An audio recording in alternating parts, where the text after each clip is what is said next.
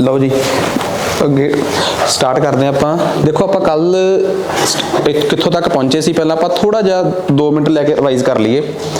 साडा लास्ट च असीं पहुंचे सीगे कि नैशनल इनकम की है, ठीक है। बेसिकली नैशनल अकाउंटिंग नूं असीं कवर किया सीगा। तां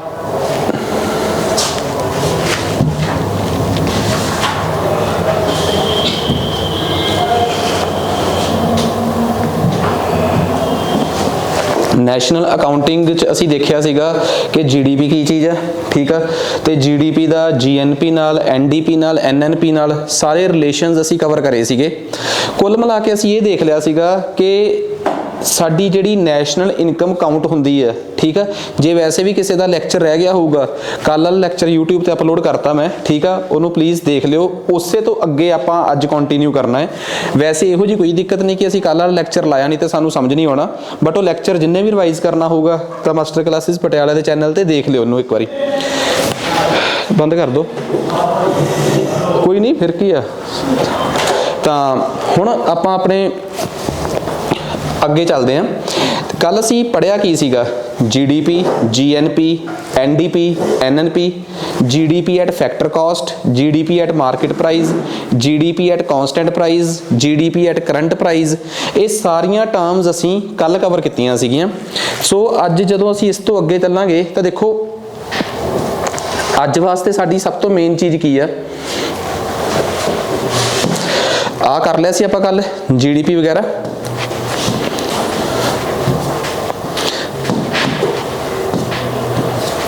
हाँ जी, अज असी स्टार्ट करांगे कि असी GDP कैलकुलेट किवें करते हैं, ठीक है। 3 मेन तरीके आ साडे देश च GDP कैलकुलेट करन दे। सपोज करो जे किसी नूं यही नहीं पता कि GDP है की आ, तो मैं एक कमरे की एग्जाम्पल लैके जस्ट 1 मिनट लिए रिवाइज करा देना कि GDP है की चीज़ है। साडे इस रूम च जिथे बैठ के असी पढ़ रहे हैं, इस रूम च जिन्नियां चेयर्स ने, जिन्ने टेबल पे आ, जिन्नियां अलमीराज ने, कोई AC लगा है, कोई पखे लगे आ, उन्हां सारियां चीज़ां दी वैल्यू जे मैं इन्ना क बोलता ना तो समझ लो स्टेटमेंट गलत आ। दोबारा बोल रहा मैं, साडे इस रूम च जिन्ने पखे, कूलर, AC, टेबल, कुर्सियां, कापियां, किताबां पईयां है, उन्हां सारियां चीज़ां दी पैसे विच वैल्यू। पिछली लाइन ते इस लाइन च एक गल क्लीयर हो गई ना। पिछली च कहता सी मैं सारियां चीज़ां दी वैल्यू, ਇਹਦੇ ਚ मैं कह रहा सारिया चीज़ों की मॉनिटरी वैल्यू। हुण मॉनिटरी शब्द तो फिर ज़्यादा क्लीयर हो जाओ, मॉनिटरी का मतलब हुंदा किसी चीज़ की मनी वैल्यू, ठीक है। जे तुसी मैनूं ये कहता ना कि आ कुर्सियां, AC, पखे, किताबां सारियां बहुत वधिया ने, कि ये GDP होगी? नहीं, GDP होगी कि ये सारियां कुर्सियां, किताबां, मेज, पखे मिला के 1,35,000 दे आ। जदों तुसी शब्द 1,35,000 कहोगे फिर वो इस कमरे की GDP बनूगी। ये सारियां चीज़ां बहुत सोहणियां ने, ये GDP नहीं हैगी। GDP is basically the monetary value. ये कोई इमोशनल या होर किसी टाइप की वैल्यू नहीं हुंदी, ठीक है ना। ये हुंदी आ किसी भी चीज़ की किहड़ी value? Money value, monetary value, value in पैसेज, कुछ भी कह लो, ठीक है। पैसियां च, करंसी दे विच जिहड़ी वैल्यू होगी असीं उहनूं मॉनिटरी वैल्यू कह के चलते हैं। इत्थों तक समझण तो बाद हुण असीं चलते हैं कि असीं इस GDP नूं कैलकुलेट करन किहड़े-किहड़े तरीके नाल कर सकते हैं। देखो 3 मैथड आ जिहदे नाल असीं इस GDP नूं कैलकुलेट कर सकते हैं। पहला तरीका एक्सपेंडिचर मैथड, दूसरा तरीका इनकम मैथड, ते तीसरा तरीका वैल्यू एडिशन मैथड। फिर दोबारा एक्सपेंडिचर मैथड, इनकम मैथड, ते तीसरा तरीका किहड़ा है? Value addition method. वैसे बहुत सिंपल आ। मैनूं एक गल दसोगे, जे मान लो ये कहां मैं कि इस कमरे च 3 कुर्सियां ते 2 टेबल पे है, ठीक है। ते तुसी देखना चाहते हो कि इस कमरे इहदी GDP कितनी है, ठीक है। हुण एक तो पहला तरीका है एक्सपेंडिचर। एक्सपेंडिचर तरीका बहुत सोहना है। किवें? ये दसो कि 3 कुर्सियां ते कितना खर्चा होया? कितना खर्चा होया होगा? जे एक कुर्सी 50 रुपए दी है तो 3 कुर्सियां ते खर्चा होया होगा 150 रुपया, प्लस 100 रुपया टेबल ते खर्चा होया। 150 ते 200 कितना हो गया अपने कोल? 350। ਇਹਦਾ मतलब 350 की आ गई GDP।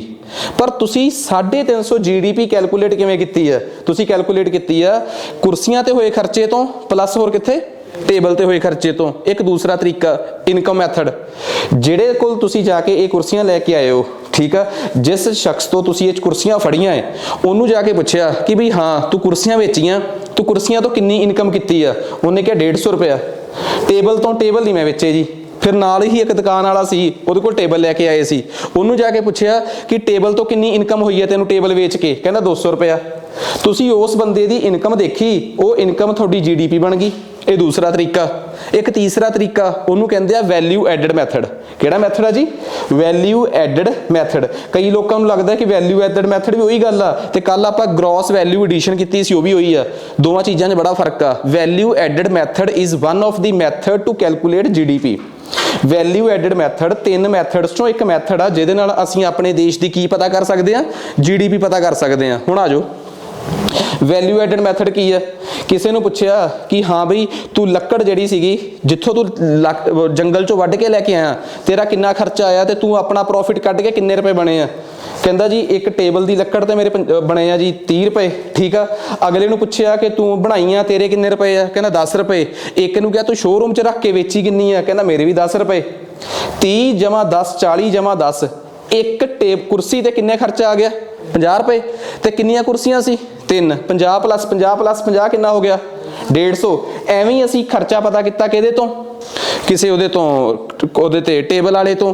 ਉਹਨੇ ਕਿਹਾ ਮੇਰਾ 100 ਰੁਪਈਆ। ਸਾਰਿਆਂ ਨੇ ਜਿੰਨੇ ਸ਼ੁਰੂ ਤੋਂ ਲੈ ਕੇ ਐਂਡ ਤੱਕ ਵਿੱਚ ਲੋਕ ਇਨਵੋਲਵਡ ਸੀਗੇ ਉਹਨਾਂ ਸਭ ਨੂੰ ਪੁੱਛਿਆ ਕਿ ਕਿੰਨਾ ਖਰਚਾ ਆਇਆ। ਇੱਕ ਕਹਿੰਦਾ 40 ਰੁਪਏ, ਦੂਜਾ ਕਹਿੰਦਾ 30 ਰੁਪਏ, ਤੀਜਾ ਕਹਿੰਦਾ 20 ਰੁਪਏ, ਅਗਲਾ ਕਹਿੰਦਾ 10 ਰੁਪਏ। ਸਾਰਿਆਂ ਦੀ ਵੈਲਿਊ ਐਡ ਕਰਦੇ ਗਏ ਤੇ ਇੱਕ ਟੇਬਲ ਤੇ ਕੁੱਲ ਖਰਚਾ ਕਿੰਨਾ ਆ ਗਿਆ? 100 ਰੁਪਏ। 2 ਟੇਬਲ ਤੇ ਕਿੰਨਾ ਆ ਗਿਆ? 200 ਰੁਪਏ। ਤੇ ਕੁੱਲ GDP ਕਿੰਨੀ ਹੋ ਗਈ ਸਾਡੀ? 350। ਤੁਸੀਂ ਇੱਕ ਗੱਲ ਨੋਟਿਸ ਕੀਤੀ, ਚਾਹੇ ਤਾਂ ਤੁਸੀਂ ਇਨਕਮ ਮੈਥਡ ਵਰਤਿਆ ਹੋਵੇ, ਮਤਲਬ ਕਿ ਜਿਹੜੇ ਬੰਦੇ ਨੇ ਵੇਚਿਆ ਉਹਦੀ ਕਮਾਈ ਤੋਂ ਹਿਸਾਬ ਲਾ ਲਓ, ਚਾਹੇ ਤੁਸੀਂ ਖਰਚੇ ਤੋਂ ਹਿਸਾਬ ਲਾ ਲਓ, ਤੇ ਚਾਹੇ ਤੁਸੀਂ ਵੈਲਿਊ ਐਡੀਸ਼ਨ ਤੋਂ ਹਿਸਾਬ ਲਾ ਲਓ, ਤੁਹਾਡੀ ਇਸ ਕਮਰੇ ਦੀ GDP 350 ਰੁਪਏ ਆਈ ਆ। ਤੇ ਇਹਨਾਂ ਤਿੰਨਾਂ ਮੈਥਡਸ ਤੋਂ ਬਿਨਾ ਹੋਰ ਕੋਈ ਮੈਥਡ ਨਹੀਂਗਾ ਜਿਹਦੇ ਤੋਂ ਅਸੀਂ ਕਿਸੇ ਚੀਜ਼ ਦੀ GDP ਪਤਾ ਕਰ ਸਕੀਏ।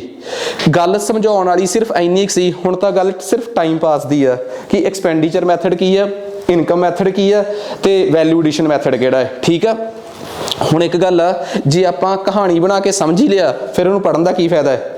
ਅਸਲ 'ਚ ਇਹਨੂੰ ਪੜ੍ਹਨ ਦਾ ਆਪਣਾ ਫਾਇਦਾ ਹੈ, ਕਿਉਂਕਿ ਇਹਦੇ 'ਚ ਜਿੰਨੀਆਂ ਟਰਮਸ ਨੂੰ ਮੈਂ ਰੈੱਡ ਕਰਕੇ ਲਿਖਿਆ ਜਾਂ ਥੋੜਾ ਬਹੁਤਾ ਹਾਈਲਾਈਟ ਕਰਕੇ ਲਿਖਿਆ ਹੈ, ਉਹ ਸਾਰੀਆਂ ਟਰਮਸ ਆਪਣੇ ਆਪ 'ਚ ਕਿਸੇ ਨਾ ਕਿਸੇ ਸਵਾਲ ਦਾ ਰੂਪ ਲੈ ਲੈਂਦੀਆਂ, ਤੇ ਜਦੋਂ ਉਹ ਕਿਸੇ ਸਵਾਲ ਦੇ ਰੂਪ 'ਚ ਆਉਂਦੀਆਂ ਹੈ ਤਾਂ ਸਾਨੂੰ ਉਦੋਂ ਤੰਗ ਕਰਦੀਆਂ। ਠੀਕ ਆ। ਇੱਕ GDP ਵਾਲੇ ਚੋਂ ਸਵਾਲ ਬਣਦਾ ਕਿਵੇਂ ਆ? ਜਦੋਂ ਆਪਣਾ ਅੱਜ ਲੈਕਚਰ ਖਤਮ ਹੋ ਗਿਆ, ਲੈਕਚਰ ਤੋਂ ਬਾਅਦ ਅਸੀਂ ਇਸ GDP ਵਾਲੇ ਪੋਰਸ਼ਨ ਚੋਂ ਘੱਟੋ ਘੱਟ 25 ਤੋਂ 30 ਸਵਾਲ ਜਿਹੜੇ ਪਿਛਲੇ 5 ਸਾਲਾਂ ਦੇ UPSC IAS PPSC ਜਾਂ ਹੋਰ CDS NDA ਦੇ ਪੇਪਰਾਂ 'ਚ ਆਏ ਹੋਏ ਆ, ਸਾਰੇ ਕਰਕੇ ਦੇਖਾਂਗੇ। ਘੱਟੋ ਘੱਟ ਤੁਹਾਨੂੰ ਇਹ ਤਾਂ ਪਤਾ ਲੱਗੇ ਕਿ ਤੁਸੀਂ ਕੋਈ ਵੀ ਚੈਪਟਰ ਤਿਆਰ ਕੀਤਾ, ਪੇਪਰ ਪਾਉਣ ਵਾਲਾ ਉਹਦੇ 'ਚੋਂ ਪੇਪਰ ਕਿਵੇਂ ਦਾ ਸੈੱਟ ਕਰਦਾ ਹੈ। ਠੀਕ ਆ। ਸੋ ਉਹਨੂੰ ਕਰਨ ਤੋਂ ਪਹਿਲਾਂ ਮੈਂ ਤੁਹਾਨੂੰ ਇਹ ਕਲੀਅਰ ਕਰਦਾ ਕਿ ਜਦੋਂ ਅਸੀਂ ਗੱਲ ਕਰਦੇ ਹਾਂ ਐਕਸਪੈਂਡੀਚਰ ਮੈਥਡ ਦੀ, ਕਿ ਖਰਚੇ ਵਾਲੇ ਮੈਥਡ ਦਾ, ਠੀਕ ਆ, ਹੁਣ ਤੁਸੀਂ ਕਹੋਗੇ ਇਸ ਐਕਸਪੈਂਡੀਚਰ ਮੈਥਡ 'ਚੋਂ ਪੇਪਰ 'ਚ ਕੀ ਗੱਲ ਪੁੱਛੀ ਜਾ ਸਕਦੀ ਆ? ਉਹ ਪਤਾ ਕੀ ਪੁੱਛਣਗੇ ਕਿ ਇੱਕ ਸ਼ਖਸ ਨੇ ਆਪਣੀ ਕਾਰ ਵੇਚੀ, ਉਹਨੂੰ ਕਿਹਦੇ 'ਚ ਲਿਖਾਂਗੇ? ਐਕਸਪੈਂਡੀਚਰ 'ਚ ਕਿ ਕੰਜ਼ੰਪਸ਼ਨ 'ਚ?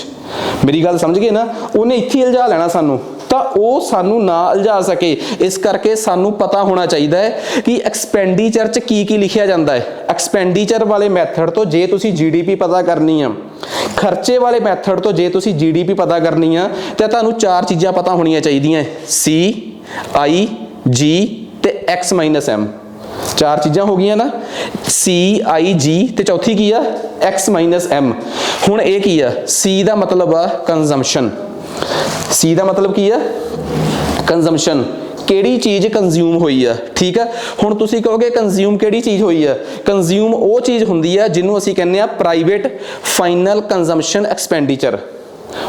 ਉਲਝ ਗਏ ਆਪਣਾ ਕੰਮ ਕਿ C ਦਾ ਮਤਲਬ ਹੁੰਦਾ ਪ੍ਰਾਈਵੇਟ ਫਾਈਨਲ ਕੰਜ਼ੰਪਸ਼ਨ ਐਕਸਪੈਂਡੀਚਰ। ਇਹ ਕੀ ਆ? ਫਾਈਨਲ ਐਕਸਪੈਂਡੀਚਰ ਜਿਹੜਾ ਹੈ, ਜਿਹੜਾ ਪ੍ਰਾਈਵੇਟ ਲੋਕ ਕਰਦੇ ਆ, ਪ੍ਰਾਈਵੇਟ ਲੋਕਾਂ ਦੀ ਪੰਜਾਬੀ ਹੋ ਗਈ ਹਾਊਸ ਹੋਲਡਸ, ਉਹ ਵੀ ਇੰਗਲਿਸ਼ ਹੀ ਹੋ ਗਈ। ਹਾਊਸ ਹੋਲਡ ਮਤਲਬ ਆਮ ਲੋਕ, ਜਿਹੜੇ ਆਮ ਲੋਕ ਆਪਣੇ ਘਰਾਂ 'ਚ ਖਰਚਾ ਕਰਦੇ ਆ। ਆਮ ਲੋਕ ਆਪਣੇ ਘਰਾਂ 'ਚ ਕੀ ਖਰਚਾ ਕਰਦੇ ਆ? ਕੋਈ ਗੱਡੀ ਲੈ ਕੇ ਆਉਂਦਾ ਹੈ, ਮੇਰੀ ਗੱਲ ਧਿਆਨ ਨਾਲ ਸੁਣਿਓ, ਕੋਈ ਬੰਦਾ ਗੱਡੀ ਲੈ ਕੇ ਆਉਂਦਾ ਹੈ, ਇਟ ਮੀਨਸ ਕੋਈ ਗੁੱਡਸ ਪਰਚੇਜ਼ ਕੀਤਾ ਤੁਸੀਂ। ਯਾਰ ਤੁਸੀਂ ਕੋਈ ਸਮਾਨ ਲੈ ਕੇ ਆਏ ਹੋ, ਗੱਡੀ ਲੈ ਕੇ ਆਏ ਹੋ। ਇੱਕ ਕੰਮ ਹੋਰ ਵੀ ਹੋ ਸਕਦਾ ਹੈ, ਕੀ ਪਤਾ ਤੁਸੀਂ ਟੂਰ ਤੇ ਲੰਘ ਜਾਓ, ਠੀਕ ਆ, ਕੇਰਲਾ, ਮਾਲਦੀਵਜ਼, ਕਿਤੇ ਵੀ ਤੁਸੀਂ ਟੂਰ ਤੇ ਲੰਘ ਕੇ, ਇਹਦਾ ਮਤਲਬ ਤੁਸੀਂ ਕੋਈ ਸਰਵਿਸ ਬਾਏ ਕਰੀ ਆ, ਤੁਸੀਂ ਕੋਈ ਸਰਵਿਸ ਖਰੀਦੀ ਹੈ, ਠੀਕ ਹੈ, ਤੁਸੀਂ ਕੋਈ ਸਮਾਨ ਖਰੀਦਿਆ ਹੋ ਸਕਦਾ ਹੈ, ਤੁਸੀਂ ਕੋਈ ਸਰਵਿਸ ਖਰੀਦੀ ਹੋ ਸਕਦੀ ਹੈ। ਜਦੋਂ ਤੁਸੀਂ ਕੋਈ ਸਮਾਨ ਜਾਂ ਸਰਵਿਸ ਖਰੀਦੀ ਆ ਤਾਂ ਆਮ ਲੋਕਾਂ ਦਾ ਜਿਹੜਾ ਖਰਚਾ ਹੈ ਨਾ ਉਹ ਸੀ 'ਚ ਲਿਖਿਆ ਜਾਂਦਾ ਹੈ, ਤੇ ਸੀ ਨੂੰ ਕਹਿੰਦੇ ਆ ਪ੍ਰਾਈਵੇਟ ਫਾਈਨਲ ਕੰਜ਼ੰਪਸ਼ਨ ਐਕਸਪੈਂਡੀਚਰ। ਮੈਨੂੰ ਇੱਕ ਗੱਲ ਦੱਸੋਗੇ, ਇਹ ਵੀ ਮੈਂ ਤੁਹਾਨੂੰ ਦੱਸਦਾ ਕਿ ਆਮ ਘਰੇਲੂ ਲੋਕਾਂ ਦੇ ਖਰਚੇ ਵਾਸਤੇ ਇੱਕ ਸ਼ਬਦ ਵਰਤਿਆ ਜਾਂਦਾ ਹੈ, ਪ੍ਰਾਈਵੇਟ ਫਾਈਨਲ ਕੰਜ਼ੰਪਸ਼ਨ ਐਕਸਪੈਂਡੀਚਰ। ਮੈਨੂੰ ਇਹ ਦੱਸੋ, ਜੇ ਮੈਨੂੰ ਕਿਸੇ ਨੇ ਇਹ ਕਹਿਤਾ ਕਿ ਜੀ ਸਾਡੇ ਦੇਸ਼ ਦਾ ਪ੍ਰਾਈਵੇਟ ਐਕਸਪੈਂਡੀਚਰ ਜਿਹੜਾ ਹੈ, ਠੀਕ ਆ, ਪ੍ਰਾਈਵੇਟ ਫਾਈਨਲ ਕੰਜ਼ੰਪਸ਼ਨ ਐਕਸਪੈਂਡੀਚਰ ਆ, ਉਹ ਪਿਛਲੇ ਕੁਝ ਸਾਲਾਂ 'ਚ ਘਟਿਆ ਹੈ, ਇਹ ਸਾਡੇ ਦੇਸ਼ ਦੀ ਇਕਨੋਮੀ ਵਾਸਤੇ ਚੰਗਾ ਸੰਕੇਤ ਆ ਕਿ ਮਾੜਾ ਸੰਕੇਤ ਆ? ਮਤਲਬ ਇਹ ਕੀ ਸਿੰਬਲਾਈਜ਼ ਕਰਦਾ ਹੈ ਕਿ ਸਾਡੀ ਇਕਨੋਮੀ ਚੰਗੇ ਰਾਹ ਤੇ ਆ ਕਿ ਮਾੜੇ ਰਾਹ ਤੇ ਆ?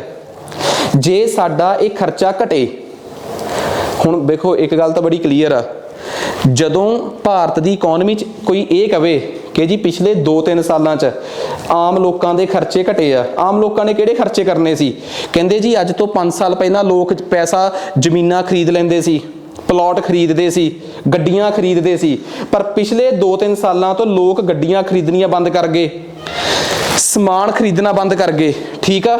ਲੋਕਾਂ ਨੇ ਸਰਵਿਸ ਖਰੀਦਣੀ ਬੰਦ ਕਰਤੀ। ਸਰਵਿਸ ਖਰੀਦਣੀ ਲੋਕ ਕਿਵੇਂ ਬੰਦ ਕਰਦੇ ਆ ਕਿ ਜੀ ਪਹਿਲਾਂ ਲੋਕ ਘੁੰਮਣ ਬਹੁਤ ਜਾਂਦੇ ਸੀ, ਘੁੰਮਣਾ ਲੋਕਾਂ ਨੇ ਬੰਦ ਕਰਤਾ। ਬਸ ਮੈਨੂੰ ਇੰਨਾ ਦੱਸ ਦਿਓ ਕਿ ਜੇ ਲੋਕਾਂ ਨੇ ਆਪਣੇ ਖਰਚੇ ਘਟਾਤੇ ਆ, ਜੇ ਲੋਕਾਂ ਨੇ ਆਪਣੇ ਪਿਛਲੇ ਕੁਝ ਸਮੇਂ 'ਚ ਖਰਚੇ ਘਟਾਤੇ ਆ, ਇਹ ਦੇਸ਼ ਦੀ ਇਕਨੋਮੀ ਵਾਸਤੇ ਚੰਗੀ ਗੱਲ ਆ ਕਿ ਮਾੜੀ ਗੱਲ ਆ? ਇਹ ਬਿਲਕੁਲ ਦੇਸ਼ ਦੀ ਇਕਨੋਮੀ ਵਾਸਤੇ ਮਾੜੀ ਗੱਲ ਆ, ਠੀਕ ਆ। ਉਹ ਇਸ ਕਰਕੇ ਮਾੜੀ ਗੱਲ ਆ ਕਿਉਂਕਿ ਜੇ ਲੋਕਾਂ ਨੇ ਖਰਚੇ ਘਟਾਏ ਆ, ਉਹਦਾ ਇੱਕ ਮੋਟਾ ਕਾਰਨ ਪਤਾ ਕੀ ਆ? ਦੇਸ਼ ਦੇ ਲੋਕਾਂ ਕੋਲ ਪੈਸਾ ਹੈ ਨਹੀਂ। ਜੇ ਕਿਸੇ ਵੀ, ਜਦੋਂ ਕੋਈ ਮੈਨੂੰ ਕਹਿ ਦੇ ਨਾ ਕਿ ਕੋਵਿਡ ਐਰਾ ਤੋਂ ਬਾਅਦ, ਜਾਨੀ ਕਿ ਪੋਸਟ ਕੋਵਿਡ ਜਦੋਂ ਹੋਇਆ ਸਾਰਾ ਕੁਝ, ਕੋਵਿਡ ਤੋਂ ਬਾਅਦ ਸਾਡੇ ਦੇਸ਼ 'ਚ ਆ ਜਿਹੜੀ ਪ੍ਰਾਈਵੇਟ ਫਾਈਨਲ ਕੰਜ਼ੰਪਸ਼ਨ ਐਕਸਪੈਂਡੀਚਰ ਆ, ਕੀ ਇਹ ਵਧੀ ਹੈ ਕਿ ਘਟੀ ਹੈ? ਤੇ ਅਸੀਂ ਕਵਾਂਗੇ ਇਹ ਘਟਿਆ ਹੈ। ਪਹਿਲਾਂ ਲੋਕ ਬਹੁਤ ਖਰਚਾ ਕਰਦੇ ਸੀ। ਵੈਸੇ ਵੀ ਇੱਕ ਗੱਲ ਦੱਸੋ ਯਾਰ, ਜੇ ਤੁਸੀਂ ਕਿਸੇ ਸ਼ੋਰੂਮ 'ਚ ਜਾ ਕੇ ਕੁਝ ਖਰੀਦੋਗੇ ਤਾਂ ਓਬਵੀਅਸ ਜੀ ਗੱਲ ਆ, ਜਿੰਨਾ ਪੈਸਾ ਤੁਸੀਂ ਖਰੀਦਿਆ ਉਸ ਪੈਸੇ ਦਾ 10% ਜਾਂ 20% ਉਸ ਬੰਦੇ ਨੇ ਕਮਾਇਆ ਹੋਊਗਾ, ਸ਼ੋਰੂਮ ਦੇ ਮਾਲਕ ਨੇ। ਉਸ 20% 'ਚੋਂ ਕੋਈ 2-3% ਉੱਥੋਂ ਦੇ ਕੰਮ ਕਰਨ ਵਾਲੇ ਨੂੰ ਵੀ ਮਿਲਿਆ ਹੋਊਗਾ। ਇਟ ਮੀਨਸ ਜੇ ਤੁਸੀਂ ਖਰਚਾ ਨਹੀਂ ਕਰਦੇ ਤਾਂ ਤੁਸੀਂ ਇਹ ਸਮਝ ਲਓ ਕਿ ਤੁਹਾਡੇ ਖਰਚਾ ਨਾ ਕਰਨ ਕਰਕੇ ਕਿੰਨੇ ਲੋਕ ਬੇਰੁਜ਼ਗਾਰ ਹੋ ਜਾਂਦੇ ਆ। ਇਹਦਾ ਮਤਲਬ ਇਹ ਆ ਕਿ ਕਦੇ ਵੀ ਕਿਸੇ ਦੇਸ਼ ਦਾ ਪ੍ਰਾਈਵੇਟ ਫਾਈਨਲ ਕੰਜ਼ੰਪਸ਼ਨ ਐਕਸਪੈਂਡੀਚਰ ਘਟੇ ਨਾ ਤਾਂ ਸਮਝ ਲਓ ਕਿ ਉਹ ਦੇਸ਼ ਗਲਤ ਟਰੈਕ ਤੇ ਆ। ਉਸ ਦੇਸ਼ ਨਹੀਂ, ਦੇਸ਼ ਦੀ ਇਕਨੋਮੀ ਜਿਹੜੀ ਆ ਉਹ ਗਲਤ ਟਰੈਕ ਤੇ ਚੜ ਗਈ ਆ। ਹੁਣ ਜਿਨ੍ਹਾਂ ਨੂੰ ਨਹੀਂ ਪਤਾ, ਥੋੜੇ ਜਿਹਾ ਲੇਟ ਆਏ ਆ, ਉਹਨਾਂ ਨੂੰ ਮੈਂ ਦੱਸਦਾ ਕਿ ਅਸੀਂ ਕੈਲਕੂਲੇਟ ਕਰ ਰਹੇ ਹਾਂ ਜੀਡੀਪੀ ਮੇਜਰ ਕਰਨ ਦੇ ਤਰੀਕੇ, ਠੀਕ ਆ। ਜੀਡੀਪੀ ਮੇਜਰ ਕਰਨ ਦੇ ਤਰੀਕਿਆਂ ਚੋਂ ਸਭ ਤੋਂ ਪਹਿਲਾ ਤਰੀਕਾ ਹੈ ਖਰਚੇ ਤੋਂ ਜੀਡੀਪੀ ਨੂੰ ਪਤਾ ਕਰਨਾ। ਖਰਚੇ ਤੋਂ ਜੀਡੀਪੀ ਨੂੰ ਪਤਾ ਕੀਤਾ ਜਾ ਸਕਦਾ ਹੈ ਕਿਵੇਂ? ਸਭ ਤੋਂ ਪਹਿਲਾਂ ਤੁਸੀਂ ਦੇਖਿਆ ਕਰੋ ਸੀ ਦਾ ਮਤਲਬ ਹੁੰਦਾ ਘਰੇਲੂ ਖਰਚੇ। ਘਰੇਲੂ ਖਰਚੇ ਆਮ ਲੋਕਾਂ ਦੁਆਰਾ ਕੀਤੇ ਗਏ ਖਰਚੇ, ਠੀਕ ਆ।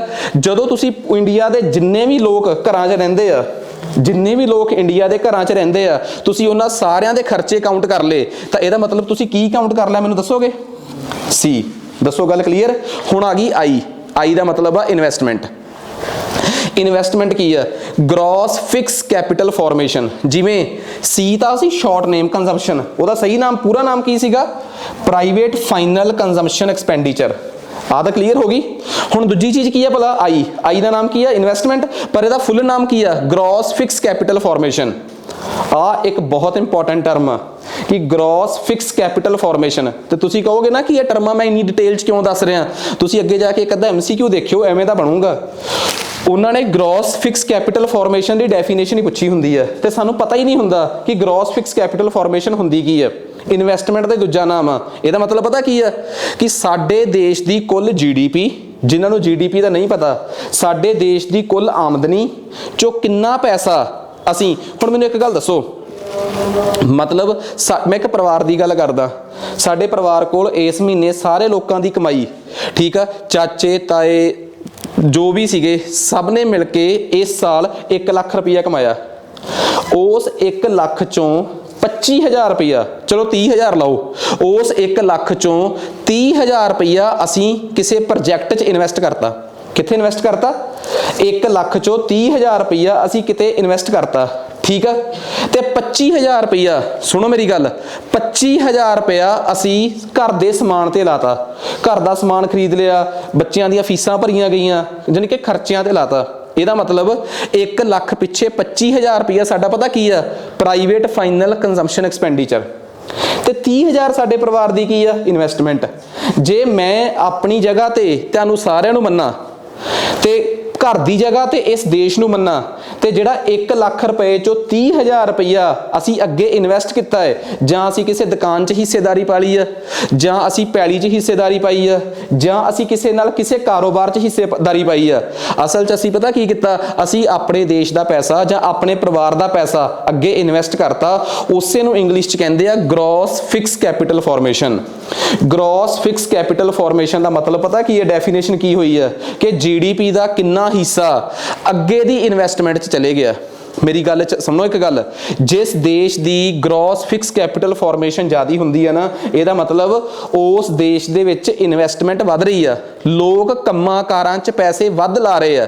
ਤਾਂ ਪਹਿਲੀ ਗੱਲ ਤਾਂ ਸਮਝ ਆ ਗਈ ਸੀ, ਦੂਸਰੀ ਗੱਲ ਕੀ ਸਮਝ ਆ ਗਈ ਆਪਣੇ ਕੋਲ ਆਈ। ਹੁਣ ਆ ਦੇਖੋ GCFCF, ਇਹਦਾ GFCF यानी कि ग्रॉस फिक्स कैपिटल फॉर्मेशन च हुंदा की है, जदों एक परिवार छड्डो, जदों एक देश लॉन्ग टर्म इन्वेस्टमेंट करता है। लॉन्ग टर्म इन्वेस्टमेंट समझ गए, किसी ठेके ते पैली च जां सड़कां ते जां किते भी इन्वेस्ट, यार पंजाबी च ये गल सुनो, जदों तुसी अपना पैसा किसी काम च इन्वेस्ट करता, ਇਹਦਾ मतलब ਉਹ ਤੁਸੀਂ ग्रॉस कैपिटल फॉर्मेशन हो गई अपने कोल। आ समझ आ गई चीज़, जां ਇਹ हो गई, जां दूसरी चीज़ तुसी शेयर मार्केट च जां रॉ मटीरियल च तुसी थोड़े देश ने इहो जी जगह ते पैसा इन्वेस्ट करता, ठीक है, चाहे कोई इंडस्ट्री होगी या किते भी होगी। पहला काम हो गया कि तुसी लॉन्ग टर्म इन्वेस्टमेंट की है, दूसरी चीज़ होगी तुसी किसी इन्वेंटरी च इन्वेस्टमेंट की है। पर एक गल याद रखियो, शेयर मार्केट च पैसे लाउण नूं असी ग्रॉस कैपिटल फॉर्मेशन नहीं कहंदे। शेयर मार्केट च पैसे लाउण नूं असी ग्रॉस कैपिटल फॉर्मेशन च काउंट नहीं करते, क्योंकि आ गल साफ लिखी हुई है कि कोई भी फाइनैंशियल प्रोडक्ट च इन्वेस्टमेंट जिहड़ी आ वो ग्रॉस कैपिटल फॉर्मेशन च नहीं आउंदी। आ दसो जी गल समझ आ गई। जदों असी फाइनैंशियल, जदों सपोज करो असी शेयर खरीदते हैं ना, उन्होंने असी प्राइवेट कंजम्पशन च काउंट करते हैं, ना कि असी उन्होंने इन्वेस्टमेंट च काउंट करते हैं। हुण तुहानूं एक गल तां समझ आ गई कि जे तुहाडे चों कोई मैनूं ये पूछे कि पेपर च सवाल की आऊगा, पेपर च सवाल सिर्फ ये आऊगा कि ग्रॉस कैपिटल फॉर्मेशन इनकलूड्स, थले A option, B option, C option ते D ऑप्शन, जां पेपर च ये आ सकदा कि इट डज नॉट इनकलूड, क्योंकि ये चीज़ां बहुत इंपॉर्टेंट आ, पेपरां च पुछियां जांदियां। प्राइवेट कंजम्पशन दे विच असीं की देखदे हां, जो असीं रैगूलर खरीदते हैं including share. Gross capital formation च की है कि जदों किसी देश का पैसा इन्वेस्टमेंट च लगता है, वो भी लॉन्ग टर्म इन्वेस्टमेंट हो गए, ठीक है। तीसरे नंबर पर आ गई अपने कोल गवर्नमेंट। देखो तुहाडे चों कईयां नूं डाउट सीगा कि GDP एक्सपेंडिचर वाले मैथड तो किवें पता की जा सकती है। घरेलू लोगों ने कितना खर्चा किया, वो की भला सी जो भी आ गया अपने कोल कंजम्पशन। सरकार ने, देश ने कित्थे कित्थे इन्वेस्ट किया, वो की आ गया अपने कोल आई। हुण एक तीसरी टर्म आ गई अपने कोल की भला G। What is G? G is government expenditure, सरकारी खर्चे। तुसी कहोगे यार सरकारी खर्चे होने तो लिखे है इन्वेस्टमेंट च, इन्वेस्टमेंट सरकारी खर्चे नहीं हुंदे। इन्वेस्टमेंट पता की हुंदी है, सरकार दा वो पैसा जिहड़ा सरकार नूं पता है कि दुगना तिगना होके मुड़ूगा। ते G की है गवर्नमेंट एक्सपेंडिचर, जिन्हें कदे नहीं मुड़ना। हुण तुसी कहोगे गवर्नमेंट एक्सपेंडिचर दी भी कोई एग्जाम्पल दे दो, सरकार द्वारा दिता गया वो पैसा जिहड़ा कदे नहीं मुड़ना, ਉਹਦੀ सब तो सोहनी एग्जाम्पल पता की हुंदी है? सबसिडियां। सरकार जे साडे अकाउंट च 1000 रुपया पवा दे, कि असीं मोड़ांगे सरकार नूं? नहीं। जां जिहड़ा 1000 रुपया साडे अकाउंट च सरकार ने पाया है, कि असीं उहनूं 2000 करके मोड़ांगे? नहीं। असीं सरकार नूं 2000 करके मोड़ दे, फिर तो सरकार ने पता की कहना सी, ये खर्चा नहीं गा, ये तो साडी इन्वेस्टमेंट आ।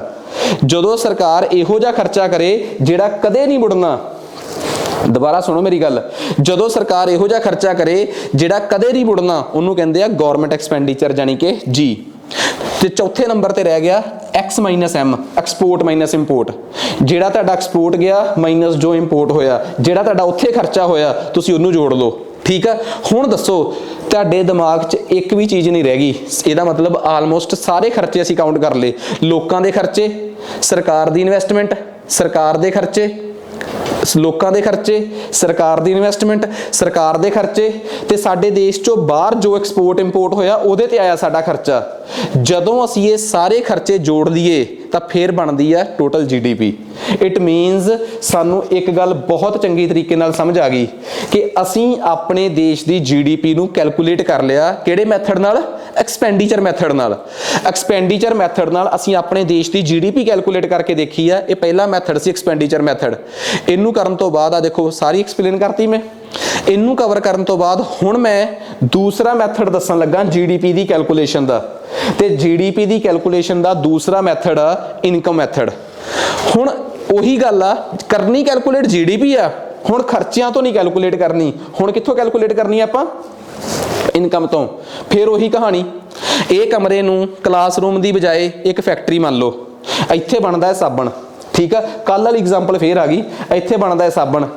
ਸਾਬਣ ਨੂੰ ਬਣਾਉਣ ਵਾਸਤੇ ਸਭ ਤੋਂ ਪਹਿਲਾਂ ਇੱਕ ਬੰਦੇ ਤੋਂ ਰੈਂਟ ਤੇ ਲਈ ਜ਼ਮੀਨ, ਠੀਕ ਆ, ਲੈਂਡ ਤੇ ਜ਼ਮੀਨ ਲਈ ਆਪਾਂ, ਤੇ ਉਹ ਬੰਦੇ ਨੇ ਭਾਲਿਆ ਰੈਂਟ, ਮਤਲਬ ਕਿ ਲੈਂਡ, ਤੇ ਲੈਂਡ ਨੇ ਕੀ ਭਾਲਿਆ? ਆਪਣਾ ਰੈਂਟ। ਫਿਰ ਇੱਥੇ ਆਇਆ ਇੱਕ ਇਨਵੈਸਟਰ ਜਿਹਨੇ ਕਿਹਾ ਕਿ ਮੈਂ ਪੈਸਾ ਲਾਉਂਗਾ। ਉਸ ਬੰਦੇ ਨੇ ਪੂੰਜੀ ਲਾਈ, ਪੈਸਾ ਲਾਇਆ। ਪੈਸੇ ਨੂੰ ਅੰਗਰੇਜ਼ੀ 'ਚ ਕਹਿੰਦੇ ਆ ਕੈਪੀਟਲ। ਉਹਨੇ ਕਿਹਾ ਕਿ ਮੈਂ ਪੈਸਾ ਲਾਇਆ ਹੈ, ਮੈਨੂੰ ਇਹਦੇ 'ਚੋਂ ਇਨਕਮ ਚਾਹੀਦੀ ਹੈ। ਕੈਪੀਟਲ ਨੇ ਮੰਗੀ ਆਪਣੀ ਇਨਕਮ। ਫਿਰ ਆਇਆ ਇੱਕ ਇੰਟਰਪ੍ਰੈਨਿਓਰ, ਕੋਈ ਕੰਮ ਆ, ਜਿਹਨੂੰ ਕੰਮ ਆਉਂਦਾ ਸੀ, ਜਿਹਨੂੰ ਸਾਬਣ ਬਣਾਉਣਾ ਆਉਂਦਾ ਸੀਗਾ, ਉਹਨੂੰ ਆਪਾਂ ਕਹਿੰਦੇ ਆ ਇੰਟਰਪ੍ਰੈਨਿਓਰ। ਕੀ ਕਹਿੰਦੇ ਆਪਾਂ? ਇੰਟਰਪ੍ਰੈਨਿਓਰ। ਉਹਨੇ ਕਿਹਾ ਮੇਰਾ ਪ੍ਰੋਫਿਟ, ਉਹਨੇ ਆਪਣੇ ਤੋਂ ਮੰਗਿਆ ਆਪਣਾ ਪ੍ਰੋਫਿਟ। ਫਿਰ ਉਸ ਤੋਂ ਬਾਅਦ ਆ ਗਈ ਚੌਥੇ ਨੰਬਰ ਤੇ ਲੇਬਰ ਕਲਾਸ। ਲੇਬਰਰ ਆ ਗਿਆ, ਉਹ ਕਹਿੰਦਾ ਮੇਰੀ ਵੇਜ, ਠੀਕ ਆ। ਇੱਕ ਨੇ ਮੰਗਿਆ ਆਪਣਾ ਰੈਂਟ, ਇੱਕ ਨੇ ਮੰਗੀ ਇਨਕਮ, ਇੱਕ ਨੇ ਮੰਗਿਆ ਪ੍ਰੋਫਿਟ, ਇੱਕ ਨੇ ਮੰਗਿਆ ਕੀ? ਰੈਂਟ। ਤੁਸੀਂ ਸਾਰਿਆਂ ਨੂੰ ਜੋੜਤਾ। ਇਹਦਾ ਮਤਲਬ ਇੱਕ ਸਾਬਣ ਦੀ ਟਿੱਕੀ ਤੋਂ ਸਾਨੂੰ ਇਹ ਪਤਾ ਲੱਗ ਗਿਆ ਕਿ ਇੱਕ ਸਾਬਣ ਦੀ ਟਿੱਕੀ 'ਚ ਹਰ ਬੰਦੇ ਨੇ ਕੀ ਕੀ ਫਾਇਦਾ ਖੱਟਿਆ। ਲੇਬਰ ਵਾਲੇ ਦੀ ਇਨਕਮ ਕੀ ਸੀਗੀ? ਵੇਜ। ਕੈਪੀਟਲ ਵਾਲੇ ਦੀ ਇਨਕਮ ਕੀ ਸੀ? ਉਹਦੀ ਇਨਕਮ। ਇੰਟਰਪ੍ਰੈਨਿਓਰ ਦੀ ਇਨਕਮ ਕੀ ਸੀ? ਉਹਦਾ ਪ੍ਰੋਫਿਟ। ਤੇ ਲੈਂਡ ਦੀ ਇਨਕਮ ਕੀ ਸੀ? ਉਹਦਾ ਰੈਂਟ। ਸਾਰਿਆਂ ਨੇ ਆਪੋ ਆਪਣੀ ਇਨਕਮ ਜੋੜਤੀ। ਇੱਕ ਪੈਕੇਟ, ਇੱਕ ਟਿੱਕੀ ਸਾਬਣ ਦਾ GDP ਪਤਾ ਲੱਗ ਗਈ। ਫਿਰ ਐਵੇਂ ਸਾਰਿਆਂ ਦਾ ਪਤਾ ਲੱਗ ਗਈ। ਫਿਰ ਪੂਰੇ ਦੇਸ਼ 'ਚ ਜਿੰਨਾ ਸਮਾਨ ਬਣਿਆ ਸਾਰੀ GDP ਪਤਾ ਲੱਗ ਗਈ। ਇਹ ਦੂਸਰਾ ਮੈਥਡ ਸੀਗਾ ਜਿਹਨੂੰ ਅਸੀਂ ਕਹਿੰਦੇ ਆ ਕਿਹੜਾ ਮੈਥਡ? Income method. ਇਹ ਤਾਂ ਕਿੱਡੀ ਸਿੰਪਲ ਗੱਲ ਆ ਯਾਰ। ਇਹ ਤਾਂ ਬਹੁਤ ਕਹਾਣੀ ਸੌਖੀ ਹੋ ਗਈ ਆਪਣੇ ਕੋਲ ਕਿ ਬਈ ਸਾਨੂੰ GDP ਵਾਲੇ ਮੈਥਡ 'ਚ, ਇਨਕਮ ਵਾਲੇ ਮੈਥਡ 'ਚੋਂ GDP ਪਤਾ ਲੱਗ ਗਈ ਆ। ਸਾਰੀ ਕਹਾਣੀ ਲਿਖੀ ਆ ਕਿ ਲੇਬਰਰ ਨੇ ਆਪਣੀ ਵੇਜ ਮੰਗੀ, ਲੈਂਡ ਨੇ ਆਪਣਾ ਰੈਂਟ ਮੰਗਿਆ, ਕੈਪੀਟਲ ਨੇ ਆਪਣਾ ਇੰਟਰਸਟ ਮੰਗਿਆ, ਜਾਂ ਇਨਕਮ, ਸੌਰੀ ਇੰਟਰਸਟ ਕਹਿਤਾ, ਇਨਕਮ ਕਹਿਤਾ ਮੈਂ, ਮੈਨੂੰ ਇੰਟਰਸਟ ਕਹਿਣਾ ਚਾਹੀਦਾ ਸੀਗਾ ਕਿ ਬਈ ਜਦੋਂ ਕੋਈ ਬੰਦਾ ਪੈਸਾ ਇਨਵੈਸਟ ਕਰਦਾ ਹੈ ਉਹ ਕਹਿੰਦਾ ਮੈਨੂੰ ਮੇਰਾ ਵਿਆਜ ਚਾਹੀਦਾ ਹੈ। ਮੈਂ ਇਨਕਮ ਸ਼ਬਦ ਵਰਤ ਗਿਆ, ਇੰਟਰਸਟ ਕਹਿਣਾ ਸੀ ਉੱਥੇ। ਤੇ ਬਈ ਇੰਟਰਪ੍ਰੈਨਿਓਰ ਨੇ ਆਪਣਾ ਪ੍ਰੋਫਿਟ ਮੰਗਿਆ। ਸਾਰਿਆਂ ਨੂੰ ਜੋੜ ਕੇ ਇੱਕ ਪੈਕੇਟ, ਇੱਕ ਛੋਟੀ ਜਿਹੀ ਟਿੱਕੀ ਦੀ ਤੁਸੀਂ GDP ਪਤਾ ਕੀਤੀ। ਫਿਰ ਸਾਰੇ ਓਵਰਆਲ ਸਾਰੇ ਪ੍ਰੋਡਕਟਸ ਦੀ GDP ਪਤਾ ਕਰ ਲਈ। ਇਹ ਗੱਲ ਪਤਾ ਕੀ ਸੀ? ਇਹ 2015 ਤੋਂ ਪਹਿਲਾਂ ਦੀ ਸੀ। ਮੋਦੀ ਜੀ ਨੇ ਇੱਕ ਗੱਲ ਕਹੀ, ਕਹਿੰਦੇ ਪਹਿਲੀ ਗੱਲ, ਹੁਣ ਧਿਆਨ ਨਾਲ ਸੁਣਿਓ, ਮੋਦੀ ਜੀ ਨੇ ਕਿਹਾ ਕਿ ਜੇ ਆਪਾਂ ਇਨਕਮ ਨੂੰ, ਇਨਕਮ ਮੈਥਡ ਤੋਂ GDP ਪਤਾ ਕਰਨੀ ਹੈ ਨਾ, ਜਿਹੜੀ ਗੱਲ ਤੁਸੀਂ ਅੱਗੇ ਕਰਦੇ ਹੁੰਦੇ ਸੀ ਨਾ ਕਿ ਇੱਕ ਬੰਦਾ ਆਪਣਾ ਇੰਟਰਸਟ ਮੰਗੂਗਾ, ਇੱਕ ਆਪਣੀ ਵੇਜ ਮੰਗੂਗਾ, ਇੱਕ ਆਪਣਾ ਪ੍ਰੋਫਿਟ ਮੰਗੂਗਾ ਤੇ ਇੱਕ ਆਪਣਾ ਰੈਂਟ ਮੰਗੂਗਾ, ਕਹਿੰਦੇ ਇਹ ਗੱਲਾਂ ਪੁਰਾਣੀਆਂ ਹੋ ਗਈਆਂ। ਜਦੋਂ ਤੁਸੀਂ ਇੱਕ ਲੇਬਰਰ ਨੂੰ ਰੱਖਿਆ ਨਾ ਉੱਥੇ, ਤੇ ਲੇਬਰਰ ਨੇ ਆਪਣੀ ਵੇਜ ਮੰਗੀ ਹੈ, ਠੀਕ ਆ। ਤੁਸੀਂ ਇੱਕ ਲੇਬਰਰ ਨੂੰ ਰੱਖਿਆ ਤੇ ਲੇਬਰਰ ਨੇ ਆਪਣੀ ਵੇਜ ਮੰਗੀ ਹੈ। ਕਹਿੰਦੇ ਉਹ ਟਾਈਮ ਪੁਰਾਣਾ ਸੀਗਾ ਜਦੋਂ ਤੁਸੀਂ ਇੱਕ ਦਿਹਾੜੀਆ ਰੱਖ ਕੇ ਉਹਨੂੰ ਸਿਰਫ ਵੇਜ ਤੇ ਕੰਮ ਕਰਾਉਂਦੇ ਸੀ। ਜਿਹੜੀ ਫੈਕਟਰੀ 'ਚ ਤੁਸੀਂ ਉਹ ਤੋਂ ਕੰਮ ਕਰਾ ਰਹੇ ਹੋ ਨਾ, ਜਾਂ ਜਿਹੜੀ ਫੈਕਟਰੀ 'ਚ ਉਹ ਤੁਹਾਡੇ ਨਾਲ ਕੰਮ ਕਰਨ ਲੱਗਿਆ ਹੋਇਆ ਹੈ, ਜੇ ਉਹਦਾ ਮਸ਼ੀਨ 'ਚ ਹੱਥ ਆ ਗਿਆ ਤੁਹਾਨੂੰ ਉਹਦਾ ਇਲਾਜ ਵੀ ਆਪ ਕਰਾਉਣਾ ਪੈਣਾ ਹੈ। ਇਟ ਮੀਨਸ ਤੁਸੀਂ ਇਹ ਕਹਿ ਸਕਦੇ ਹੋ ਕਿ ਬਈ ਤੁਸੀਂ ਉਹਦੀ ਵੇਜ ਦਿੱਤੀ ਹੋਈ ਆ ਕਿ ਜਾ ਹੁਣ ਜੇ ਤੇਰੇ ਹੱਥ ਤੇ ਸੱਟ ਲੱਗੀ ਆ ਇਹਦਾ ਇਲਾਜ ਤੂੰ ਆਪ ਕਰਾ। ਨਹੀਂ, ਇਟ ਮੀਨਸ ਤੁਹਾਡੇ ਵਾਸਤੇ ਇੱਕ ਹੋਰ ਸਮੱਸਿਆ ਪੈਦਾ ਹੋ ਗਈ, ਉਹਨੂੰ ਕੰਪਨਸੇਟ ਕਰਨ ਦੀ ਹੈਗੀ ਆ ਨਾ, ਕਿ ਤੁਹਾਨੂੰ ਉਹਨੂੰ ਇੱਕ ਕੰਪਨਸੇਸ਼ਨ ਦੇਣੀ ਪੈਣੀ ਆ। ਕਹਿੰਦੇ ਫਿਰ ਜੇ ਕੰਪਨਸੇਸ਼ਨ ਦੇਣੀ ਪੈਣੀ ਆ, ਫਿਰ ਇੱਕ ਗੱਲ ਹੋਰ ਸੁਣੋ, ਇੱਕ ਹੋਰ ਨਵਾਂ ਪ੍ਰੋਬਲਮ ਆ ਗਈ ਆਪਣੇ ਕੋਲ। ਉਹ ਨਵੀਂ ਪ੍ਰੋਬਲਮ ਕੀ ਆਈ ਆਪਣੇ ਕੋਲ? ਪਹਿਲਾਂ ਅਸੀਂ ਉਸ ਬੰਦੇ ਨੂੰ 1000 ਰੁਪਏ ਮਹੀਨੇ ਤੇ ਰੱਖਿਆ ਸੀਗਾ, ਠੀਕ ਆ, ਪਰ ਹੁਣ ਉਹ 1000 ਰੁਪਏ ਮਹੀਨਾ ਨਹੀਂ। ਸਾਡੇ ਦੇਸ਼ 'ਚ ਨਵੇਂ ਕਾਨੂੰਨ ਆ ਗਏ ਆ ਕਿ ਬਈ ਜਿਹੜੇ ਬੰਦੇ ਨੂੰ ਤੁਸੀਂ ਦਿਹਾੜੀ ਤੇ ਰੱਖਿਆ ਹੋਇਆ ਹੈ, ਤੁਸੀਂ ਉਹਦਾ ਹਰ ਮਹੀਨੇ 10% ਪੈਸੇ ਕੱਟੋ। 1000 ਦੀ ਜਗ੍ਹਾ ਤੇ ਤੁਹਾਨੂੰ ਉਹਨੂੰ ਮਹੀਨੇ ਦੇ ਕਿੰਨੇ ਪੈਸੇ ਦੇਣੇ ਪੈਣਗੇ? 900। ਕਿੰਨਾ ਰੁਪਈਆ ਰੱਖ ਲਿਆ ਤੁਸੀਂ ਉਹਦਾ? 100 ਰੁਪਈਆ ਤੁਸੀਂ ਉਹਦੇ ਅਕਾਊਂਟ 'ਚ ਪਾਈ ਜਾਓ। ਜਿੱਦਣ ਉਹ ਤੁਹਾਡੇ ਕੋਲ ਨੌਕਰੀ ਛੱਡ ਕੇ ਗਿਆ ਤੇ ਜੇ ਉਹਦਾ 2000 ਰੁਪਈਆ ਬਣ ਗਿਆ, 100 ਰੁਪਈਆ ਹਰ ਮਹੀਨੇ ਦਾ ਕੱਟ ਕੇ, ਐਂਡ 'ਚ ਤੁਸੀਂ ਕੀ ਕਰੋਗੇ ਭਲਾ? ਉਹਨੂੰ ਉਹਦਾ ਜਿੰਨਾ ਉਹਦਾ ਬਣਿਆ ਉਹਨਾਂ ਤੁਹਾਨੂੰ ਆਪਣੇ ਵੱਲੋਂ ਪਾਉਣਾ ਪਊਗਾ। ਜਿਹਨੂੰ ਆਪਾਂ ਕਹਿੰਦੇ ਆ ਪ੍ਰੋਵੀਡੈਂਟ ਫੰਡ, ਠੀਕ ਆ। 2000 ਰੁਪਈਆ ਉਹਦਾ ਜਿੰਨੇ ਮਹੀਨਿਆਂ ਦਾ ਬਣ ਗਿਆ ਉਹਨਾਂ ਤੁਹਾਨੂੰ ਆਪ ਪੇ ਕੇ ਫਿਰ ਤੁਹਾਨੂੰ ਉਹ ਤੋਂ ਖਹਿੜਾ ਛਡਾਉਣਾ ਪਊਗਾ। ਇਟ ਮੀਨਸ ਜਿਹੜੀਆਂ ਨਵੇਂ ਟਾਈਪ ਦੀਆਂ ਕੰਪਨਸੇਸ਼ਨਸ ਆ ਗਈਆਂ, ਕੀ ਆਪਾਂ ਕਹਿ ਸਕਦੇ ਹਾਂ ਕਿ ਲੇਬਰ ਵਾਲਾ ਬੰਦਾ ਇਕੱਲੀ ਵੇਚ ਲਊਗਾ? ਨਹੀਂ। ਇੱਕ ਹੋਰ ਪ੍ਰੋਬਲਮ ਆ, ਜਿਹੜਾ ਇੰਟਰਪ੍ਰੈਨਿਓਰ ਆ ਗਿਆ ਅੱਜ ਕੱਲ।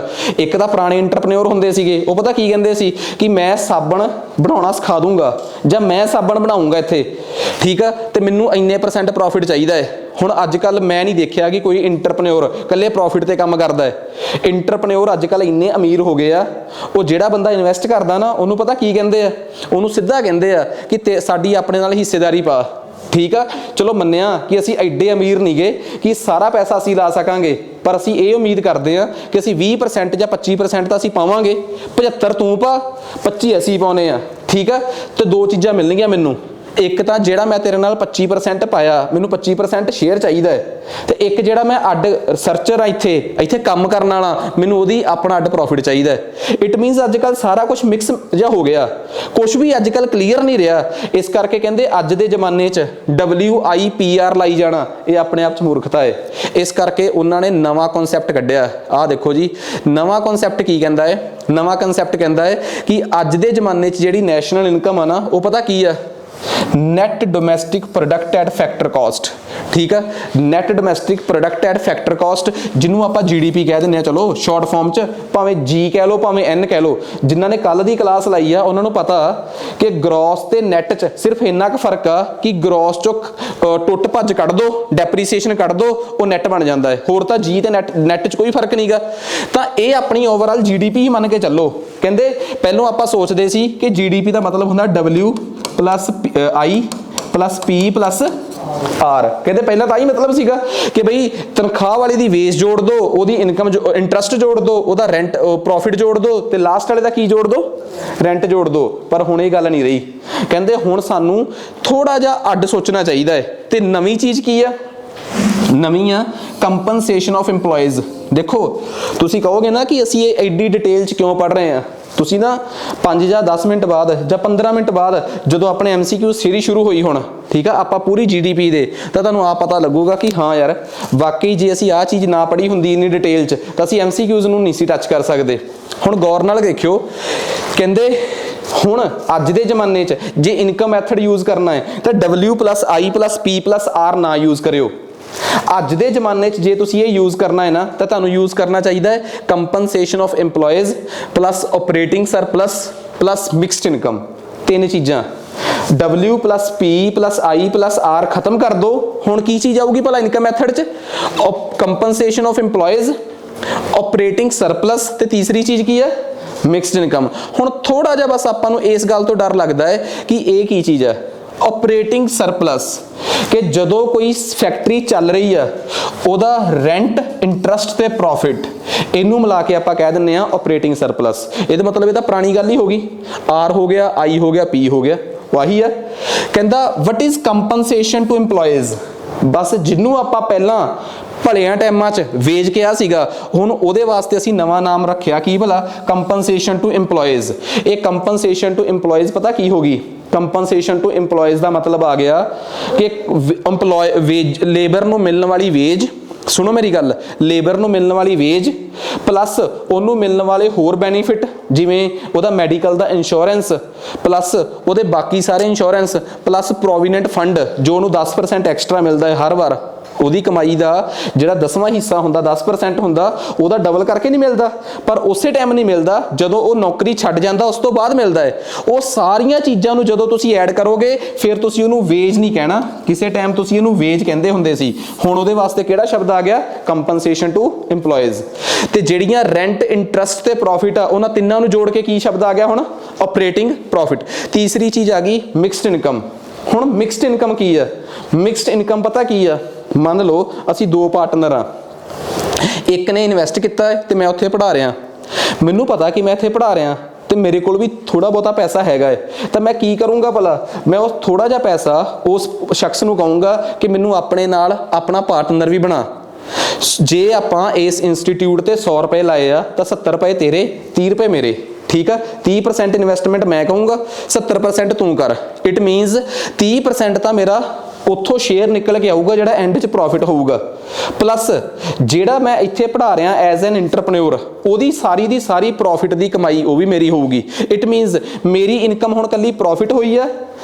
ਦੂਜੀ ਗੱਲ ਕਿ ਜਾਂ ਮੈਂ ਕੱਲਾ ਇੰਟਰਸਟ ਲਵਾਂਗਾ ਜੋ ਮੈਂ ਇੱਥੇ ਇਨਵੈਸਟ ਕੀਤਾ ਹੈ, ਨਾ ਤਾਂ ਮੈਂ ਕੱਲਾ ਇੰਟਰਸਟ ਲਵਾਂਗਾ। ਮੈਂ ਇੰਟਰਸਟ ਇਸ ਕਰਕੇ ਲਵਾਂਗਾ ਕਿਉਂਕਿ ਮੈਂ ਕੈਪੀਟਲ ਲਾਈ ਆ। ਪ੍ਰੋਫਿਟ ਮੈਂ ਇਸ ਕਰਕੇ ਲਵਾਂਗਾ ਕਿਉਂਕਿ ਮੈਂ ਕੱਲਾ ਇੱਥੇ ਪੜ੍ਹਾ ਵੀ ਰਿਹਾ, ਇੰਟਰਪ੍ਰੈਨਿਓਰ ਵੀ ਮੈਂ ਹੀ ਆ। ਇਹਦਾ ਮਤਲਬ ਮੇਰੀ ਇਨਕਮ ਪਤਾ ਕੀ ਹੋਗੀ? Interest plus profit. ਤਾਂ ਹੁਣ ਮੇਰੀ ਇਨਕਮ ਨੂੰ ਪਤਾ ਕੀ ਨਾਮ ਦਿੱਤਾ ਜਾਊਗਾ? ਅੱਜ ਦੇ ਜ਼ਮਾਨੇ 'ਚ ਕੀ ਨਾਮ ਦਿੱਤਾ ਜਾਊਗਾ? Mixed income. It means income method ਜਿਹੜਾ ਹੈ ਨਾ, ਉਹ ਨਾ ਵਿਚਾਰਾ ਹਰ ਵਾਰ ਥੋੜਾ ਜਿਹਾ ਧੋਖੇ 'ਚ ਰਹਿ ਜਾਂਦਾ ਸੀਗਾ। ਵਜ੍ਹਾ ਪਹਿਲਾਂ ਲੋਕ ਇਨਕਮ ਮੈਥਡ ਪਤਾ ਕੀ ਦੇਖਦੇ ਸੀ? WIP ਤੇ R। WIP ਤੇ R 'ਚ ਜਿਹੜੀਆਂ ਚੀਜ਼ਾਂ ਮਿਕਸ ਛੁੱਟ ਜਾਂਦੀਆਂ ਸੀ ਉਹ ਕੀ ਸੀ? Mix income.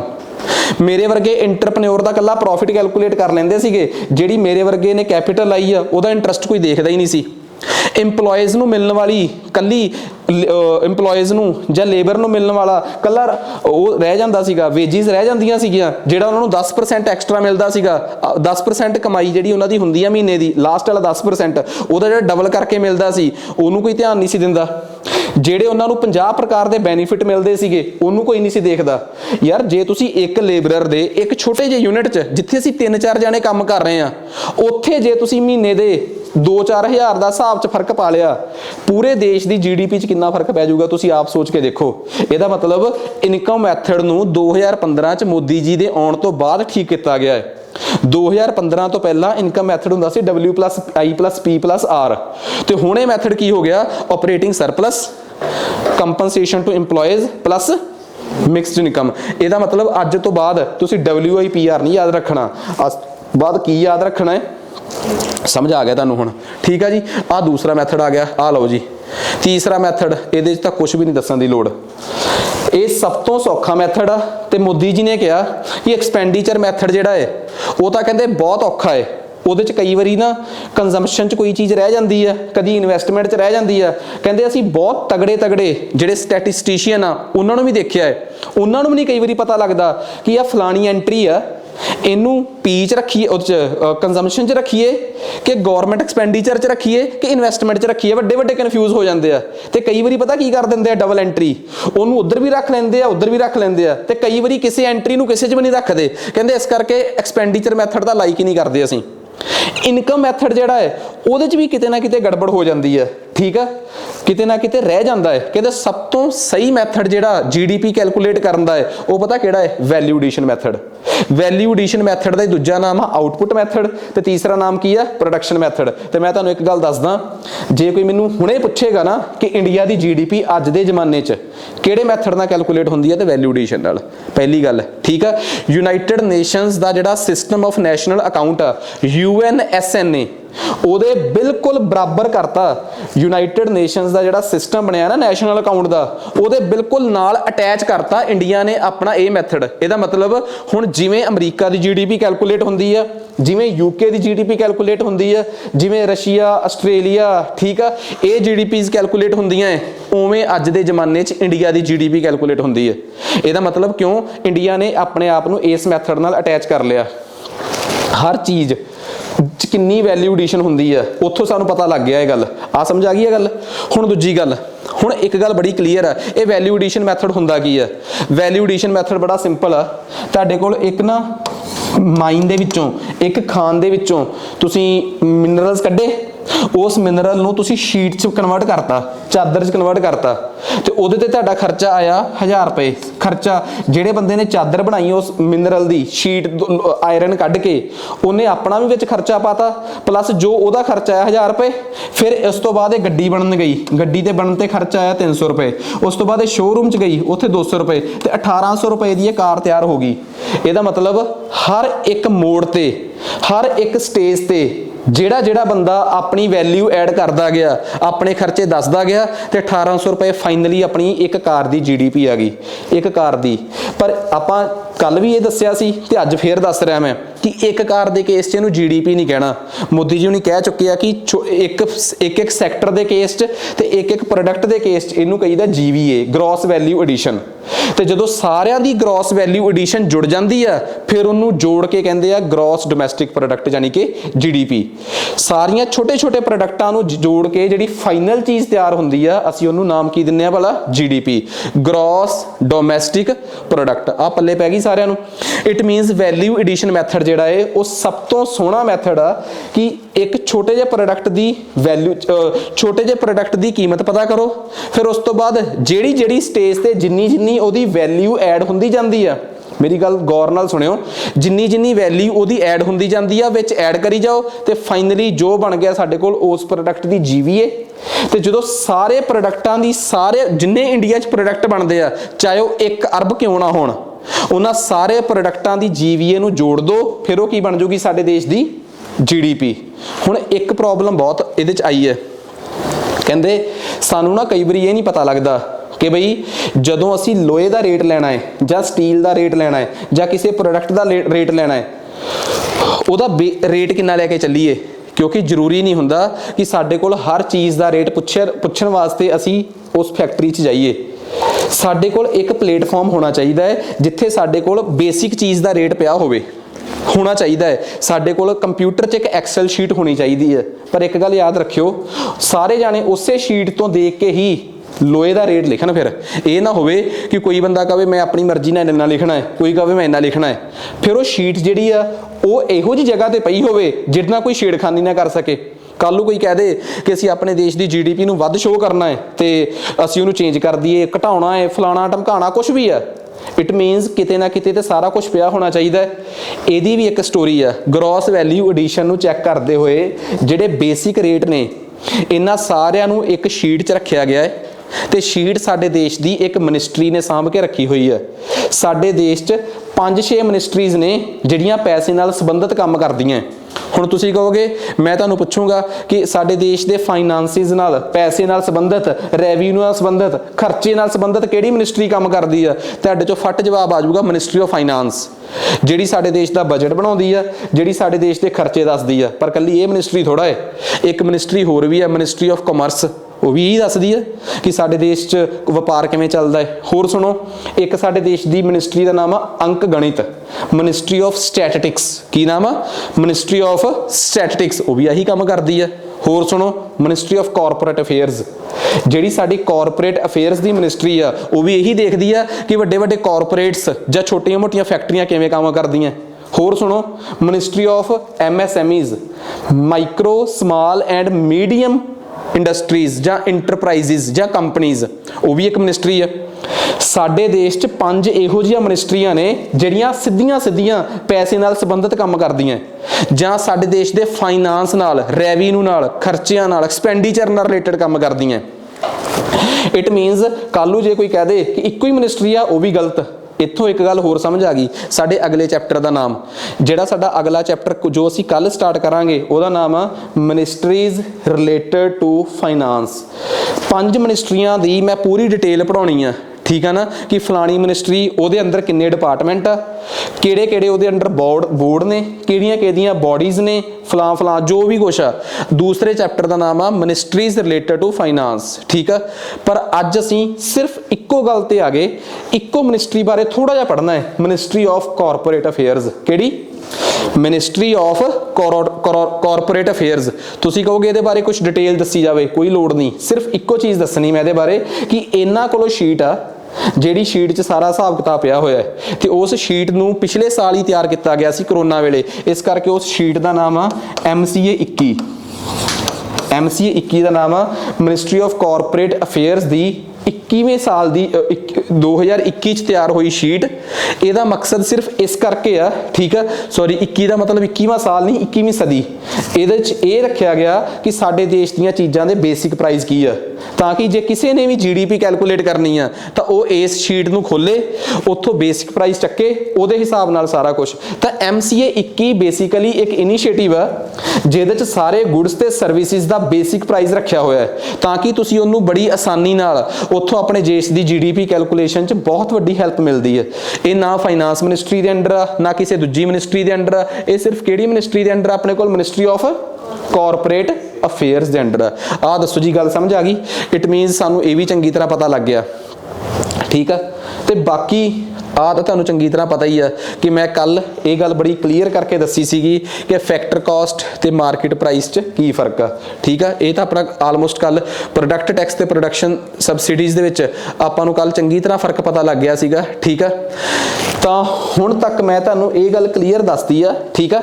ਵੈਸੇ ਵੀ ਇੱਕ ਵਾਰ ਹੁਣ ਮੈਂ ਇੱਕ ਵਾਰੀ ਕੁਇਕ ਰੀਜ਼ਨ ਕਰਾਉਂਗਾ ਤਾਂ ਕਿ ਕਿਸੇ ਨੂੰ MCQs ਤੋਂ ਕਰਨ ਤੋਂ ਕੋਈ ਦਿੱਕਤ ਨਾ ਆਵੇ, ਠੀਕ ਆ। ਤੇ ਬਾਈ ਚਾਂਸ ਜਿਨ੍ਹਾਂ ਦਾ ਕੋਈ ਲੈਕਚਰ ਕੱਲ ਵਾਲਾ ਪੈਂਡਿੰਗ ਪਿਆ ਹੈ ਉਹ ਇੱਕ ਵਾਰ YouTube ਤੇ ਜਾ ਕੇ ਆਪਣਾ ਪਹਿਲਾ ਲੈਕਚਰ ਜ਼ਰੂਰ ਲਾਉਣ, ਠੀਕ ਆ, ਤਾਂ ਕਿ ਦੂਸਰਾ ਲੈਕਚਰ ਬਾਅਦ 'ਚ ਚੰਗੀ ਤਰੀਕੇ ਨਾਲ ਸਾਨੂੰ ਸਮਝ ਆ ਜੇ। ਸਾਰਾ ਕੁਝ ਕਰਾਉਂਦੇ ਹੋਏ ਮੈਂ ਇੱਕ ਗੱਲ ਤੇ ਬਹੁਤ ਧਿਆਨ ਦਿੱਤਾ ਸੀ ਕੱਲ ਵੀ, ਤੇ ਅੱਜ ਫੇਰ ਉਸੇ ਗੱਲ ਤੇ ਕਿ ਮੋਦੀ ਜੀ ਨੇ 2015 'ਚ ਬਹੁਤ ਸ਼ਾਨਦਾਰ ਸਟੈਪ ਚੱਕੇ ਸੀ GDP ਨੂੰ ਲੈ ਕੇ।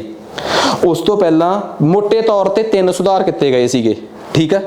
ਮੇਨ ਤੌਰ ਤੇ 3 ਸੁਧਾਰ ਕੀਤੇ ਗਏ ਸੀ GDP ਦੀ ਕੈਲਕੂਲੇਸ਼ਨ 'ਚ 2015 ਤੋਂ ਬਾਅਦ। ਪਹਿਲਾ ਤੇ ਦੂਜਾ ਤੇ ਤੀਜਾ ਇੱਕ ਇੱਕ ਕਰਕੇ ਆਪਾਂ ਸੁਧਾਰ ਦੇਖਦੇ ਹਾਂ। ਮੋਦੀ ਜੀ ਦੇ ਆਉਣ ਤੋਂ ਪਹਿਲਾਂ 2015 ਤੋਂ ਪਹਿਲਾਂ ਅਸੀਂ ਕੀ ਦੇਖਦੇ ਸੀ ਕਿ ਸਾਡਾ GDP ਦਾ ਬੇਸ ਈਅਰ ਜਿਹੜਾ ਹੈ, ਸਾਡੀ GDP ਦਾ ਜਿਹੜਾ ਬੇਸ ਈਅਰ ਆ ਉਹ 2004-5 ਆ, ਪਰ ਹੁਣ ਉਹਨੂੰ ਚੇਂਜ ਕਰਕੇ ਕਿੰਨਾ ਕਰ ਦਿੱਤਾ ਗਿਆ ਹੈ? ਹੁਣ ਉਹਨੂੰ ਚੇਂਜ ਕਰਕੇ ਕਰਤਾ ਹੈ 11-12। ਜਿਨ੍ਹਾਂ ਨੇ ਕਲਾਸ ਨਹੀਂ ਲਈ ਕੱਲ ਦੀ ਉਹ ਜਸਟ ਇੱਕ ਵਾਰ ਵਾਈਜ਼ ਕਰ ਲੈਣ, ਮੈਂ ਸਮਝਾ ਦਿੰਦਾ। ਜਿਵੇਂ ਕਿਸੇ ਨੇ ਮੈਨੂੰ ਕਿਹਾ GDP ਕੈਲਕੂਲੇਟ ਕਰਨ ਵਾਸਤੇ ਮੈਨੂੰ ਇੱਕ ਗੱਲ ਦੱਸੋਗੇ, ਜੇ ਮੈਂ ਇਹ ਗਿਣਨਾ ਜਾਂ ਕੂਲਰ, ਪੱਖੇ, ਬੋਰਡ, ਬਕਸੇ, ਕੱਪ, ਪਲਾਸਟਿਕ, ਚੇਅਰ, ਤਾਂ ਸਾਡੇ ਦੇਸ਼ 'ਚ ਸ਼ਾਇਦ ਲੱਖਾਂ ਪ੍ਰੋਡਕਟ ਬਣਦੇ ਹੋਣਗੇ। ਬਣਦੇ ਆ ਤਾਂ ਲੱਖਾਂ ਪ੍ਰੋਡਕਟ ਦੀ ਐਗਜ਼ਾਮਪਲ ਲੈ ਕੇ ਮੈਂ ਤੁਹਾਨੂੰ GDP ਨਹੀਂ ਸਮਝਾ ਸਕਦਾ। ਮੈਂ ਸਿਰਫ ਇੱਕੋ ਪ੍ਰੋਡਕਟ ਲਵਾਂਗਾ। ਮੰਨ ਲਓ ਸਾਡੇ ਦੇਸ਼ 'ਚ ਕਿੰਨੂ ਬਣਦੇ ਆ, ਇੱਕ ਐਗਜ਼ਾਮਪਲ ਆ, ਠੀਕ ਆ। ਮਤਲਬ ਸਾਡੇ ਦੇਸ਼ 'ਚ ਜੇ ਇਸ ਟਾਈਮ ਇੱਕ ਸਾਲ 'ਚ 200 ਕਿਲੋ ਕਿੰਨੂ ਬਣਦੇ ਆ ਤੇ 1 ਕਿਲੋ ਕਿੰਨੂ ਦੀ ਕੀਮਤ 20 ਰੁਪਏ ਆ, ਠੀਕ ਆ। ਤਾਂ ਕੋਈ ਦੱਸ ਸਕਦਾ ਸਾਡੇ ਦੇਸ਼ ਦੀ GDP ਕਿੰਨੀ ਹੋਊਗੀ? 40,000, ਠੀਕ ਆ। ਇਹ ਸਾਡੇ ਦੇਸ਼ ਦੀ GDP ਆ ਗਈ। ਪਰ ਕਈ ਵਾਰੀ ਕੀ ਹੁੰਦਾ, ਮਤਲਬ ਸਪੋਜ਼ ਕਰੋ ਜਿਵੇਂ ਤੁਹਾਨੂੰ ਸ਼ਾਇਦ ਪਤਾ ਹੋਵੇ, ਪਤਾ ਕਿ ਨਹੀਂ ਪਤਾ ਮੈਨੂੰ ਇਹ ਵੀ ਨਹੀਂ ਪਤਾ, ਇਸ ਸਾਲ ਕਿੰਨੂ ਬਹੁਤ ਖਰਾਬ ਹੋ ਗਿਆ, ਠੀਕ ਆ। ਤਾਂ ਉਹਦਾ ਦੋ ਤਰੀਕੇ ਦੇ ਨੁਕਸਾਨ ਦੇਖਣ ਨੂੰ ਮਿਲੇ। ਇੱਕ ਤਾਂ ਕਿੰਨੂ ਦਾ ਇਸ ਵਾਰੀ ਰੇਟ ਡਾਊਨ ਨਹੀਂ ਆਇਆ, ਤੇ ਇਹ ਸੱਚ ਦੱਸ ਰਿਹਾ ਮੈਂ ਤੁਹਾਨੂੰ, ਠੀਕ ਹੈ, ਇਹਦੇ 'ਚ ਕੋਈ ਉਹ ਨਹੀਂਗਾ। ਤੇ ਦੂਸਰਾ ਕਿੰਨੂ ਟੇਸਟੀ ਨਹੀਂ ਆਇਆ ਇਸ ਵਾਰ, ਠੀਕ ਆ। ਤਾਂ ਪਰ ਇੱਥੇ ਕੀ ਆ, ਕਿੰਨੂ ਅਸਲ 'ਚ ਇਸ ਵਾਰ ਉਸ ਰੇਟ ਤੇ ਨਹੀਂ ਸੀਗਾ ਜਿਸ ਰੇਟ ਤੇ ਹੋਣਾ ਚਾਹੀਦਾ ਸੀਗਾ। ਵੈਸੇ ਨਾਰਮਲੀ ਕਿੰਨੂ ਦਾ ਰੇਟ 15 ਰੁਪਏ ਹੋਣਾ ਚਾਹੀਦਾ ਸੀ, ਬਟ ਮਿਲ ਕਿੰਨੇ ਰੁਪਏ ਰਿਹਾ ਹੈ? 20 ਰੁਪਏ। ਇਹ ਇਮੈਜੀਨੇਸ਼ਨ ਆ, ਠੀਕ ਆ ਨਾ, ਐਵੇਂ ਕੁਛ ਨਹੀਂਗਾ, ਕਿਉਂਕਿ ਰੇਟ ਤਾਂ 30-40 ਰੁਪਏ ਆ, ਬਟ ਆਪਾਂ ਇਹਨੂੰ ਇਮੈਜੀਨੇਸ਼ਨ 'ਚ ਦੇਖ ਰਹੇ ਹਾਂ ਕਿ ਆਹ ਸਾਰਾ ਸੀਨ ਆ। ਇਹਦਾ ਮਤਲਬ ਜੇ ਮੈਨੂੰ ਕੋਈ ਕਵੇ ਕਿ 40,000 ਸਾਡੇ ਦੇਸ਼ ਦੀ ਟਰੂ GDP ਆ, ਨਹੀਂ, ਕੀ ਪਤਾ ਇਹਦੇ 'ਚ ਇੱਕ ਚੀਜ਼ ਦਿਸ ਰਹੀ ਨੇ ਸਾਨੂੰ, ਕੀ ਭਲਾ ਮਹਿੰਗਾਈ ਟਾਈਪ ਕੁਛ ਹੈਗਾ ਸਾਡੇ ਦੇਸ਼ 'ਚ ਸਾਰਾ ਮਹਿੰਗਾਈ ਟਾਈਪ। ਹਾਂ, ਸਾਨੂੰ ਕਿਉਂ ਨਹੀਂ ਅਸੀਂ ਥੋੜੇ ਜਿਹੇ ਸਾਲ ਪਿੱਛੇ ਜਾ ਕੇ, ਕੋਈ ਮੈਨੂੰ ਕਹੇ ਪਿਛਲੇ ਸਾਲ ਦਾ ਕੀ ਹਿਸਾਬ ਆ, ਕਹਿੰਦੇ ਪਿਛਲੇ ਸਾਲ ਤਾਂ ਕਿੰਨੂ ਰੁਲਿਆ ਸੀਗਾ 5 ਰੁਪਏ ਕਿਲੋ, ਤਾਂ ਮੈਂ ਕਹੂੰਗਾ ਯਾਰ 5 ਰੁਪਏ ਲਿਖ ਲਓ, ਫਿਰ ਇੱਥੇ ਪਿਛਲੇ ਸਾਲ ਦੀ ਕੀਮਤ ਲਿਖ ਲੈਂਦੇ ਆ। ਕਹਿੰਦੇ ਉਹ ਬਾਹਲੀ ਅੰਡਰ ਐਸਟੀਮੇਟਡ ਆ, ਇਸ ਸਾਲ ਵਾਲੀ ਬਾਹਲੀ ਓਵਰ ਐਸਟੀਮੇਟਡ ਆ। ਫਿਰ ਕਿਹੜੇ ਸਾਲ ਦੀ ਕੀਮਤ ਸਭ ਤੋਂ ਵਧੀਆ ਹੈ? ਪਿੱਛੇ ਜਾਓ, ਉਹ ਸਾਲ ਚੱਕੋ ਜਿਹੜਾ ਸਾਲ ਤੁਹਾਡੇ ਦੇਸ਼ 'ਚ ਸਭ ਤੋਂ ਸਟੇਬਲ ਜਿਹਾ ਸਾਲ ਰਿਹਾ ਹੈ। ਥੋੜੀ ਜਿਹੀ ਪਿੱਛੇ ਜਾ ਕੇ ਅਸੀਂ ਦੇਖਿਆ ਕਿ 2011-12 ਵਾਲਾ ਸਾਲ ਸਾਡੇ ਦੇਸ਼ ਦਾ ਸਭ ਤੋਂ ਸਹੀ ਸਾਲ ਸੀਗਾ। ਉਸ ਸਾਲ ਸਾਡੇ ਦੇਸ਼ 'ਚ ਕਿੰਨੂ ਤਾਂ ਉੱਗਿਆ ਸੀਗਾ 150 ਕਿਲੋ ਬਸ, ਪਰ ਕਿੰਨੂ ਦਾ ਰੇਟ ਕਿੰਨਾ ਸੀਗਾ? 15 ਰੁਪਏ। ਤੇ ਜੇ ਮੈਨੂੰ ਕੋਈ ਕਵੇ ਕਿ ਸਾਡੇ ਦੇਸ਼ ਦੀ GDP ਦੱਸੋ ਕਿੰਨੀ ਆ, ਤਾਂ ਮੈਂ ਜੇ ਇਸ ਸਾਲ ਦੀ ਕੁਆਂਟੀਟੀ ਲਵਾਂ, ਕੁਆਂਟੀਟੀ ਇਸ ਸਾਲ ਦੀ ਲਵਾਂ, ਤੇ ਰੇਟ ਉਸ ਸਾਲ ਵਾਲਾ ਲਵਾਂ ਜਿਹੜਾ ਸਾਲ ਬਹੁਤ ਸਟੇਬਲ ਸੀਗਾ 15 ਰੁਪਏ, ਇਹਨੂੰ ਇਹਦੇ ਨਾਲ ਮਲਟੀਪਲਾਈ ਕਰਕੇ ਮੇਰੀ GDP ਕਿੰਨੀ ਆ ਗਈ? 30,000 ਆ ਗਈ। ਇਹ ਵੀ GDP ਆਈ ਆ, ਉਹ 40,000 ਵੀ GDP ਆਈ ਆ, ਬਟ ਉਹ 40,000 GDP ਉਦੋਂ ਆਈ ਆ ਜਦੋਂ ਮੈਂ ਕਰੰਟ ਪ੍ਰਾਈਸ ਲਿਆ। ਕਿਹੜਾ ਪ੍ਰਾਈਸ ਲਿਆ? Current price. ਇਹ GDP ਉਦੋਂ ਆਈ ਆ ਜਦੋਂ ਮੈਂ ਇੱਕ ਬੇਸ ਈਅਰ ਵਾਲਾ ਪ੍ਰਾਈਸ ਲਿਆ, ਤੇ ਬੇਸ ਈਅਰ ਦੇ ਪ੍ਰਾਈਸ ਨੂੰ ਕਿਹੜਾ ਪ੍ਰਾਈਸ ਕਹਿੰਦੇ ਆ? ਕੌਨਸਟੈਂਟ ਪ੍ਰਾਈਸ। ਤਾਂ ਇੱਕ ਗੱਲ ਦੇਖੋ, ਇਹ ਤਾਂ ਹੈਗੀ ਆ ਇਮੈਜੀਨੇਸ਼ਨ ਵਾਲੀ GDP, ਕਿਉਂਕਿ ਇਹਦੇ ਚ ਆ ਰੇਟ ਬੜਾ ਇਮੈਜਨਰੀ ਆ। This is called nominal GDP, this is called real GDP। ਤੇ ਮੈਂ ਤੁਹਾਨੂੰ ਇੱਕ ਗੱਲ ਦੱਸਦਾ, ਰੀਅਲ GDP ਤੋਂ ਨੋਮੀਨਲ GDP 10,000 ਰੁਪਏ ਜ਼ਿਆਦੀ ਆ। ਠੀਕ ਆ, ਇਹ ਗੱਲ 10,000 ਦੀ ਨਹੀਂ, ਇਹ ਲੱਖ ਕਰੋੜਾਂ ਦੀ ਗੱਲ ਹੁੰਦੀ ਆ ਆਪਣੇ ਦੇਸ਼ 'ਚ, ਕਿਉਂਕਿ ਸਾਡੇ ਦੇਸ਼ 'ਚ ਕਿਹੜਾ ਕੋਈ ਇੱਕ ਪ੍ਰੋਡਕਟ ਆ। ਤਾਂ ਜਿਹੜੀ ਇਹ GDP ਨੋਮੀਨਲ GDP ਜ਼ਿਆਦੀ ਆਈ ਆ as compare to real GDP, ਇਹੀ ਸਾਡੇ ਦੇਸ਼ 'ਚ ਮਹਿੰਗਾਈ ਦੱਸਦੀ ਆ। ਪਰ ਇੱਕ ਗੱਲ ਹੋਰ, ਮੈਂ ਤਾਂ ਇਹ ਗੱਲ ਲੈ ਕੇ ਚੱਲਿਆ ਕਿ ਕੱਲਾ ਕਿੰਨੂ ਉੱਗਦਾ ਸਾਡੇ ਦੇਸ਼ 'ਚ, ਪਰ ਜੇ ਮੈਂ ਕੱਲੇ ਕਿੰਨੂ ਦੀ ਗੱਲ ਨਾ ਕਰਾਂ, ਮੰਨ ਲਓ ਕਿੰਨੂ plus table plus AC plus ਸਾਰਾ ਕੁਝ ਜੋੜ ਦਿੰਦਾ ਤਾਂ ਸ਼ਾਇਦ ਆ GDP ਪਤਾ ਕਿੰਨੀ ਉਹਦੀ, 40,000 ਕਰੋੜ ਦੀ। ਠੀਕ ਆ, ਇਹ ਵੀ ਥੋੜੀ ਲਿਖੀ ਹੈ ਮੈਂ, ਇਸ ਤੋਂ ਵੀ ਕਿਤੇ ਜ਼ਿਆਦੀ 40 ਲੱਖ ਕਰੋੜ ਦੀ ਆ ਸਕਦੀ ਸੀਗੀ। ਠੀਕ ਆ, ਜੋ ਵੀ ਕੁਛ ਆ, ਤੇ ਆ GDP 30 ਲੱਖ ਕਰੋੜ ਦੀ ਆ ਸਕਦੀ ਸੀ, ਮੰਨ ਕੇ ਚੱਲਦੇ ਆਪਾਂ ਇੰਨੀ ਕੁ ਆ ਸਕਦੀ ਸੀਗੀ। ਠੀਕ ਹੈ, ਤਾਂ ਇਹਦਾ ਮਤਲਬ ਇੱਕ ਗੱਲ ਮੈਨੂੰ ਪਤਾ ਲੱਗ ਗਈ ਕਿ ਮੋਟੇ ਤੌਰ ਤੇ ਕਰੰਟ ਪ੍ਰਾਈਸ ਦੀ GDP ਜਿਹੜੀ ਆ ਉਹਨੂੰ ਕੈਲਕੂਲੇਟ ਕਰਦੇ ਹੋਏ ਜਿੰਨਾ ਕੁਝ ਸਾਡੇ ਦੇਸ਼ 'ਚ ਇਸ ਸਾਲ ਪ੍ਰੋਡਿਊਸ ਹੋਇਆ ਉਹ ਲਿਖੀਦਾ ਹੈ, ਤੇ ਉਹਨੂੰ ਇਸ ਸਾਲ ਦੇ ਰੇਟ ਨਾਲ ਮਲਟੀਪਲਾਈ ਕਰੀਦਾ ਹੈ। ਤੇ ਕਨਸਟੈਂਟ GDP ਪਤਾ ਕਰਨ ਵਾਸਤੇ ਜੋ ਸਾਡੇ ਸਾਲ ਦੇਸ਼ 'ਚ ਇਸ ਸਾਲ ਪੈਦਾ ਹੋਇਆ ਉਹ ਲਿਖੀਦਾ ਹੈ, ਪਰ ਮਲਟੀਪਲਾਈ ਕਰੀਦਾ ਕਿਸੇ ਪੁਰਾਣੇ ਸਾਲ ਦੇ ਰੇਟ ਨਾਲ। ਤੇ ਜਿਹੜਾ ਪੁਰਾਣੇ ਸਾਲ ਦਾ ਰੇਟ ਚੱਕੀਦਾ ਹੈ, ਜਿਹੜੇ ਸਾਲ ਨੂੰ ਤੁਸੀਂ ਬੜਾ ਸਟੇਬਲ ਜਿਹਾ ਸਾਲ ਮੰਨ ਕੇ ਚੱਲੇ ਹੋ, ਉਸ ਸਾਲ ਨੂੰ ਕਿਹਾ ਜਾਂਦਾ ਕਿਹੜਾ ਸਾਲ, ਬੇਸ ਈਅਰ। ਤੇ ਉਸ ਸਾਲ ਦੇ ਪ੍ਰਾਈਸ ਨੂੰ ਕੀ ਕਿਹਾ ਜਾਂਦਾ ਹੈ, ਬੇਸ ਪ੍ਰਾਈਸ। ਤੇ ਸਾਡੇ ਦੇਸ਼ ਨੇ ਆਪਣੇ ਵਾਸਤੇ ਬੇਸ ਈਅਰ ਕਿਹੜਾ ਮੰਨਿਆ ਹੈ, 2011-12। ਤੇ ਮੋਦੀ ਜੀ ਦੇ ਆਉਣ ਤੋਂ ਪਹਿਲਾਂ 15 ਤੋਂ ਪਹਿਲਾਂ ਬੇਸ ਈਅਰ ਕਿੰਨਾ ਸੀਗਾ, 2004-5। ਅਸੀਂ ਆਪਣੇ ਬੇਸ ਈਅਰ ਨੂੰ ਸ਼ਿਫਟ ਕਰ ਲਿਆ ਅੱਗੇ। ਮੈਂ ਪਹਿਲਾਂ ਵੀ ਦੱਸਿਆ ਸੀ ਕਿ ਅਸੀਂ ਆਪਣੇ ਬੇਸ ਈਅਰ ਨੂੰ ਸ਼ਿਫਟ ਕਰਕੇ ਨੇੜੇ ਕਿਉਂ ਲੈ ਕੇ ਆਉਨੇ ਆ, ਕਿਉਂਕਿ 2004-5 ਦੀ ਮਹਿੰਗਾਈ ਦਾ ਤੇ ਬਹੁਤ ਫਰਕ ਪੈ ਗਿਆ। ਉਦੋਂ ਤਾਂ ਕੀ ਪਤਾ ਆਹ ਰੇਟ 15 ਰੁਪਏ ਨਾ ਹੋ ਕੇ 5 ਰੁਪਏ ਹੀ ਹੁੰਦਾ, ਬਹੁਤ ਪੁਰਾਣੀ ਗੱਲ ਆ ਜੇ। ਤੇ ਜਿਹੜਾ 5 ਰੁਪਏ ਰੇਟ ਆ ਉਹ ਕਿੰਨਾ ਕੁ ਸੱਚਾ ਲੱਗਦਾ ਕਿਤੇ। ਸਾਨੂੰ ਬੇਸ ਈਅਰ ਆਪਣੇ ਅੱਜ ਦੇ ਸਾਲ ਦੇ ਬਿਲਕੁਲ ਨੇੜੇ ਤੇੜੇ ਰੱਖਣਾ ਚਾਹੀਦਾ। ਉਹ ਸਾਲ ਬੜਾ ਨੌਨ ਫਲਕਚੁਏਟਿੰਗ ਸਾਲ ਹੋਣਾ ਚਾਹੀਦਾ। ਠੀਕ ਆ, ਆ ਦੋ ਖਾਸੀਅਤਾਂ ਹੋਣੀਆਂ ਚਾਹੀਦੀਆਂ, ਇੱਕ ਬੜਾ ਨੌਨ ਫਲਕਚੁਏਟਿੰਗ ਸਾਲ, ਸਟੇਬਲ ਜਿਹਾ ਸਾਲ, ਤੇ ਦੂਜਾ ਸਾਡੇ ਸਾਲ ਦੇ ਬਿਲਕੁਲ ਨੇੜੇ ਤੇੜੇ ਹੋਵੇ। ਹੁਣ ਅਸੀਂ ਕਿਹੜੇ ਸਾਲ 'ਚ ਪਹੁੰਚ ਗਏ ਆ, 21-22 'ਚ। ਤੇ 21-22 'ਚ ਤੁਹਾਨੂੰ ਨਹੀਂ ਲੱਗਦਾ ਕਿ 11-12 ਬਹੁਤ ਦੂਰ ਆ। ਤੇ ਤੁਹਾਨੂੰ ਸ਼ਾਇਦ ਪਤਾ ਹੋਊਗਾ ਕਿ ਅਖਬਾਰਾਂ ਦੀਆਂ ਖਬਰਾਂ ਦੱਸ ਰਹੀਆਂ ਕਿ ਹੁਣ ਭਾਰਤ ਆਪਣਾ ਬੇਸ ਈਅਰ ਬਦਲ ਕੇ 15, 16, 17 ਦੇ ਨੇੜੇ ਲੈ ਕੇ ਜਾ ਰਿਹਾ ਹੈ। ਹਰ 4-5 ਸਾਲ ਬਾਅਦ ਸਾਨੂੰ ਆਪਣਾ ਬੇਸ ਈਅਰ ਬਦਲ ਲੈਣਾ ਚਾਹੀਦਾ ਹੈ। ਮੋਦੀ ਜੀ ਨੇ 2015 'ਚ ਆਉਂਦੇ ਸਾਰ GDP ਦੀ ਕੈਲਕੂਲੇਸ਼ਨ 'ਚ 3 ਮੇਜਰ ਚੇਂਜ ਕੀਤੇ ਸੀਗੇ। ਸਭ ਤੋਂ ਪਹਿਲਾਂ ਚੇਂਜ ਕੀਤਾ ਸੀਗਾ ਕਿਹੜਾ ਚੇਂਜ ਭਲਾ, ਬੇਸ ਈਅਰ ਬਦਲਤਾ ਸੀ। ਇਹ ਸਭ ਤੋਂ ਪਹਿਲਾ ਚੇਂਜ ਸੀ। ਇਹ ਕਲੀਅਰ ਹੋ ਗਿਆ ਸਾਰਿਆਂ ਨੂੰ। ਸਭ ਤੋਂ ਪਹਿਲਾ ਚੇਂਜ ਸੀ ਕਿ ਬੇਸ ਈਅਰ ਨੂੰ ਬਦਲਣਾ। ਆ ਜਾਓ ਹੁਣ ਦੂਸਰਾ। ਠੀਕ ਆ, ਇਹ ਮੈਂ ਸਟੋਰੀ ਸਾਰੀ ਦੱਸਦੀ ਆ ਕਿ ਬੇਸ ਈਅਰ ਨੂੰ ਚੇਂਜ ਕਰਨ ਦੀ ਲੋੜ ਕਿਉਂ ਪਈ। ਠੀਕ ਆ, ਦੂਸਰੀ ਚੀਜ਼ ਆ ਗਈ ਆਪਣੇ ਕੋਲ, ਹਾਂ ਇਹਦੇ 'ਚ ਲਿਖੇ ਹੋਏ ਆ, ਬਸ ਮੈਂ ਸਮਝਾ ਦਿੰਦਾ, ਤੁਸੀਂ ਬਾਅਦ 'ਚ ਪੜ੍ਹਨ ਲੱਗੇ ਤੁਹਾਨੂੰ ਦਿੱਕਤ ਨਹੀਂ ਆਊਗੀ। ਪਹਿਲਾ ਸੀ ਬੇਸ ਈਅਰ ਦਾ ਚੇਂਜ। ਠੀਕ ਆ, ਕਲੀਅਰ ਆ ਕਨਸੈਪਟ। ਦੂਸਰਾ ਚੇਂਜ ਕੀ ਸੀਗਾ, ਦੂਸਰਾ ਚੇਂਜ ਕਰਨ ਤੋਂ ਪਹਿਲਾਂ ਜਿਨ੍ਹਾਂ ਨੇ ਕੱਲ੍ਹ ਵਾਲੀ ਕਲਾਸ ਨਹੀਂ ਲਾਈ ਉਹਨਾਂ ਨੂੰ ਮੈਂ 1 ਮਿੰਟ ਇੱਕ ਛੋਟੀ ਜਿਹੀ ਗੱਲ ਦੱਸਣੀ ਆ, ਉਹ ਮੈਂ ਦੱਸਦਾ। ਦੇਖੋ ਧਿਆਨ ਨਾਲ ਸਮਝਣ ਦੀ ਕੋਸ਼ਿਸ਼ ਕਰਿਓ। ਇੱਕ ਫੈਕਟਰੀ 'ਚ ਇੱਕ ਪ੍ਰੋਡਕਟ ਤਿਆਰ ਹੋਇਆ, ਲੇਬਰ ਵਾਲੇ ਨੇ ਕਿਹਾ ਕਿ ਮੈਨੂੰ ਵੇਜ ਦੇ ਦਿਓ। ਠੀਕ ਆ, ਕੈਪੀਟਲ ਨੇ ਕਿਹਾ ਮੈਨੂੰ ਇੰਟਰਸਟ ਦੇ ਦਿਓ, ਇੰਟਰਪ੍ਰੈਨਿਓਰ ਕਹਿੰਦਾ ਮੈਨੂੰ ਪ੍ਰੋਫਿਟ ਦੇ ਦਿਓ, ਤੇ ਲੈਂਡ ਕਹਿੰਦੀ ਮੈਨੂੰ ਰੈਂਟ ਦੇ ਦਿਓ। ਠੀਕ ਆ, ਜਾਂ ਦੂਜੀ ਗੱਲ ਛੱਡੋ, operating surplus, mixed income, employees compensation, ਤਿੰਨ ਜੋ ਮਰਜ਼ੀ ਲਾ ਲਓ। ਕਿਉਂਕਿ ਆ ਮੈਂ ਤਾਂ ਦੱਸਦਾ ਕਿਉਂਕਿ ਕੱਲ ਤੱਕ ਮੈਂ ਸਮਝਾਇਆ ਨਹੀਂ ਸੀ ਕਿ ਆਹ ਗੱਲ ਹੁਣ ਇਹਦੇ 'ਚ ਬਦਲ ਗਈ ਹੈ। ਅੱਜ ਮੈਂ ਤਾਂ ਦੱਸਦਾ ਕਿਉਂਕਿ ਤੁਹਾਨੂੰ ਪਤਾ ਲੱਗ ਗਿਆ ਕਿ ਹਾਂ ਗੱਲ ਬਦਲ ਗਈ ਹੈ ਵਾਕਈ। ਆ ਸਾਰੀਆਂ ਚੀਜ਼ਾਂ ਨੂੰ ਜੋੜਨ ਤੋਂ ਬਾਅਦ ਤੁਹਾਨੂੰ ਪਤਾ ਲੱਗਿਆ ਕਿ ਇੱਕ ਪੈਕੇਟ ਤਿਆਰ ਹੋ ਗਿਆ। ਇੱਕ ਪੈਕੇਟ ਦੀ GDP, ਵੈਸੇ ਇੱਕ ਜਦੋਂ ਇੱਕ ਚੀਜ਼ ਦੀ ਗੱਲ ਕਰਦੀ ਹੋਵੇ ਉਹਨੂੰ GDP ਨਹੀਂ ਕਹੀਦਾ, ਕੀ ਕਹੀਦਾ, GVA। ਜਦੋਂ ਕੋਈ ਚੀਜ਼ ਤੁਹਾਡੇ ਪ੍ਰੋਡਕਟ ਹਜੇ ਅੰਦਰ ਹੀ ਰਿਹਾ, ਠੀਕ ਹੈ ਨਾ, ਹਜੇ ਉਹ ਪ੍ਰੋਡਕਟ ਤੁਹਾਡੀ ਫੈਕਟਰੀ ਦੇ ਅੰਦਰ ਹੀ ਆ, ਉਹਨੂੰ ਕਹੀਦਾ ਹੈ GVA ਐਟ ਕਿਹੜੀ ਕਾਸਟ, ਫੈਕਟਰ ਕਾਸਟ। ਠੀਕ ਆ, ਤੁਹਾਡੇ ਕੋਲ ਇੱਕ ਸਾਬਣ ਦਾ ਪੈਕੇਟ ਤਿਆਰ ਹੋ ਗਿਆ, ਜਾਂ ਤੁਸੀਂ ਇਹ ਮੰਨ ਲਓ ਕਿ ਤੁਸੀਂ ਇੱਕ ਕੱਪ ਤਿਆਰ ਕਰ ਲਿਆ ਉੱਥੇ ਆਹ ਵਾਲਾ।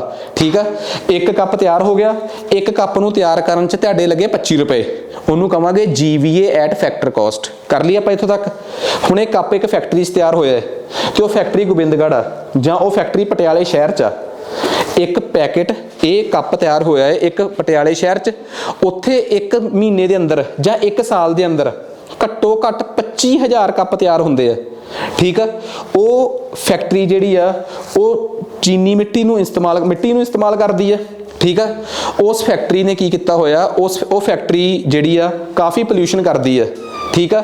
तो जिहड़ी साडी म्युनिसिपल कॉरपोरेशन आ पटियाले वाली, ठीक है, उन्होंने कहा होया कि जिहड़ी भी फैक्ट्री पोल्यूशन करूगी उन्हां कोल असीं एक टैक्स लवांगे, ठीक है, वो होगा पोल्यूशन टैक्स।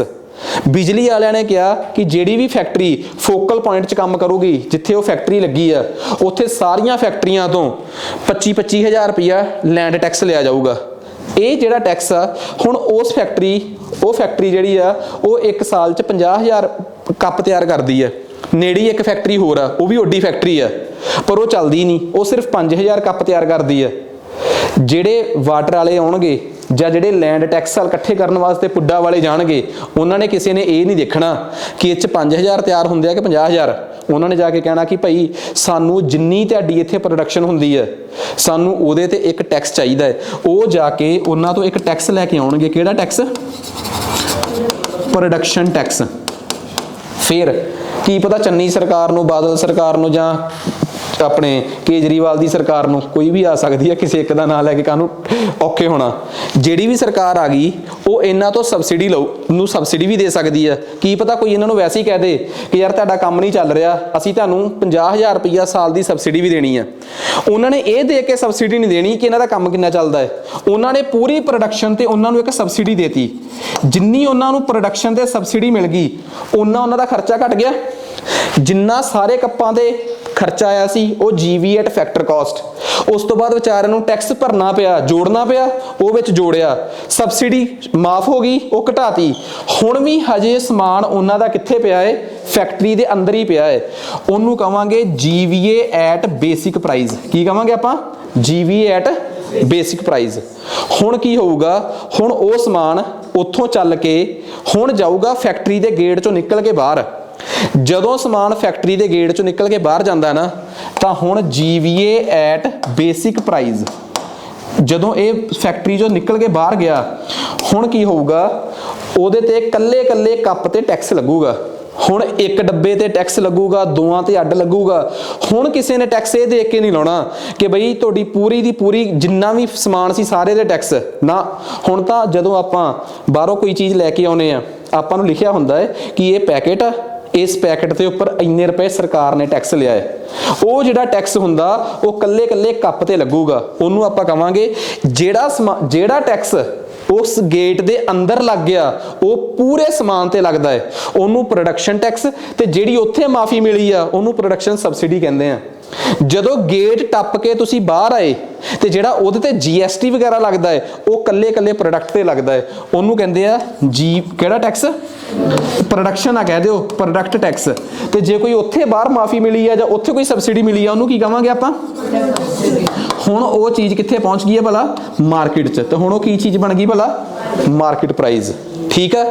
पहला ਹੁਣ ਤੁਸੀਂ ਕਹੋਗੇ ਆ ਗੱਲ ਸਮਝਾਈ ਕਿਉਂ? ਇਹ ਤਾਂ ਕੱਲ ਵੀ ਕਰਿਆ ਸੀਗਾ। ਸਿਰਫ ਇਸ ਕਰਕੇ ਸਮਝਾਈ ਆ ਕਿ ਮੋਦੀ ਦੇ ਆਉਣ ਤੋਂ ਪਹਿਲਾਂ ਅਸੀਂ ਆਹ ਵਾਲੀ GDP ਦੇਖਦੇ ਹੁੰਦੇ ਸੀਗੇ।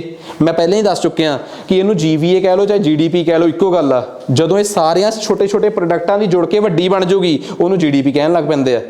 ਪਹਿਲਾਂ ਅਸੀਂ ਦੇਖਦੇ ਸੀ ਫੈਕਟਰ ਕਾਸਟ ਵਾਲੀ ਤੇ ਹੁਣ ਅਸੀਂ ਕਿਹੜੀ ਦੇਖਦੇ ਆ? ਮਾਰਕੀਟ ਪ੍ਰਾਈਸ ਵਾਲੀ।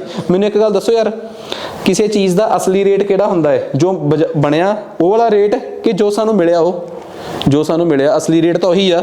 क्योंकि साडी असी एक गल दसो यार, वैसे ही तुसी मैनू रैंडमली ये दसो असी GDP क्यों कैलकुलेट करते हैं? असी ये देख सकीए कि साडे देश की असली हालात किहो जे आ। यार असली हालात दिखा के, असली हालात कदों दिखावांगे? जदों असी ये देखण दी कोशिश करांगे कि लोकां दी जेब चों किन्ना पैसा जा रहा है। लोकां दी जेब चों आ पैसा नहीं जांदा, लोकां दी जेब चों किहड़ा पैसा जांदा है? आ वाला। इट मीनस असली GDP फैक्टर कॉस्ट ते कैलकुलेट करनी चाहिए है कि मार्केट प्राइस ते? मार्केट प्राइस ते। 2015 तो पहला फैक्टर कॉस्ट ते हुंदी सी, 2015 तो बाद किहदे ते हुंदी आ? मार्केट प्राइस ते। 2015 तो पहला 2004-5 बेस ईयर सीगा ते 2015 तो बाद 2011-12 ਨੂੰ बेस ईयर ਮੰਨਿਆ ਗਿਆ। 2015 ਤੋਂ ਪਹਿਲਾਂ ਸਾਡੇ ਕੋਲ ਮੈਥਡ ਚ ਸੀਗਾ ਇਨਕਮ ਮੈਥਡ, ਚੈੱਕ ਕਰਨ ਦਾ ਕਿਹੜਾ ਮੈਥਡ ਸੀਗਾ, ਇਨਕਮ ਮੈਥਡ। ਤੇ 2015 ਤੋਂ ਬਾਅਦ ਸਾਡੇ ਕੋਲ ਆ ਗਿਆ ਵੈਲਿਊ ਐਡੀਸ਼ਨ ਮੈਥਡ। ਕਿਹੜਾ ਮੈਥਡ, ਵੈਲਿਊ ਐਡੀਸ਼ਨ ਮੈਥਡ। ਉਹਦੇ ਵਾਸਤੇ ਸਾਨੂੰ ਕਿਸੇ ਨੇ ਕਿਹਾ ਕਿ ਬੇਸ ਰੇਟ ਕਿੱਥੋਂ ਚੱਕਣੇ ਆ, ਅਸੀਂ ਕਿਹਾ ministry of corporate affairs the site ਤੇ ਜਾਓ, ਉੱਥੇ ਵੈਬਸਾਈਟ ਆ MCA 21, ਉੱਥੋਂ ਜਾ ਕੇ ਆਪਣੇ ਰੇਟ ਚੱਕੋ, ਤਾਂ ਕਿ ਅਸੀਂ ਯੂਨਾਈਟਿਡ ਨੇਸ਼ਨਸ ਦੇ ਨੈਸ਼ਨਲ ਅਕਾਊਂਟਿੰਗ ਸਟੈਂਡਰਡਸ ਦੇ ਨਾਲ ਮਿਲ ਕੇ, ਨੈਸ਼ਨਲ ਸਟੈਂਡਰਡ ਆਫ ਅਕਾਊਂਟਸ ਜਿਹਨੂੰ ਉਹ ਕਹਿ ਦਿੰਦੇ ਆ, ਨੈਸ਼ਨਲ ਅਕਾਊਂਟਿੰਗ ਸਟੈਂਡਰਡਸ ਦੇ ਨਾਲ ਮੈਚ ਕਰਕੇ ਅਸੀਂ ਆਪਣੇ ਦੇਸ਼ ਦਾ ਸਾਰਾ ਸਿਸਟਮ ਤਿਆਰ ਕੀਤਾ GDP ਵਾਲਾ। ਤਿੰਨ ਸੁਧਾਰ ਸਮਝ ਆ ਗਏ। ਵੈਲਿਊ ਐਡੀਸ਼ਨ ਮੈਥਡ ਤੇ ਸ਼ਿਫਟ ਹੋ ਜਾਣਾ, ਪਹਿਲੀ ਗੱਲ। ਦੂਸਰੀ ਗੱਲ ਕੀ ਹੈ, ਫੈਕਟਰ ਕਾਸਟ ਦੀ ਜਗ੍ਹਾ ਤੇ ਕਿਹੜੀ GDP ਕੈਲਕੂਲੇਟ ਕਰਨੀ, ਮਾਰਕੀਟ ਪ੍ਰਾਈਸ ਵਾਲੀ GDP ਕੈਲਕੂਲੇਟ ਕਰਨੀ। ਤੇ ਤੀਸਰੀ ਸਭ ਤੋਂ ਸ਼ਾਨਦਾਰ ਗੱਲ ਕਿਹੜੀ ਭਲਾ, ਕਿ ਬੇਸ ਈਅਰ ਨੂੰ 2004-5 ਤੋਂ ਬਦਲ ਕੇ ਕਿੱਥੇ ਲੈ ਜਾਣਾ, 11-12 ਤੇ ਲੈ ਜਾਣਾ। ਦੱਸੋ ਜੀ, ਇਹ ਗੱਲ ਕਲੀਅਰ ਹੋ ਗਈ। ਸੋ ਇਹ ਸੀ ਕਹਾਣੀ ਸਾਡੀ GDP ਦੀ। ਸਾਨੂੰ ਘੱਟੋ ਘੱਟ ਇਹ ਪਤਾ ਲੱਗ ਗਿਆ ਕਿ ਸਾਡੇ, ਹੁਣ ਦੇਖੋ ਇਹ ਗੱਲ ਬੜੀ ਕਲੀਅਰ ਆ ਕਿ ਸਾਨੂੰ ਸਾਰਾ ਪਤਾ ਹੋਣਾ ਚਾਹੀਦਾ ਹੈ ਕਿ ਬੇਸਿਕਲੀ GDP ਹੈ ਕੀ ਚੀਜ਼ ਹੈ। ਠੀਕ ਆ, ਜਿਨ੍ਹਾਂ ਨੇ ਕੱਲ GDP ਪੜ੍ਹੀ ਹੈ, GDP ਕੀ ਚੀਜ਼ ਹੈ, GNP ਕੀ ਚੀਜ਼ ਹੈ, NDP ਕੀ ਚੀਜ਼ ਹੈ, NNP ਕੀ ਚੀਜ਼ ਹੈ। ਉਸ ਤੋਂ ਬਾਅਦ GDP at factor cost, GDP at basic price, GDP at market price, GDP at current price, GDP at constant price. ਠੀਕ ਆ, ਫਿਰ GDP ਡਿਫਲੇਟਰ ਕੀ ਚੀਜ਼ ਆ। ਠੀਕ ਆ, ਫਿਰ ਉਸ ਤੋਂ ਬਾਅਦ GDP ਕੈਲਕੂਲੇਟ ਕਰਨ ਦੇ ਮੈਥਡ ਕਿਹੜੇ ਕਿਹੜੇ ਆ, ਤਿੰਨ ਮੈਥਡ ਦੱਸੇ ਆ, ਇਨਕਮ ਮੈਥਡ, ਐਕਸਪੈਂਡੀਚਰ ਮੈਥਡ ਤੇ ਵੈਲਿਊ ਐਡੀਸ਼ਨ ਮੈਥਡ। ਫਿਰ GDP ਤੇ GVA ਚ ਫਰਕ ਕੀ ਆ। ਇਹ ਸਾਰਾ ਕੁਝ ਕਰਨ ਤੋਂ ਬਾਅਦ ਮੋਦੀ ਜੀ ਦੁਆਰਾ ਕੀਤੇ ਗਏ ਰਿਫਾਰਮਸ, ਫਿਰ ਆਪਾਂ ਉਹ ਪੜ੍ਹੇ, ਤੇ ਫਿਰ ਉਸ ਤੋਂ ਬਾਅਦ ਲਾਸਟ ਚ ਇੱਕ ਟਰਮ ਆ ਗਈ ਆਪਣੇ ਕੋਲ, ਕੈਪੀਟਲ ਆਊਟਪੁੱਟ ਰੇਸ਼ੋ। ਅੱਜ ਦੇ ਜ਼ਮਾਨੇ ਦੀ ਸਭ ਤੋਂ ਮਸ਼ਹੂਰ ਟਰਮ। ਇਹ ਉਸ ਟਾਈਮ ਜਦੋਂ ਸਾਡਾ ਦੇਸ਼ ਤਰੱਕੀ ਨਹੀਂ ਕਰ ਰਿਹਾ ਤਾਂ ਸਾਨੂੰ ਪਤਾ ਹੋਣਾ ਚਾਹੀਦਾ ਹੈ ਕਿ ਸਾਡਾ ਦੇਸ਼ ਤਰੱਕੀ ਕਿਉਂ ਨਹੀਂ ਕਰ ਰਿਹਾ। ਉਹਦੇ 'ਚ ਇਸ ਟਰਮ ਦੀ ਇੱਕ ਬਹੁਤ ਖਾਸ ਅਹਿਮੀਅਤ ਹੈ, ਕੈਪੀਟਲ ਆਊਟਪੁੱਟ ਰੇਸ਼ੋ ਦੀ। ਠੀਕ ਹੈ, ਸਭ ਤੋਂ ਪਹਿਲੀ ਗੱਲ, what is capital output ratio. ਇੱਕ ਸਿੰਪਲ ਜੀ ਗੱਲ ਆ, ਮੇਰੇ ਕੋਲ 1000 ਰੁਪਇਆ ਹੈ। ਠੀਕ ਹੈ ਜੀ, ਮੇਰੇ ਕੋਲ ਜਾਂ ਮੇਰੇ ਪਰਿਵਾਰ ਕੋਲ ਇਸ ਮਹੀਨੇ 1000 ਰੁਪਇਆ ਆਇਆ, ਤੇ ਅਸੀਂ ਉਸ 1000 ਰੁਪਏ ਚੋਂ 100 ਰੁਪਏ, ਉਸ 1000 ਚੋਂ 100 ਰੁਪਇਆ ਇਨਵੈਸਟ ਕਰਤਾ ਅੱਗੇ। ਠੀਕ ਆ, ਪਤਾ ਕਿਉਂ 100 ਰੁਪਇਆ ਕਿਉਂ ਇਨਵੈਸਟ ਕੀਤਾ ਤੇ 900 ਕਿਉਂ ਨਹੀਂ ਕੀਤਾ? ਕਿਉਂਕਿ 900 ਤਾਂ ਸਾਡੇ ਪਰਿਵਾਰ ਦਾ ਖਰਚਾ ਹੀ ਆ ਗਿਆ। 900 ਤਾਂ ਸਾਡੇ ਪਰਿਵਾਰ ਦਾ ਖਰਚਾ ਹੀ ਆ ਗਿਆ। ਅਸੀਂ ਕਿੰਨੇ ਰੁਪਏ ਇਨਵੈਸਟ ਕਰਤੇ? 100 ਰੁਪਏ। ਫਿਰ ਦੂਸਰੇ ਕੇਸ 'ਚ ਆ ਜਾਓ। ਠੀਕ ਆ, ਅਸੀਂ ਉਸੇ ਹੀ, ਹੁਣ ਬੜੇ ਧਿਆਨ ਨਾਲ ਸੁਣਿਓ, ਸਾਡਾ ਸੀਗਾ 1000 ਰੁਪਏ ਸਾਡੀ ਪਰਿਵਾਰ ਦੀ ਕਮਾਈ, ਅਸੀਂ ਉਸ 1000 ਚੋਂ 200 ਰੁਪਈਆ ਖਰਚ ਕਰਤਾ, ਇਨਵੈਸਟ ਕਰਤਾ, ਸੌਰੀ, ਅਸੀਂ ਉਸ 1000 ਚੋਂ ਕਿੰਨੇ ਰੁਪਏ ਇਨਵੈਸਟ ਕਰਤੇ? 200 ਰੁਪਏ ਇਨਵੈਸਟ ਕਰਤੇ। ਇਹਦਾ ਮਤਲਬ ਸਾਡੇ ਪਰਿਵਾਰ ਦਾ ਖਰਚਾ ਕਿੰਨਾ ਸੀਗਾ? ਸਿਰਫ 800 ਰੁਪਏ। ਠੀਕ ਆ, ਅਸੀਂ 200 ਰੁਪਏ ਇਨਵੈਸਟ ਕੀਤਾ। ਠੀਕ ਆ, ਤੀਸਰੇ ਕੇਸ 'ਚ 1000 ਰੁਪਈਆ ਸਾਡੀ ਕਮਾਈ ਸੀ, ਅਸੀਂ ਉਸ ਚੋਂ 500 ਇਨਵੈਸਟ ਕਰਤਾ। ਠੀਕ ਆ, ਵੈਲਿਊ ਕਿੰਨੀ ਆਈ ਆ? ਆਨਸਰ ਕਿੰਨਾ ਆਇਆ? 2। ਆਨਸਰ ਕਿੰਨਾ ਆਇਆ? 5। ਆਨਸਰ ਕਿੰਨਾ ਆਇਆ? 10। ਜਿਹੜਾ ਮੈਨੂੰ ਕੋਈ ਕਵੇ ਕਿ ਜੀ ਆ 2, ਆ 5 ਤੇ ਆ 10 ਇਹ ਕੀ ਆ, ਮੈਂ ਕਹੂੰਗਾ this is capital output ratio. Capital output ratio ਦੀ ਪੰਜਾਬੀ ਸੁਣੋ ਹੁਣ ਕੀ ਆ। ਤੁਹਾਡੀ ਕਮਾਈ ਦਾ ਕਿੰਨਵਾਂ ਹਿੱਸਾ ਤੁਸੀਂ ਇਨਵੈਸਟ ਕਰ ਦਿੰਦੇ ਹੋ, ਉਹ ਤੁਹਾਡੀ ਕੈਪੀਟਲ ਆਊਟਪੁੱਟ ਰੇਸ਼ੋ ਆ। ਹੁਣ ਕਹੋਗੇ ਇੰਡੀਆ ਦੇ ਕੇਸ 'ਚ ਫੁੱਲ ਫਲੈਜ ਡੈਫੀਨੇਸ਼ਨ ਦੱਸੋ ਜਿਹੜੀ ਪੇਪਰ 'ਚ ਆਉਣੀ ਆ। ਠੀਕ ਆ, ਫੁੱਲ ਫਲੈਜ ਡੈਫੀਨੇਸ਼ਨ ਇਹ ਆ ਕਿ GDP divide by investment is equal to capital output ratio. ਕਿ ਤੁਹਾਡੇ ਦੇਸ਼ ਦੀ ਕੁੱਲ GDP ਦਾ ਡਿਵਾਈਡ ਬਾਏ ਕਿੰਨਵਾਂ ਹਿੱਸਾ, ਡਿਵਾਈਡ 'ਚ ਕੀ ਆ, ਤੁਸੀਂ ਕੀ ਕਰਦੇ ਹੋ? ਇਨਵੈਸਟ ਕਰਦੇ ਹੋ। ਇਹਦਾ ਮਤਲਬ ਬਸ ਮੈਨੂੰ ਇੰਨਾ ਦੱਸ ਦਿਓ ਕਿ ਕੈਪੀਟਲ ਆਊਟਪੁੱਟ ਰੇਸ਼ੋ ਜਿਹੜੀ ਆ ਸਭ ਤੋਂ ਵੱਧ ਇੱਥੇ ਦਿਸ ਰਹੀ ਆ, ਇੱਥੇ ਦਿਸ ਰਹੀ ਆ ਕਿ ਇੱਥੇ ਦਿਸ ਰਹੀ ਆ? ਕੇਸ 1, ਕੇਸ 2 ਕਿ ਕੇਸ 3? ਕਿਹੜੇ ਕੇਸ 'ਚ? ਇਹਦੇ 'ਚ ਆ ਗਈ ਆਪਣੇ ਕੋਲ। ਨਹੀਂ, ਸਭ ਤੋਂ ਵੱਧ ਕਿਹਦੇ 'ਚ ਦਿਸ ਰਹੀ ਹੈ? ਕੈਪੀਟਲ ਆਊਟਪੁੱਟ ਰੇਸ਼ੋ ਸਭ ਤੋਂ ਵੱਧ ਕਿੱਥੇ ਆ? ਇੱਥੇ ਕਿੰਨੀ ਆ? 10। ਇੱਥੇ ਕਿੰਨੀ ਆ? 5। ਇੱਥੇ ਤੀਸਰੇ ਕੇਸ 'ਚ ਕਿੰਨੀ ਆ? 2। ਬਸ ਇਹ ਦੱਸੋ ਤਰੱਕੀ ਕਿਹੜੇ ਕੇਸ 'ਚ ਆ? 1, 2 ਕਿ 3? ਤਰੱਕੀ ਕਿਹਦੇ 'ਚ ਆ? 3 'ਚ। ਪਤਾ ਕਿਉਂ? ਕਿਉਂਕਿ 1000 ਚੋਂ ਸਿਰਫ ਸਾਡਾ ਖਰਚਾ 500 ਰੁਪਏ ਆ। ਇਹਦਾ ਮਤਲਬ ਸਮਝਦੇ ਕੀ ਆ? ਸਾਡੇ ਦੇਸ਼ 'ਚ ਚੀਜ਼ਾਂ ਸਹੀ ਰੇਟ ਤੇ ਮਿਲ ਰਹੀਆਂ। 500 ਰੁਪਏ 'ਚ ਸਾਡੇ ਪਰਿਵਾਰ ਦਾ ਪੂਰਾ ਖਰਚਾ ਸਰ ਗਿਆ ਤੇ 500 ਰੁਪਇਆ ਸਾਨੂੰ ਇਨਵੈਸਟ ਕਰਨ ਵਾਸਤੇ ਮਿਲ ਗਿਆ। ਪਹਿਲਾ ਕੇਸ ਤੇ ਮਾੜਾ ਹੀ ਬਹੁਤ, ਮਤਲਬ ਇਹ ਕਿ ਅਸੀਂ ਸਿਰਫ 100 ਰੁਪਇਆ ਹੀ ਅੱਗੇ ਇਨਵੈਸਟ ਕੀਤਾ ਹੈ। ਇਹਦਾ ਮਤਲਬ ਸਾਡੀ ਕਮਾਈ ਬਹੁਤ ਘੱਟ ਆ। ਅਸਲੀ ਕਮਾਈ ਕੀ ਹੁੰਦੀ ਹੈ ਸਾਡੀ? ਉਹ ਥੋੜਾ ਹੁੰਦੀ ਹੈ ਕਿ ਅਸੀਂ ਕਮਾ ਕਿੰਨਾ ਰਹੇ ਆ। ਅਸਲੀ ਕਮਾਈ ਹੁੰਦੀ ਆ ਕਿ ਸਾਡੇ ਕੋਲ ਬਚਦਾ ਕਿੰਨਾ ਹੈ ਅੱਗੇ ਇਨਵੈਸਟ ਕਰਨ ਵਾਸਤੇ, ਫਿਊਚਰ ਵਾਸਤੇ ਕਿੰਨਾ ਬਚਦਾ, ਉਹੀ ਕਮਾਈ ਆ। ਸੋਚ ਕੇ ਦੇਖੋ ਯਾਰ, ਸਾਡੇ ਦੇਸ਼ 'ਚ ਇਸ ਕੇਸ 'ਚ, ਠੀਕ ਆ, ਆ ਜਿਹੜਾ ਸਭ ਤੋਂ ਪਹਿਲਾ ਕੇਸ ਆ, ਤੇ ਜਿੰਨੇ ਵੀ ਡਿਵੈਲਪ ਕੰਟਰੀਜ਼ ਨੇ ਨਾ, ਜਿੰਨੇ ਵੀ ਡਿਵੈਲਪ ਕੰਟਰੀਜ਼ ਨੇ, ਉਹਨਾਂ ਦੀ ਆ ਰੇਸ਼ੋ ਜਿਹੜੀ ਵੈਲਿਊ ਹੁੰਦੀ ਆ ਇਹ ਬਹੁਤ ਘੱਟ ਹੁੰਦੀ ਆ। ਆ ਵੈਲਿਊ ਉਹਨਾਂ ਦੀ ਬਹੁਤ ਘੱਟ ਹੁੰਦੀ ਆ। ਵਜ੍ਹਾ ਕਿਉਂਕਿ ਉਹ ਬਹੁਤ ਸਾਰਾ ਪੈਸਾ ਅੱਗੇ ਇਨਵੈਸਟ ਕਰਦੇ ਆ। ਉਹ ਜਿਹੜੇ ਇੱਥੋਂ ਜਾਂਦੇ ਆ ਨਾ ਆਪਣੇ ਬਾਹਰ, ਉਹ ਨਾ ਉੱਥੋਂ ਦੇ ਗਰੀਬ ਅੰਗਰੇਜ਼ਾਂ ਨੂੰ ਦੇਖਦੇ ਆ, ਠੀਕ ਆ, ਕਿਉਂਕਿ ਜਿਵੇਂ ਦੇ ਉਹ ਆਪ ਹੁੰਦੇ ਆ। ਹੁਣ ਯਾਰ ਇੱਕ ਗੱਲ ਦੱਸੋ, ਜਿਹੜਾ ਪਰਦੇਸੀ ਪੰਜਾਬ 'ਚ ਆ ਕੇ ਕੰਮ ਕਰੂਗਾ, ਠੀਕ ਆ, ਆਪਾਂ ਨੂੰ ਪਤਾ ਹੀ ਹੈ ਕਿ ਉਹ ਕਿੱਥੋਂ ਤੱਕ ਤਰੱਕੀ ਕਰ ਸਕਦਾ ਹੈ। ਤੇ ਉਹ ਜਿੰਨੇ ਜਾਣੇ ਇੱਥੇ ਆਉਣਗੇ, 100 ਇੱਥੇ ਆਉਣਗੇ, ਉਹਨਾਂ 'ਚੋਂ ਇੱਕ ਪਰਦੇਸੀ ਬਿਹਾਰ ਯੂਪੀ 'ਚ ਹੋਇਆ ਜਿਹੜਾ ਇੱਥੇ ਆ ਕੇ ਵਧੀਆ ਬਰਾਬਰ ਦੀ ਮਾਡਲ ਟਾਊਨ 'ਚ ਕੋਠੀ ਪਾ ਸਕਦਾ। 50 ਤੋਂ 60 ਤਾਂ ਉਹੀ ਆ ਜਿਹੜੇ ਐਵਰੇਜ ਵੀ ਵਿਚਾਰੇ ਬਿਲੋ ਐਵਰੇਜ BPL ਟਾਈਪ 'ਚ ਰਹਿ ਗਏ, ਬਸ ਉਹਦੀ ਲੇਅਰ ਤੱਕ ਪਹੁੰਚੇ। ਤਾਂ ਗੁੱਸਾ ਨਾ ਕਰਿਓ, ਜਿਹੜੇ ਸਾਡੇ ਬਾਹਰ ਜਾਂਦੇ ਆ ਉਹ ਵੀ ਸਾਰੀ ਉਮਰ ਐਂ ਹੀ ਰਹਿ ਜਾਣੇ ਆ। ਇਹ ਨਹੀਂਗਾ ਕਿ ਉਹ ਕਿਤੇ, ਤੇ ਉਹ ਜਦੋਂ ਤੁਸੀਂ ਜਸਟ BPL ਲਾਈਨ ਨੂੰ ਟੱਚ ਕਰੋਗੇ, ਜਿਹੜੇ ਅੰਗਰੇਜ਼ਾਂ ਨੂੰ ਤੁਸੀਂ ਬਾਹਰ ਦੇਖੋਗੇ ਉਹ ਵੀ ਉਹਨਾਂ ਵਰਗੀ ਹੋਣਗੇ। ਓਬਵੀਅਸ ਜੀ ਗੱਲ ਆ।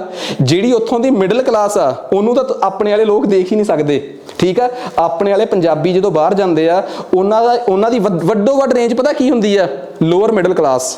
ਉਹਨਾਂ ਨਾਲ ਗੱਲ ਕਰਨੀ, ਉਹਨਾਂ ਹੀ ਅੰਗਰੇਜ਼ਾਂ ਨੂੰ ਫੈਕਟਰੀਆਂ 'ਚ ਕੰਮ ਕਰਦੇ ਦੇਖਣਾ, ਉਹਨਾਂ ਦੀ ਜ਼ਿੰਦਗੀ ਤੋਂ ਹੀ ਪੂਰੇ ਅੰਗਰੇਜ਼ਾਂ ਦੀ ਜ਼ਿੰਦਗੀ ਦਾ ਸਿੱਟਾ ਕੱਢ ਦੇਣਾ। ਤੇ ਸਿੱਟਾ ਫਿਰ ਤੁਹਾਨੂੰ ਪਤਾ ਹੀ ਆ ਕਿ ਮਿੰਟ ਇੱਕ ਨਹੀਂ ਲਾਉਂਦੇ। ਕਿਸੇ ਗੱਲ ਦੀ ਤਹਿ ਤੱਕ ਜਾਣਾ, ਤੇ ਪੰਜਾਬੀ ਹੋਵੇ ਤੇ ਕਿਸੇ ਗੱਲ ਦੀ ਤਹਿ ਤੱਕ ਚਲੇ ਜੇ, ਉਹ ਤੁਸੀਂ ਤਾਂ ਜੀਂਦੀ ਜਾਗਦੀ ਆਪਾਂ ਤੇ ਐਗਜ਼ਾਮਪਲ ਆ ਕਿ ਅਸੀਂ ਕਿਸੇ ਗੱਲ ਦੀ ਤਹਿ ਤੱਕ ਕਿੰਨਾ ਕੁ ਜਾਂਦੇ ਆ। ਉਹੀ ਕਹਾਣੀ ਸਾਡੀ ਉੱਥੇ ਹੁੰਦੀ ਆ। ਉੱਥੇ ਜਾ ਕੇ ਅਸੀਂ ਇੱਕ ਸਿੱਟਾ ਕੱਢਦੇ ਆ, ਓਏ ਆਪਣੇ ਵਾਲੇ ਪੈਸੇ ਕਮਾਉਂਦੇ ਜੋੜਦੇ ਆ, ਉਹ ਤਾਂ ਖਾਂਦੇ ਹੀ ਆ। ਜੇ ਉਹ ਸਾਰੇ ਅੰਗਰੇਜ਼ ਪੈਸੇ ਖਾਂਦੇ ਆ, ਫਿਰ ਉੱਥੋਂ ਦੀ ਇਕਨੋਮੀ ਦੇ ਅੰਕੜੇ ਝੂਠ ਕਿਉਂ ਬੋਲਦੇ ਆ? ਉਹਨਾਂ ਦੀ ਇਨਵੈਸਟਮੈਂਟ ਰੇਸ਼ੋ ਇੰਨੀ ਘੱਟ ਕਿਉਂ ਆ? ਮਤਲਬ ਉਹਨਾਂ ਦੀ ਜਿਹੜੀ ਕੈਪੀਟਲ ਆਊਟਪੁੱਟ ਰੇਸ਼ੋ ਆ ਉਹ ਬਹੁਤ ਘੱਟ ਆ। ਇਟ ਮੀਨਸ ਜੇ ਉਹ 1000 ਰੁਪਇਆ ਕਮਾ ਰਹੇ ਆ ਨਾ, ਉੱਥੋਂ ਦੀ ਇਕਨੋਮੀ 'ਚ ਸਾਰੇ ਲੋਕ 1000 ਰੁਪਇਆ ਕਮਾ ਰਹੇ ਆ, ਤਾਂ ਉਹ 'ਚੋਂ 500 ਰੁਪਇਆ ਉਹ ਕੀ ਕਰਦੇ ਆ? ਅੱਗੇ ਵਾਸਤੇ, ਫਿਊਚਰ ਵਾਸਤੇ ਇਨਵੈਸਟ ਕਰਦੇ ਆ। ਬਸ ਮੈਨੂੰ ਇੰਨਾ ਦੱਸ ਦਿਓ ਕਿ ਜਿਹੜੇ ਦੇਸ਼ ਦਾ ਕੈਪੀਟਲ ਆਊਟਪੁੱਟ ਰੇਸ਼ੋ, ਬਹੁਤ ਧਿਆਨ ਨਾਲ ਸੁਣਿਓ, ਜਿਹੜੇ ਦੇਸ਼ ਦਾ ਕੈਪੀਟਲ ਆਊਟਪੁੱਟ ਰੇਸ਼ੋ ਘੱਟ ਹੋਊਗਾ, ਉੱਥੇ ਇਨਵੈਸਟਮੈਂਟ ਜ਼ਿਆਦਾ ਹੋਊਗੀ ਕਿ ਘੱਟ ਹੋਊਗੀ? ਉੱਥੇ ਇਨਵੈਸਟਮੈਂਟ ਕੀ ਹੋਊਗੀ? ਜ਼ਿਆਦਾ ਹੋਊਗੀ। ਆਹ ਦੇਖ ਲਓ, 500 ਰੁਪਇਆ ਇਨਵੈਸਟਮੈਂਟ ਆ ਤੇ COR ਦੀ ਵੈਲਿਊ 2 ਨਿਕਲ ਕੇ ਆਈ ਆ। COR ਦੀ ਵੈਲਿਊ ਕਿੰਨੀ ਨਿਕਲ ਕੇ ਆਈ ਆ? 10, ਤੇ ਇਨਵੈਸਟ ਕਿੰਨਾ ਹੋਇਆ? ਸਿਰਫ 100 ਰੁਪਇਆ। ਉਲਟ ਹੋ ਗਿਆ। ਕਿਹੜਾ ਦੇਸ਼ ਤਰੱਕੀ 'ਚ ਆ? ਜਿਹੜੀ COR ਘੱਟ ਆ ਕਿ ਜ਼ਿਆਦੀ ਆ? ਘੱਟ। ਜਿਹਦੀ COR ਘੱਟ, ਉੱਥੇ ਉਨੀ ਵੱਧ ਇਨਵੈਸਟਮੈਂਟ, ਉਨੀ ਜ਼ਿਆਦੀ ਉੱਥੇ ਇਕਨੋਮਿਕ ਬੂਸਟ ਆ। ਉੱਥੇ ਇਕਨੋਮੀ ਕਹਿ ਲਓ ਗਰੋ ਕਰ ਰਹੀ ਹੈ ਇੱਕ ਹਿਸਾਬ ਨਾਲ, ਠੀਕ ਆ। ਬਸ ਇਹ ਦੱਸੋ ਕਿ ਕੈਪੀਟਲ ਆਊਟਪੁੱਟ ਰੇਸ਼ੋ ਨਾਮ ਦਾ ਜਿਹੜਾ ਸ਼ਬਦ ਆ ਦਿਮਾਗ 'ਚ ਫਿੱਟ ਹੋ ਗਿਆ ਨਾ, ਕਿਤੇ ਕੱਲ ਨੂੰ ਇਹੋ ਜਿਹਾ ਕੋਈ ਪੇਪਰ 'ਚ ਸ਼ਬਦ ਆ ਜੇ ਤੇ ਉੱਪਰ ਦੀ ਜਹਾਜ਼ ਬਣ ਜੇ, ਇਹ ਕੁਛ ਨਹੀਂ ਹੋਣਾ ਚਾਹੀਦਾ। ਜੇ ਸਾਨੂੰ ਇਹ ਗੱਲ ਸਮਝ ਆ ਗਈ ਤਾਂ ਆਹ ਕਹਾਣੀ 'ਚ ਕੁਛ ਨਹੀਂਗਾ। ਕਹਿੰਦਾ ਵਟ ਇਜ਼ ਸਿਗਨੀਫੀਕੈਂਸ ਔਰ what is relevance of capital output ratio. ਪੂਰੇ ਪੈਰੇ 'ਚ ਇੱਕੋ ਹੀ ਗੱਲ ਲਿਖੀ ਹੈ ਕਿ ਜਿੰਨੀ ਜ਼ਿਆਦਾ ਕੈਪੀਟਲ ਆਊਟਪੁੱਟ ਰੇਸ਼ੋ ਹੋਊਗੀ, ਓਨੀ ਤੁਹਾਡੇ ਦੇਸ਼ 'ਚ ਸਲੋ ਡਾਊਨ ਆ। ਜਿੰਨਾ ਘੱਟ ਕੈਪੀਟਲ ਆਊਟਪੁੱਟ ਰੇਸ਼ੋ ਹੋਊਗੀ, ਉਹਨਾਂ ਤੁਹਾਡਾ ਦੇਸ਼ ਤਰੱਕੀ ਦੀ ਰਾਹ ਤੇ ਆ। ਬਸ ਹੁਣ ਇਹਨੂੰ ਸਮਝਣਾ ਕਿਵੇਂ ਆ? ਇਹ ਤੁਹਾਡੀ ਸਿਰਦਰਦੀ ਆ। ਆਹ ਲਿਖਿਆ ਹੋਇਆ ਹੈ, ਠੀਕ ਆ ਨਾ, ਕਿ ਬਈ ਤੁਹਾਡੇ ਦੇਸ਼ 'ਚ ਜੋ ਤੁਹਾਡੇ ਕੋਲ 1000 ਰੁਪਇਆ ਤੁਸੀਂ ਸੇਵ ਕੀਤਾ ਸੀਗਾ, ਤੁਸੀਂ ਆਪਣੇ ਦੇਸ਼ ਦੀ GDP 'ਚੋਂ ਕਿੰਨਾ ਰੁਪਇਆ ਸੇਵ ਕੀਤਾ ਸੀ? 1000, ਡਿਵਾਈਡ ਬਾਏ ਕਿੰਨਾ ਉਹਦੇ 'ਚ ਤੁਸੀਂ ਇਨਵੈਸਟ ਕਰਤਾ, ਠੀਕ ਆ। 100 ਕਿ 200 ਉਹ ਥੱਲੇ ਲਿਖਤਾ ਆਪਾਂ। ਬਸ ਆਹ ਡੈਫੀਨੇਸ਼ਨ ਆ। ਕਹਿੰਦੇ ਅਸਲ ਦੇ ਵਿੱਚ ਇਹ ਤਾਂ ਹੋ ਗਈ ਮੋਟੇ ਤੌਰ ਤੇ ਕੈਪੀਟਲ ਆਊਟਪੁੱਟ ਰੇਸ਼ੋ ਦਾ ਮਤਲਬ। ਪਰ ਡੈਫੀਨੇਸ਼ਨ 'ਚ ਦੋ ਚੀਜ਼ਾਂ ਹੁੰਦੀਆਂ ਇਹਦੇ 'ਚ, ਇੱਕ ਹੁੰਦੀ ਆ ਐਵਰੇਜ, ਇੱਕ ਹੁੰਦੀ ਆ ਇਨਕਰੀਮੈਂਟਲ। ਪੇਪਰ 'ਚ ਦੋ ਤਰੀਕੇ ਦੀ ਆਉਂਦੀ ਆ। ਕਹਿੰਦੇ ਇੱਕ ਤਾਂ ਹੁੰਦੀ ਆ ਐਵਰੇਜ ਕੈਪੀਟਲ ਆਊਟਪੁੱਟ ਰੇਸ਼ੋ, ਇੱਕ ਹੁੰਦੀ ਆ ਇਨਕਰੀਮੈਂਟਲ ਕੈਪੀਟਲ ਆਊਟਪੁੱਟ ਰੇਸ਼ੋ, ਠੀਕ ਹੈ ਜੀ। ਹੁਣ ਸਭ ਤੋਂ ਪਹਿਲਾਂ ਆਪਾਂ ਇਹ ਸਮਝ ਲਈਏ ਕਿ what is capital output ratio, ਠੀਕ ਹੈ, ਕਿ ਕੈਪੀਟਲ ਕੀ ਆ ਤੇ ਇਨਕਰੀਮੈਂਟਲ ਕੀ ਆ। ਕੈਪੀਟਲ ਆਊਟਪੁੱਟ ਰੇਸ਼ੋ ਕੀ ਹੁੰਦੀ ਆ ਆਪਣੇ ਆਪ 'ਚ, ਪਹਿਲਾਂ ਤਾਂ ਅਸੀਂ ਇਹ ਸਮਝੀਏ, ਠੀਕ ਆ। ਜਿਵੇਂ ਸਪੋਜ਼ ਕਰੋ ਕਿਸੇ ਨੇ ਸਾਨੂੰ ਕਹਿਤਾ, ਹੁਣ ਮੇਰੀ ਗੱਲ ਧਿਆਨ ਨਾਲ ਸਮਝਿਓ, ਜੇ ਗੱਲ ਸੁਣ ਲਈ ਨਾ ਤਾਂ ਉਹਦੇ 'ਚ ਹੀ ਗੱਲ ਕਲੀਅਰ ਹੋ ਜਾਣੀ ਆ। ਇੱਕ ਦੇਸ਼ ਨੂੰ ਆਪਣੀ ਕੁੱਲ GDP ਦਾ ਕਿੰਨਾ ਇਨਵੈਸਟ ਕਰਨਾ ਚਾਹੀਦਾ ਹੈ, ਠੀਕ ਆ। This is capital output ratio, COR। ਮੇਰੀ ਗੱਲ ਸਮਝ ਗਏ? ਤੁਸੀਂ ਕਹੋਗੇ ਇਹ ਤਾਂ ਗੱਲ ਪੁਰਾਣੀ ਆ, ਤੇ ਗੱਲ ਪੁਰਾਣੀ ਹੋਈ ਆ, ਮੈਂ ਨਵਾਂ ਕੁਝ ਦੱਸਿਆ ਵੀ ਨਹੀਂ। ਦੂਜੀ ਗੱਲ ਤੇ ਆ ਜਾਓ, ਹਾਂ ਨਵੀਂ ਗੱਲ ਦੱਸਣ ਲੱਗਾ ਹੁਣ ਮੈਂ। ਹੁਣ ਤੱਕ ਕਿੰਨਾ ਇਨਵੈਸਟ ਕੀਤਾ ਹੈ, ਕੁੱਲ GDP ਦਾ ਹੁਣ ਤੱਕ ਕਿੰਨਾ ਇਨਵੈਸਟ ਕੀਤਾ ਹੋਇਆ ਹੈ, ਉਹਨੂੰ ਕਹਿੰਦੇ ਆ ਐਵਰੇਜ COR। ਹੁਣ ਤੱਕ ਪਾਸਟ 'ਚ ਕਿੰਨਾ ਇਨਵੈਸਟ ਕੀਤਾ ਹੈ, ਉਹਨੂੰ ਕਹਿੰਦੇ ਆ ਐਵਰੇਜ COR। ਗੱਲ ਸਮਝ ਆ ਗਈ? ਕਿੰਨਾ ਅੱਗੇ ਕਰਨਾ ਚਾਹੀਦਾ ਹੈ, ਉਹਨੂੰ ਕਹਿੰਦੇ ਆ ਇਨਕਰੀਮੈਂਟਲ COR। ਓਵਰਆਲ ਕਿੰਨਾ ਹੁੰਦਾ ਹੈ ਉਹਨੂੰ ਕਹਿੰਦੇ ਆ COR। ਓਵਰਆਲ ਨੂੰ ਕੀ ਕਹਿੰਦੇ ਆ COR। ਜੋ ਤੁਸੀਂ ਪਾਸਟ ਚ ਕੀਤਾ ਹੈ, ਇਨਵੈਸਟ ਕੀਤਾ ਹੈ ਆਪਣੀ GDP ਦਾ ਕਿੰਨਵਾਂ ਹਿੱਸਾ ਇਨਵੈਸਟ ਕੀਤਾ ਹੈ ਉਹਨੂੰ ਕਹਿੰਦੇ ਆ ਐਵਰੇਜ COR। ਕਿੰਨਾ ਤੁਹਾਨੂੰ ਅੱਗੇ ਕਰਨਾ ਚਾਹੀਦਾ ਕਿ ਤੁਹਾਡਾ ਦੇਸ਼ ਤਰੱਕੀ ਕਰੇ, ਤੁਹਾਨੂੰ ਅੱਗੇ ਕਿੰਨਾ ਆਪਣੀ ਟੋਟਲ ਸੇਵਿੰਗਸ ਦਾ ਇਨਵੈਸਟ ਕਰਨਾ ਚਾਹੀਦਾ ਕਿ ਤੁਹਾਡਾ ਦੇਸ਼ ਤਰੱਕੀ ਕਰੇ ਉਹਨੂੰ ਕਹਿੰਦੇ ਆ ਇਨਕਰੀਮੈਂਟਲ COR। ਕੀ ਕਹਿੰਦੇ ਉਹਨੂੰ ਆਪਾਂ ਇਨਕਰੀਮੈਂਟਲ COR। ਆ ਦੱਸੋ ਜੀ ਕਹਾਣੀ ਸਮਝ ਆਈ ਹੈ? ਜੇ ਕਹਾਣੀ ਸਮਝ ਆਈ ਹੈ ਤਾਂ ਹੀ ਇਹਦੇ ਚ ਫਾਇਦਾ ਕੋਈ। ਠੀਕ ਆ, ਉਮੀਦ ਕਰਦਾ ਕਿ ਕਨਸੈਪਟ ਕਲੀਅਰ ਹੋ ਗਿਆ ਹੋਊਗਾ। ਤਾਂ ਇਹ ਸੀ ਆਪਣਾ ਚੈਪਟਰ ਜਿਹਦੇ ਚ ਅਸੀਂ ਇਹ ਸਮਝਣ ਦੀ ਕੋਸ਼ਿਸ਼ ਕੀਤੀ ਕਿ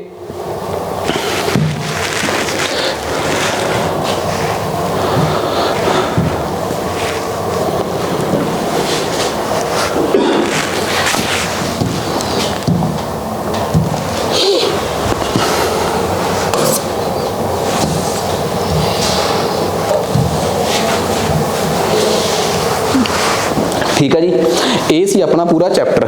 ਠੀਕ ਆ, ਦੇਖੋ ਆਪਣੀ ਸਟ੍ਰੈਟੇਜੀ 'ਚ ਇਹ ਚੀਜ਼ ਹੋਊਗੀ ਪੱਕੀ ਕਿ ਅਸੀਂ ਜਦੋਂ ਇੱਕ GDP ਪੂਰਾ ਚੈਪਟਰ ਪੜ੍ਹ ਲਿਆ, ਠੀਕ ਆ, ਪਹਿਲੇ ਦਿਨ ਹੀ ਤੁਹਾਨੂੰ ਜਦੋਂ ਆਪਾਂ ਕੱਲ੍ਹ ਵਾਲਾ ਚੈਪਟਰ ਪੜ੍ਹਾਂਗੇ ਨਾ ਤੁਹਾਨੂੰ ਪਹਿਲੇ ਦਿਨ ਹੀ ਨਾਲ MCQs ਮਿਲ ਜਾਣਗੇ। ਇਹ ਸਾਰੇ UPSC PPSC ਜਾਂ NDA CDS ਉਹਨਾਂ 'ਚ ਆਏ ਹੋਏ ਸਵਾਲ ਆ। ਕੁਛ ਆਪ ਬਣੇ ਹੋਏ ਆ, ਕੁਛ ਪੁਰਾਣੇ ਪੇਪਰਾਂ ਵਾਲੇ ਆ। ਘੱਟੋ ਘੱਟ ਤੁਹਾਨੂੰ ਪਤਾ ਲੱਗੇ ਕਿ UPSC ਤੋਂ ਲੈ ਕੇ ਲੋ ਲੈਵਲ ਤੱਕ ਦੇ ਜਿਹੜੇ ਪੇਪਰ ਆ ਉਹਨਾਂ 'ਚ ਕਿਸ ਤਰੀਕੇ ਦੇ ਸਵਾਲ ਆ। ਹੁਣ ਇਹ ਸਾਰੇ ਸਵਾਲ GDP ਨਾਲ ਰਿਲੇਟਡ ਨਹੀਂਗੇ। ਜੇ 30 ਸਵਾਲ ਆ ਨਾ, 30 ਚੋਂ ਸ਼ਾਇਦ 3 ਤੋਂ 4 ਕਿਸੇ ਅਗਲੇ ਚੈਪਟਰ ਨਾਲ ਸੰਬੰਧਿਤ ਹੋਣਗੇ। ਠੀਕ ਆ, ਜਿਹੜੇ ਉਹ 4 ਜਾਂ 5 ਹੋਣਗੇ ਉਹਨਾਂ ਨੂੰ ਫਿਲਹਾਲ ਆਪਾਂ ਇਗਨੋਰ ਕਰਕੇ ਚੱਲਾਂਗੇ ਕਿਉਂਕਿ ਆਪਾਂ ਨਹੀਂ ਪੜ੍ਹ ਸਕਦੇ। ਹੁਣ ਇਹ ਥੋੜਾ ਕਿ ਅਗਲੇ ਚੈਪਟਰ ਨਾਲ ਰਿਲੇਟਡ ਸਵਾਲ ਸੀਗਾ, ਸ਼ਾਇਦ ਵਿੱਚੋਂ ਕੱਢਣੇ ਵੀ ਔਖੇ ਸੀਗੇ। ਠੀਕ ਆ, ਪਰ ਤੁਹਾਨੂੰ ਇੱਕ ਸ਼ੀਟ 'ਚ 3 ਤੋਂ 4 ਸਵਾਲ ਇਰਰੈਲੀਵੈਂਟ ਮਿਲਣਗੇ ਜਿਹੜੇ ਉਸ ਚੈਪਟਰ ਨਾਲ ਸੰਬੰਧਿਤ ਨਹੀਂ ਹੋਣਗੇ। ਤਾਂ 30 ਚੋਂ 35 ਚੋਂ ਜਾਂ 25 ਸਵਾਲ ਵੀ ਹੋਣਗੇ ਤਾਂ ਘੱਟੋ ਘੱਟ ਨਾ ਕਰਦੇ 20 ਸਵਾਲ ਜਾਂ 25 ਸਵਾਲ ਲਗਭਗ 1-2 ਨੂੰ ਛੱਡ ਕੇ ਤੁਹਾਨੂੰ ਸਾਰੇ ਸਵਾਲ ਰੈਲੀਵੈਂਟ ਮਿਲਣਗੇ ਜੋ ਤੁਸੀਂ ਪੜ੍ਹੇ ਆ। ਸੋ ਬਿਨਾਂ ਟਾਈਮ ਖਰਾਬ ਕਰੇ ਆਨਸਰ ਕੀ ਵੀ ਇਹਨਾਂ ਦੀ ਹੈਗੀ ਆ, ਆਪਾਂ ਸਟਾਰਟ ਕਰਦੇ ਹਾਂ। ਦਿਸ ਰਿਹਾ ਸਾਰਿਆਂ ਨੂੰ ਨਾ? ਠੀਕ ਆ, ਕਿਸੇ ਨੂੰ ਕੋਈ ਪ੍ਰੋਬਲਮ ਨਹੀਂ ਹੋਣੀ ਚਾਹੀਦੀ। ਆ ਲਓ ਜੀ, ਸਭ ਤੋਂ ਪਹਿਲਾਂ ਅਸੀਂ ਜੇ ਪਹਿਲੇ ਸਵਾਲ ਨੂੰ ਦੇਖੀਏ, ਕਹਿੰਦਾ which of the following ratio is referred to as everything that has been invested in past to the whole income। ਕਹਿੰਦਾ ਤੁਸੀਂ ਜੋ ਪਿੱਛੇ ਇਨਵੈਸਟ ਕੀਤਾ ਹੋਇਆ ਹੈ ਉਹਦੇ ਵਾਸਤੇ ਇਹਨਾਂ ਚੋਂ ਸਭ ਤੋਂ ਸੂਟੇਬਲ ਟਰਮ ਕਿਹੜੀ ਹੋਊਗੀ ਦੱਸ ਸਕਦੇ ਹੋ? ਐਵਰੇਜ, ਗਲਤ ਹੋ ਗਿਆ ਨਾ ਇੱਥੇ, ਐਵਰੇਜ ਕੈਪੀਟਲ ਆਊਟਪੁੱਟ ਰੇਸ਼ੋ। ਠੀਕ ਆ, ਜੇ ਤੁਹਾਨੂੰ ਕੋਈ ਕਵੇ ਕਿ ਤੁਹਾਨੂੰ ਕਿੰਨੀ ਫਿਊਚਰਸ ਇਨਵੈਸਟ ਕਰਨੀ ਚਾਹੀਦੀ ਆ ਉਹ ਕੀ ਹੈ ਭਲਾ ਇੱਥੋਂ? ਇਨਕਰੀਮੈਂਟਲ ਕੈਪੀਟਲ ਆਊਟਪੁੱਟ ਰੇਸ਼ੋ। ਠੀਕ ਆ, ਇਹ 2020 ਦਾ ਸ਼ਾਇਦ IES ਦਾ ਸਵਾਲ ਆ। ਠੀਕ ਆ, ਇੰਡੀਅਨ ਇੰਜੀਨੀਅਰਿੰਗ ਸਰਵਿਸਿਜ਼, ਐਵੇਂ ਜਿਹੇ ਹੀ ਸਵਾਲ ਪੇਪਰ 'ਚ ਆਉਣਗੇ। ਠੀਕ ਆ, ਆਹੀ ਉਹ ਸਵਾਲ ਆ ਜਿਹੜੇ ਪੇਪਰ 'ਚ ਆਏ ਹੋਏ ਐਗਜ਼ੈਕਟ, ਆਪਾਂ ਕੁਝ ਵੀ ਚੇਂਜ ਨਹੀਂ ਕੀਤਾ ਇਹਦੇ 'ਚੋਂ। ਅਗਲੇ ਸਵਾਲ ਤੇ ਆਓ, ਵਿਚ of the following equals personal disposable income. ਮੈਂ ਕੱਲ ਦੱਸਿਆ ਸੀਗਾ ਕਿ ਮਤਲਬ ਮੰਨ ਲਓ ਮੇਰੀ ਇਨਕਮ ਮਹੀਨੇ ਦੀ ਮੇਰੀ ਇਨਕਮ 5000 ਰੁਪਇਆ ਹੋਵੇ। ਠੀਕ ਆ, ਤੇ ਮੈਨੂੰ ਸਰਕਾਰ ਕਵੇ ਇਸ 5000 ਚੋਂ ਤੂੰ 500 ਰੁਪਇਆ ਟੈਕਸ ਪੇ ਕਰ, ਡਾਇਰੈਕਟ ਟੈਕਸ। ਕਿਉਂਕਿ ਜਿਨ੍ਹਾਂ ਨੇ ਕਲਾਸ ਨਹੀਂ ਲਾਈ ਉਹਨਾਂ ਨੂੰ ਕੱਲ ਵਾਲੀ ਲੈਕਚਰ ਜਦੋਂ ਸੁਣੋਗੇ ਤੁਹਾਨੂੰ ਪਤਾ ਲੱਗ ਜਾਊਗਾ ਕਿ 5000 ਚੋਂ ਮੇਰੀ ਪਰਸਨਲ ਇਨਕਮ ਚੋਂ ਜਿਹੜੇ ਮੇਰੇ ਡਾਇਰੈਕਟ ਟੈਕਸ ਨੇ, ਇਨਕਮ ਟੈਕਸ ਟਾਈਪ, ਜਦੋਂ ਮੇਰੇ ਤੋਂ ਉਹ ਘਟਾ ਲਏ ਜਾਣਗੇ ਫਿਰ 4500 ਰੁਪਇਆ ਮੈਨੂੰ ਖੁੱਲਾ ਖਰਚਣ ਵਾਸਤੇ ਮਿਲ ਜਾਊਗਾ। ਤਾਂ personal disposable income is equal to personal income minus direct taxes. ਆ ਲਓ ਜੀ, ਜਿਹੜੇ ਆਪਾਂ ਨੂੰ ਭਰਨੇ ਪੈਂਦੇ ਆ। ਤੇ ਮੈਂ ਕੱਲ ਵੀ ਦੱਸਿਆ ਸੀਗਾ ਕਿ ਇਕੱਲੇ ਡਾਇਰੈਕਟ ਟੈਕਸ ਨਹੀਂ। ਠੀਕ ਆ, ਜੇ ਆਪਾਂ ਰਾਹ 'ਚ ਲੰਘ ਗਏ ਤੇ ਅਗਲਿਆਂ ਨੇ ਚਲਾਨ ਕੱਟਤਾ, ਉਹ ਜਿਹੜੀਆਂ ਫਾਈਨ ਵਗੈਰਾ ਭਰਨੇ ਪੈਣਗੇ ਉਹ ਵੀ ਵਿੱਚ ਐਡ ਕਰ ਦਿਓ। ਇਹ ਆਨਸਰ ਕੀ ਸਹੀ ਹੋਊਗਾ ਇਹਦਾ? A। ਠੀਕ ਆ, ਨੈਕਸਟ ਅੱਗੇ ਆ ਜਾਓ। ਨੈਕਸਟ ਹੁਣ ਤੀਸਰਾ ਕੁਐਸਚਨ ਆਪਣੇ ਕੋਲ ਧਿਆਨ ਨਾਲ, ਕਹਿੰਦਾ increase in absolute per capital GNP do not connote a higher level of economic development if. ਦੇਖੋ ਹੁਣ ਆ ਬਹੁਤ ਇੰਪੋਰਟੈਂਟ ਕੁਐਸਚਨ ਆ, ਇਹਦਾ ਸ਼ਾਇਦ ਆਪਣੇ ਇਸ ਚੈਪਟਰ ਨਾਲ ਸੰਬੰਧ ਨਹੀਂਗਾ, ਪਰ ਇੱਕ ਗੱਲ ਯਾਦ ਰੱਖਿਓ, ਕਈ ਵਾਰੀ ਤੁਹਾਨੂੰ ਨਾ ਕੋਈ ਇਹੋ ਜਿਹਾ ਸਵਾਲ ਵੀ ਮਿਲ ਜਾਂਦਾ ਜਦੋਂ ਤੁਸੀਂ ਸਾਰੇ ਚੈਪਟਰ ਸਬਜੈਕਟ ਵਾਈਜ਼ ਸਾਰੇ ਚੈਪਟਰ ਸਟੈਪ ਬਾਏ ਸਟੈਪ ਤਿਆਰ ਕਰਕੇ ਜਾਂਦੇ ਹੋ ਨਾ, ਤਾਂ ਪੇਪਰ ਦੇ ਵਿੱਚ 20% ਸਵਾਲ, ਵੈਸੇ ਵੀ ਤੁਸੀਂ ਆਪ ਦੱਸੋ ਯਾਰ, ਜਦੋਂ ਤੁਸੀਂ PPSC ਦੇ ਜਾਂ ਕਿਸੇ ਵਧੀਆ ਲੈਵਲ ਦੇ ਬੋਰਡ ਤੇ ਬਹਿੰਦੇ ਹੋ, ਠੀਕ ਆ, ਪੇਪਰ ਦੇਣ ਲਈ ਬਹਿੰਦੇ ਹੋ, ਤਾਂ ਇੱਕ ਗੱਲ ਮੰਨ ਕੇ ਚੱਲਿਓ 20% ਸਵਾਲ ਇਹੋ ਜਿਹੇ ਹੁੰਦੇ ਆ ਜਿਨ੍ਹਾਂ ਦਾ ਸਿੱਧੇ ਤੌਰ ਤੇ ਤੁਹਾਡੇ ਪੜ੍ਹੇ ਹੋਏ ਨਾਲ ਕੋਈ ਸੰਬੰਧ ਨਹੀਂ ਹੁੰਦਾ। ਤੁਸੀਂ ਮੌਕੇ ਤੇ ਦਿਮਾਗ ਲਾਉਣਾ ਹੁੰਦਾ ਹੈ ਕਿ ਕੀ ਆਨਸਰ ਹੋ ਸਕਦਾ ਹੈ। ਕਹਿੰਦਾ ਤੁਹਾਡੇ ਦੇਸ਼ ਦੀ ਵਧੀ ਹੋਈ GDP ਜਾਂ GNP ਜਿਹੜੀ ਆ ਉਹ ਤੁਹਾਡੇ ਦੇਸ਼ ਦੀ ਇਕਨੋਮਿਕ ਡਿਵੈਲਪਮੈਂਟ ਨੂੰ ਬੈਲੈਂਸ ਨਹੀਂ ਕਰ ਪਾ ਰਹੀ ਜਾਂ ਉਹਦੇ ਬਰਾਬਰ ਨਹੀਂ ਚੱਲ ਪਾ ਰਹੀ। ਕਿਉਂ ਨਹੀਂ ਚੱਲ ਪਾ ਰਹੀ, ਇਹਦਾ ਕੀ ਕਾਰਨ ਹੋ ਸਕਦਾ ਹੈ? ਹੁਣ ਇੱਕ ਗੱਲ ਦੇਖੋ, ਜਿਵੇਂ ਸਪੋਜ਼ ਕਰੋ ਜੇਕਰ ਹੁਣ ਪਹਿਲੇ ਕੇਸ 'ਚ ਉਹਨਾਂ ਨੇ ਕਿਹਾ ਕਿ ਜੇ ਤੁਹਾਡੀ ਇੰਡਸਟਰੀ ਫੇਲ ਹੋ ਜੇ, ਦੂਜੇ ਕੇਸ 'ਚ ਕਿਹਾ ਜੇ ਤੁਹਾਡੀ ਖੇਤੀਬਾੜੀ ਫੇਲ ਹੋ ਜੇ, ਇੱਕ ਕੇਸ 'ਚ ਕਿਹਾ ਤੁਹਾਡਾ ਇੰਪੋਰਟ ਬਹੁਤ ਵੱਧ ਜੇ, ਚੌਥੇ ਕੇਸ 'ਚ ਕਿਹਾ ਕਿ ਤੁਹਾਡੇ ਦੇਸ਼ 'ਚ ਬੇਰੁਜ਼ਗਾਰੀ ਤੇ ਗਰੀਬੀ ਬਹੁਤ ਵੱਧ ਰਹੀ ਆ। ਜੇ ਇਹਨਾਂ ਚਾਰਾਂ ਚੋਂ ਇੱਕ ਗੱਲ ਬੜੀ ਕਲੀਅਰ ਆ, ਦੇਖੋ ਇੱਕ ਗੱਲ ਤਾਂ ਬੜੀ ਕਲੀਅਰ ਆ ਕਿ ਜੇ ਤੁਹਾਡੇ ਦੇਸ਼ 'ਚ ਐਗਰੀਕਲਚਰ ਗਰੋ ਨਹੀਂ ਕਰ ਰਿਹਾ, ਇੱਕ ਸਿੰਪਲ ਜੀ ਗੱਲ ਆ, ਜਿਹੜਾ ਕੈਨੇਡਾ ਵਰਗਾ ਦੇਸ਼ ਆ, ਕੈਨੇਡਾ ਛੱਡੋ, ਇਜ਼ਰਾਈਲ ਜਾਂ ਹੋਰ ਵੀ ਕੋਈ ਛੋਟਾ ਜਿਹਾ ਦੇਸ਼ ਚੱਕ ਲਓ, ਜਾਂ ਆਪਾਂ ਉਹ ਚੱਕ ਲੈਂਦੇ ਆ ਸਾਊਦੀ ਅਰਬ 'ਚ ਐਗਰੀਕਲਚਰ ਗਰੋ ਨਹੀਂ ਕਰ ਰਹੀ, ਠੀਕ ਆ, ਕੀ ਉੱਥੋਂ ਦੀ GDP ਜਾਂ GNP ਦਾ ਬੁਰਾ ਹਾਲ ਹੋ ਜਾਊਗਾ? ਫਿਰ ਨਹੀਂ, ਕੀ ਪਤਾ ਉਹਨਾਂ ਦੀ ਸਾਰੀ ਇਕਨੋਮੀ ਤੇਲ ਤੇ ਡਿਪੈਂਡ ਕਰਦੀ ਹੈ। ਦੂਜੀ ਗੱਲ, ਜੇ ਕਿਸੇ ਦੇਸ਼ ਦਾ ਇੰਡਸਟਰੀਅਲ ਸੈਕਟਰ ਫੇਲ ਆ, ਬਹੁਤ ਦੇਸ਼ ਆ ਜਿਹੜੇ ਆਪਣੀ ਖੇਤੀਬਾੜੀ ਤੋਂ ਹੀ ਬਹੁਤ ਕੁਝ ਕਮਾ ਰਹੇ ਆ, ਤਾਂ ਇੰਡਸਟਰੀ ਦਾ ਫੇਲ ਹੋਣਾ ਕਦੀ ਵੀ ਤੁਹਾਡੀ GDP ਦਾ ਜਾਂ GNP ਦਾ ਫੇਲ ਹੋਣਾ ਨਹੀਂ ਦੱਸਦਾ। ਵਾਈਸ ਵਰਸਾ, ਇਹ ਐਗਰੀਕਲਚਰ 'ਚ ਵੀ ਟਰੂ ਆ ਤੇ ਇਹ ਉਹਦੇ 'ਚ ਵੀ ਟਰੂ ਆ ਗਿਆ। ਤੀਸਰੀ ਗੱਲ, ਤੁਹਾਡਾ ਇੰਪੋਰਟ ਜਿੰਨਾ ਮਰਜ਼ੀ ਵੱਧ ਹੋਵੇ, ਜੇ ਤੁਹਾਡੇ ਦੇਸ਼ 'ਚ ਇੰਪੋਰਟ ਕਰਨ ਦੀ ਹੈਸੀਅਤ ਆ, ਠੀਕ ਆ ਨਾ, ਤੁਹਾਡੇ ਦੇਸ਼ 'ਚ ਇੰਪੋਰਟ ਬਹੁਤ ਜ਼ਿਆਦਾ ਹੈ, ਠੀਕ ਆ, ਬਟ ਤੁਹਾਡੇ ਦੇਸ਼ 'ਚ ਪ੍ਰੋਡਕਸ਼ਨ ਬਹੁਤ ਜ਼ਿਆਦਾ ਹੈ, ਠੀਕ ਆ, ਤਾਂ ਵੀ ਕੋਈ ਪ੍ਰੋਬਲਮ ਨਹੀਂ। ਤੁਹਾਡੇ ਦੇਸ਼ 'ਚ ਹੈਸੀਅਤ ਹੋਣੀ ਚਾਹੀਦੀ ਆ ਉਸ ਚੀਜ਼ ਨੂੰ ਖਰੀਦਣ ਦੀ। ਸਭ ਤੋਂ ਵੱਡੀ ਗੱਲ ਪਤਾ ਕੀ ਆ, ਤੁਹਾਡੇ ਦੇਸ਼ ਦੀ GNP ਜਿਹੜੀ ਆ ਉਹ ਤਰੱਕੀ ਕਦੋਂ ਨਹੀਂ ਦੱਸੂਗੀ, ਉਹ ਅਸਲ 'ਚ ਉਦੋਂ ਤਰੱਕੀ ਨਹੀਂ ਦੱਸੂਗੀ ਜੇਕਰ ਤੁਹਾਡੇ ਦੇਸ਼ 'ਚ ਪੈਰਲਲ ਬੇਰੁਜ਼ਗਾਰੀ ਵੱਧ ਰਹੀ ਆ ਤੇ ਜਾਂ ਕੀ ਵੱਧ ਰਿਹਾ ਹੋਵੇ, ਗਰੀਬੀ ਵੱਧ ਰਹੀ ਆ। ਦੇਖੋ ਧਿਆਨ ਨਾਲ ਸਮਝਿਓ, ਹੁਣ ਇੱਕ ਬੜੀ ਕਲੀਅਰ ਜੀ ਗੱਲ ਆ, ਕਹਿੰਦਾ ਤੁਹਾਡੇ ਦੇਸ਼ ਦੀ GNP ਵੱਧ ਰਹੀ ਆ, ਪੈਸਾ ਤੁਹਾਡੇ ਦੇਸ਼ 'ਚ ਵੱਧ ਰਿਹਾ ਹੈ, GNP ਦਾ ਮਤਲਬ ਗ੍ਰੋਸ ਨੈਸ਼ਨਲ ਪ੍ਰੋਡਕਟ, ਤੁਹਾਡੇ ਦੇਸ਼ 'ਚ ਪ੍ਰੋਡਕਟ ਵੱਧ ਰਹੀ ਆ, ਪਰ ਤੁਹਾਡੇ ਦੇਸ਼ 'ਚ ਡਿਵੈਲਪਮੈਂਟ ਨਹੀਂ ਹੋ ਰਹੀ। ਤੁਹਾਡੇ 'ਚੋਂ ਪਤਾ ਕਿਸੇ ਨੂੰ ਕਿ ਵਟ ਇਜ਼ ਡਿਵੈਲਪਮੈਂਟ? ਪਹਿਲਾਂ ਤਾਂ ਮੈਂ ਤੁਹਾਨੂੰ ਥੋੜਾ ਜਿਹਾ ਇੱਕ ਗੱਲ ਕਲੀਅਰ ਕਰਦਾ ਕਿ ਤਿੰਨ ਟਰਮਾਂ ਹੁੰਦੀਆਂ, ਇੱਕ ਹੁੰਦੀ ਆ ਗਰੋਥ, ਇੱਕ ਹੁੰਦੀ ਆ ਇਨਕਲੂਸਿਵ ਗਰੋਥ, ਇੱਕ ਹੁੰਦੀ ਆ ਡਿਵੈਲਪਮੈਂਟ, ਇੱਕ ਹੁੰਦੀ ਆ ਸਸਟੇਨੇਬਲ ਡਿਵੈਲਪਮੈਂਟ। ਬਹੁਤ ਧਿਆਨ ਨਾਲ ਸੁਣਿਓ, ਇੱਕ ਹੁੰਦੀ ਆ ਗਰੋਥ, ਇੱਕ ਹੁੰਦੀ ਆ ਇਨਕਲੂਸਿਵ ਗਰੋਥ, ਇੱਕ ਹੁੰਦੀ ਆ ਡਿਵੈਲਪਮੈਂਟ, ਇੱਕ ਹੁੰਦੀ ਆ ਸਸਟੇਨੇਬਲ ਡਿਵੈਲਪਮੈਂਟ। ਡਿਵੈਲਪਮੈਂਟ ਨੂੰ ਇੱਥੋਂ ਕੱਟੋ, ਇਹਦੇ ਨਾਲ ਲਿਖ ਲਓ। ਪਹਿਲਾ ਟਰਮ ਕੀ ਆ ਗਈ? ਗਰੋਥ ਦਾ ਮਤਲਬ ਆ ਤੁਹਾਡੇ ਦੇਸ਼ 'ਚ ਬਹੁਤ ਸਾਰਾ ਪੈਸਾ ਆ ਗਿਆ, ਤੁਹਾਡੇ ਦੇਸ਼ 'ਚ ਕੀ ਆ ਗਿਆ? ਬਹੁਤ ਸਾਰਾ ਪੈਸਾ ਆ ਗਿਆ, ਉਹਨੂੰ ਆਪਾਂ ਕੀ ਕਵਾਂਗੇ? ਗਰੋਥ, ਠੀਕ ਆ। ਪਰ ਜੇ ਤੁਹਾਡੇ ਦੇਸ਼ 'ਚ ਗਰੋਥ ਹੋ ਗਈ, ਬਹੁਤ ਸਾਰਾ ਪੈਸਾ ਆ ਗਿਆ, ਮੈਨੂੰ ਇੱਕ ਗੱਲ ਦੱਸੋਗੇ, ਮੇਰੇ ਕੋਲ 5 ਰੁਪਏ ਆ, ਇਹਨਾਂ ਕੋਲ 5 ਰੁਪਏ ਆ, ਉਹਦੇ ਕੋਲ 10 ਰੁਪਏ ਆ, ਤਿੰਨੇ ਜਾਣੇ ਮਿਲ ਕੇ ਸਾਡਾ ਦੇਸ਼ ਆ, ਤਾਂ ਸਾਡੇ ਦੇਸ਼ ਕੋਲ ਕਿੰਨੇ ਪੈਸੇ ਹੋ ਗਏ? 20 ਰੁਪਏ ਹੋ ਗਏ। ਮੇਰੇ ਕੋਲ 5 ਰੁਪਏ ਆ, ਇਹਨਾਂ ਕੋਲ 5 ਰੁਪਏ ਆ, ਇਹਨਾਂ ਕੋਲ 90 ਰੁਪਏ ਆ, ਸਾਡੇ ਦੇਸ਼ ਕੋਲ ਕੁੱਲ ਪੈਸੇ ਕਿੰਨੇ ਹੋ ਗਏ? 100 ਰੁਪਏ। ਗਰੋਥ ਹੋ ਗਈ ਸਾਡੀ। ਪਰ ਇਹ ਕੀ ਗਰੋਥ ਸਾਡੀ ਜਿਹੜੀ ਆ ਇਹ ਡਿਵੈਲਪਮੈਂਟ ਹੈਗੀ ਆ?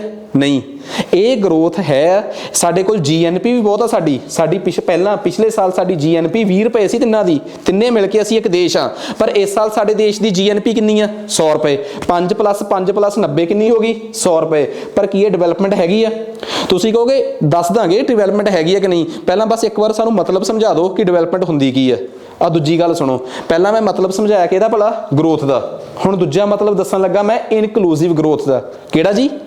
ਇਨਕਲੂਸਿਵ ਗਰੋਥ ਦਾ ਮਤਲਬ ਆ ਕਿ ਜਿਹੜਾ ਨਵਾਂ ਪੈਸਾ ਆਇਆ ਸੀਗਾ, ਪਹਿਲਾਂ ਮੇਰੇ ਕੋਲ 5 ਸੀ, ਇੱਧਰ 5 ਸੀ, ਇਹਨਾਂ ਕੋਲ 10 ਸੀ, ਵਾਧੂ ਪੈਸੇ ਕਿੰਨੇ ਆਏ ਸੀ? 80। ਜਿਹੜੇ 80 ਰੁਪਏ ਆਏ ਸੀ, ਯਾਰ 80 ਰੁਪਏ ਸਾਰਿਆਂ ਕੋਲ ਬਰਾਬਰ ਜਾਂਦੇ, 80 ਰੁਪਏ ਸਭ ਤੱਕ ਵੰਡੇ ਜਾਂਦੇ, ਠੀਕ ਹੈ ਨਾ, 80 ਰੁਪਏ ਸਭ ਤੱਕ ਵੰਡੇ ਜਾਂਦੇ, ਇਨਕਲੂਸਿਵ ਤੌਰ ਤੇ ਸਾਰਿਆਂ ਕੋਲ ਜਾਂਦੇ, ਫਿਰ ਉਹਨੂੰ ਮੈਂ ਕਿਹੜੀ ਗਰੋਥ ਕਹਿੰਦਾ? Inclusive growth. ਪਹਿਲੀ ਗੱਲ, ਗਰੋਥ ਹੋਈ ਆ, GNP ਵਧੀ ਆ, GDP ਵਧੀ ਆ, NNP ਵਧੀ ਆ, NDP ਸਭ ਕੁਝ ਵਧ ਗਿਆ ਸਾਡਾ, ਪਰ ਰੌਲਾ ਕੀ ਸੀਗਾ? ਕੀ ਨਹੀਂ ਵਧੀ? ਇਨਕਲੂਸਿਵ ਗਰੋਥ ਦੇ ਵਧਣ ਨਾਲ ਇਨਕਲੂਸਿਵ ਗਰੋਥ ਨਹੀਂ ਵਧਦੀ, ਕਿਉਂਕਿ ਇਨਕਲੂਸਿਵ ਗਰੋਥ ਦਾ ਮਤਲਬ ਹੁੰਦਾ ਉਸ ਰੇਸ਼ੋ 'ਚ ਸਭ ਦੀ ਕਮਾਈ ਵਧੇ। ਹੁਣ ਤੀਸਰੀ ਗੱਲ ਤੇ ਆ ਜਾਓ, ਡਿਵੈਲਪਮੈਂਟ। ਤੀਸਰੀ ਗੱਲ ਕਿਹੜੀ ਆਪਣੇ ਕੋਲ? ਡਿਵੈਲਪਮੈਂਟ। ਤੁਸੀਂ ਕਹੋਗੇ ਇਨਕਲੂਸਿਵ ਗਰੋਥ ਤੋਂ ਬਾਅਦ ਡਿਵੈਲਪਮੈਂਟ ਕੀ ਹੁੰਦੀ ਹੈ?